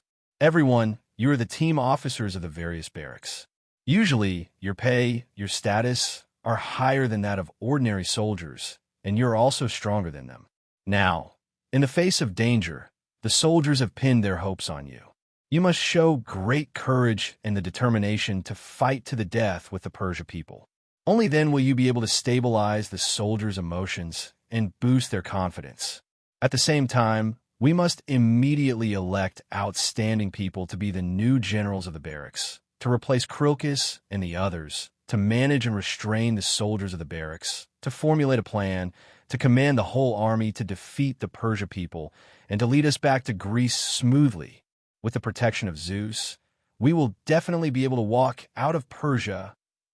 Xenophon's words aroused a great response from the crowd, and some even applauded. Xenophon looked at the indifferent Timicin with a slightly smug expression, and then immediately moved his gaze away. In fact, this was the only choice for the Greek mercenaries who were in a difficult situation at the moment. "Everyone, we don't have time to waste. Let's do as Xenophon said. Please return to your camps immediately and elect your new leaders. Then, let them come here for a military meeting to discuss and formulate a plan." Kellisthorpe immediately stood up and said in a firm and decisive tone. He looked around at the crowd and continued to say loudly, "In the afternoon, here again, we will hold another meeting of the whole army." With that, he turned and left without waiting for the team officers to respond. As expected, Devers clenched their fists and followed Antonios and the others to stand up. Chapter 31. The Devers and the others returned to Menon's barracks.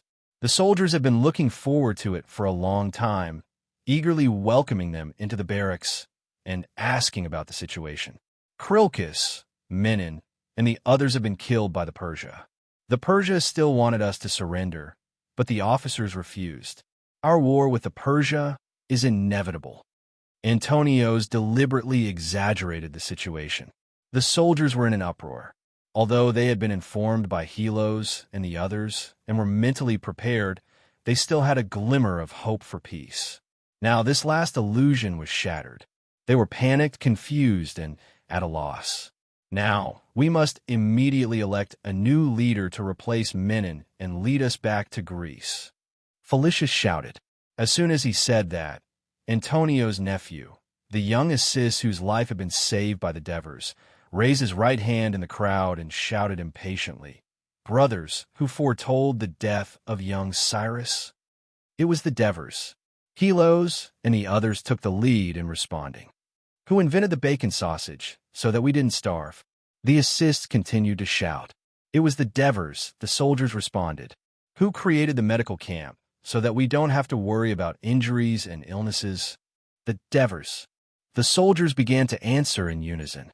Who foretold that today's meeting with the Persia was a conspiracy and tried to stop Menon and the others?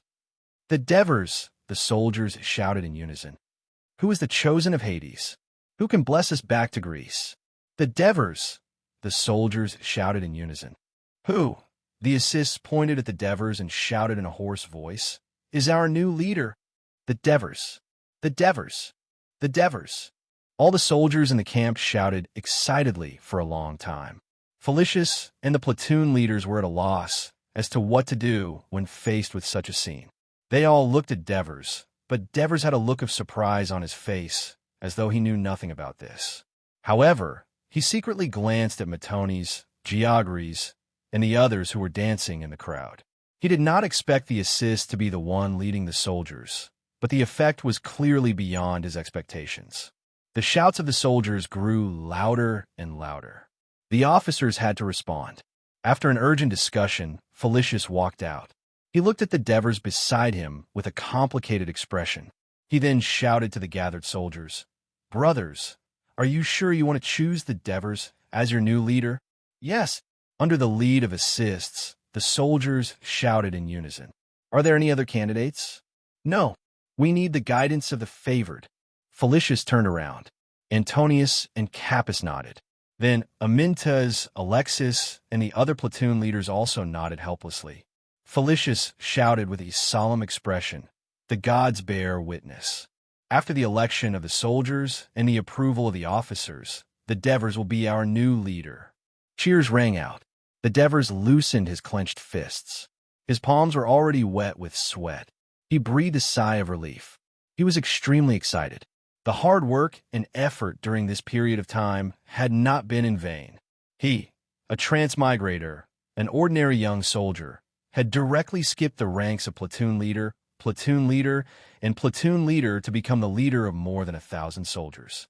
Even though he was only a mercenary, his dream had finally been realized in a short period of time. He had turned from a chess piece to a chess player. Of course, this also meant that he had to bear great responsibility. But compared to dying as cannon fodder, there was nothing to be afraid of, no matter how great the responsibility was. In front of the excited faces, he raised his right arm high. Compared to the other barracks, Menon's barracks suffered the least losses. Due to everyone's lack of cooperation, only 3 team officers followed Menon to the Persia barracks, and the soldiers quickly elected their successors. Then the soldiers retreated, and the new leader, the Devers, and the platoon leaders held their first meeting in the large tent. Felicius was only an adjutant attached to Menon and had no authority to lead troops. When the new leader took over, he was naturally relieved of his duties, so he could only stay outside. Divers sized up the 13 platoon jarls. There were some he was familiar with, such as Antonius and Capys, but there were even more he wasn't familiar with. The platoon jarls were also looking at this ridiculously young new leader. Some were looking forward to it, some were just curious, and some simply ignored him and talked among themselves. It was not like he had never been a leader in his previous life. The Devers was not timid at all. He met their gazes with a serious expression and remained silent for a long time, causing the noise in the large tent to gradually become quiet. The invisible pressure emanating from this young man in silence made the platoon leaders begin to look at him seriously. At this moment, he said unhurriedly, "Thank you, soldiers, for your trust in me, and thank you for your support. I will use my own actions to prove that your choice is correct." This young new leader was not modest at all. Alexis and the others opened their mouths in surprise. Antonios and Capys were infected by his confidence, and a smile appeared on their faces. "Now, I've decided to let Felicius continue to be my adjutant and help me manage military affairs." This proposal temporarily relieved a few platoon leaders who were worried that the Devers would act recklessly due to their lack of experience. Felicius was invited in. He smiled and thanked the Devers, then sat down next to the Devers. "I've decided to set up a medical camp, with Herpes as the medical officer. He must also attend important meetings." The field hospital of Menon's barracks had long been operating independently, and now it was only officially put on the table. Amyntas objected. "It's fine as long as the doctor can heal our brother's injuries. They don't know anything about attending military meetings, and there's never been such a thing before. This is a special time." The Devers looked at the strong, fierce-looking man and said in a serious tone, "In the following journey, we may encounter a lot of battles.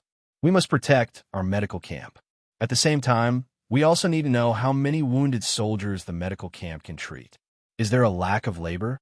Is there a lack of medical supplies? These are all things that need to be discussed with Herpes." Amyntas was stunned. He scratched his head and did not speak. No one wanted their injured soldiers to not be treated, so the Devers' proposal was easily passed. "I hope that nurses from a supply camp will also attend the military meeting, because we need to know if there is enough food at all times. Are there enough pack animals?" The Devers' second proposal was once again accepted by everyone.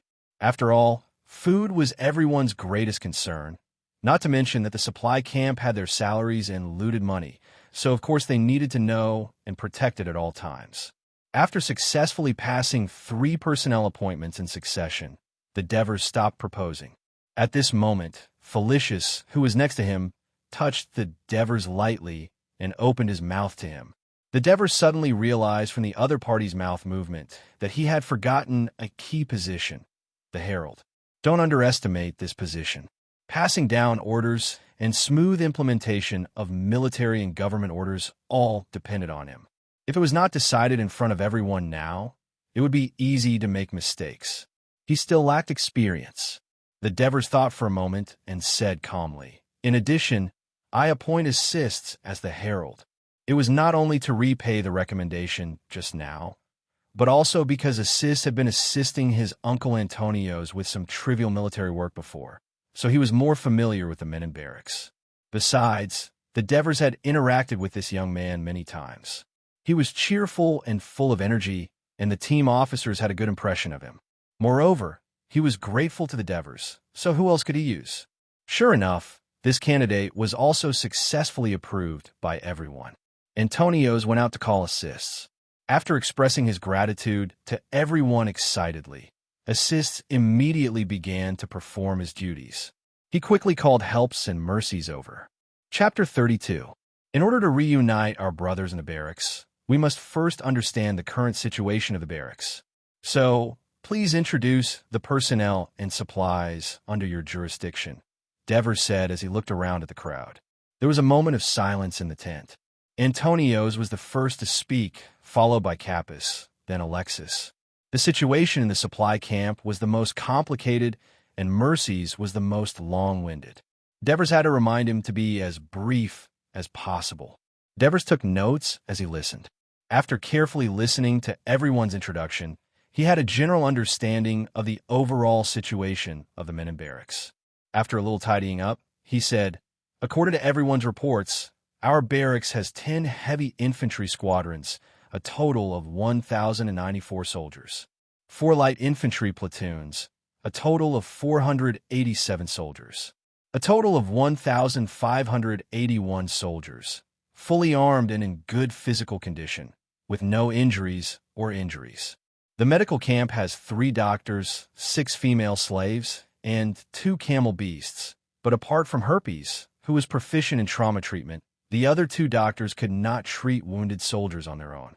The supply camp currently had 50 guards and 273 slaves. Among them, There were 198 women and 75 men. There are 29 pack horses, 18 pack cows, 56 sheep, 37 chickens and ducks, and 580 bags of wheat flour. There is also 1 Tarantos silver, 30 minas, and 5 drachmas left over for the purchase of supplies. This is all we have. Devers put down the papyrus scroll in his hand and said to the crowd, "Everyone, see if there is anything missing." The team officers were a little surprised. Most of the mercenaries, including these team officers, had never been educated, let alone doing numerical calculations and summaries. Mercies. Clap, clap, clap. She clapped her hands. Devers, you're too amazing. Such a fast calculation ability. Much better than me. Antonios remembered that Devers was illiterate. He quietly glanced at the papyrus scroll and found that it was full of strange symbols and fonts. He couldn't help but be shocked. The team officers looked at each other, and their recognition of Devers's ability increased a little. Since there are no objections, in a moment, Felicius and I will be attending the military meeting of the mercenary leaders. All platoon leaders, please inform your subordinates to check their weapons and equipment and prepare for battle. In the afternoon, the 10th Heavy Infantry Platoon was left to guard the barracks while the other platoons lined up in order and entered the field where the General Assembly was to be held. Because there are a lot of people, you must maintain order and prevent any riots. After saying that, the Devers looked at Herpes and asked, "How's the situation in the medical camp?" "The war is about to start, and the number of injured soldiers will definitely increase. You need to have a plan. We need to prepare more clean linen bandages, and we need at least twice as many people to support us." From time to time, Helps would ask Devers for medical advice, such as, why do you use fire to grill a debridement knife?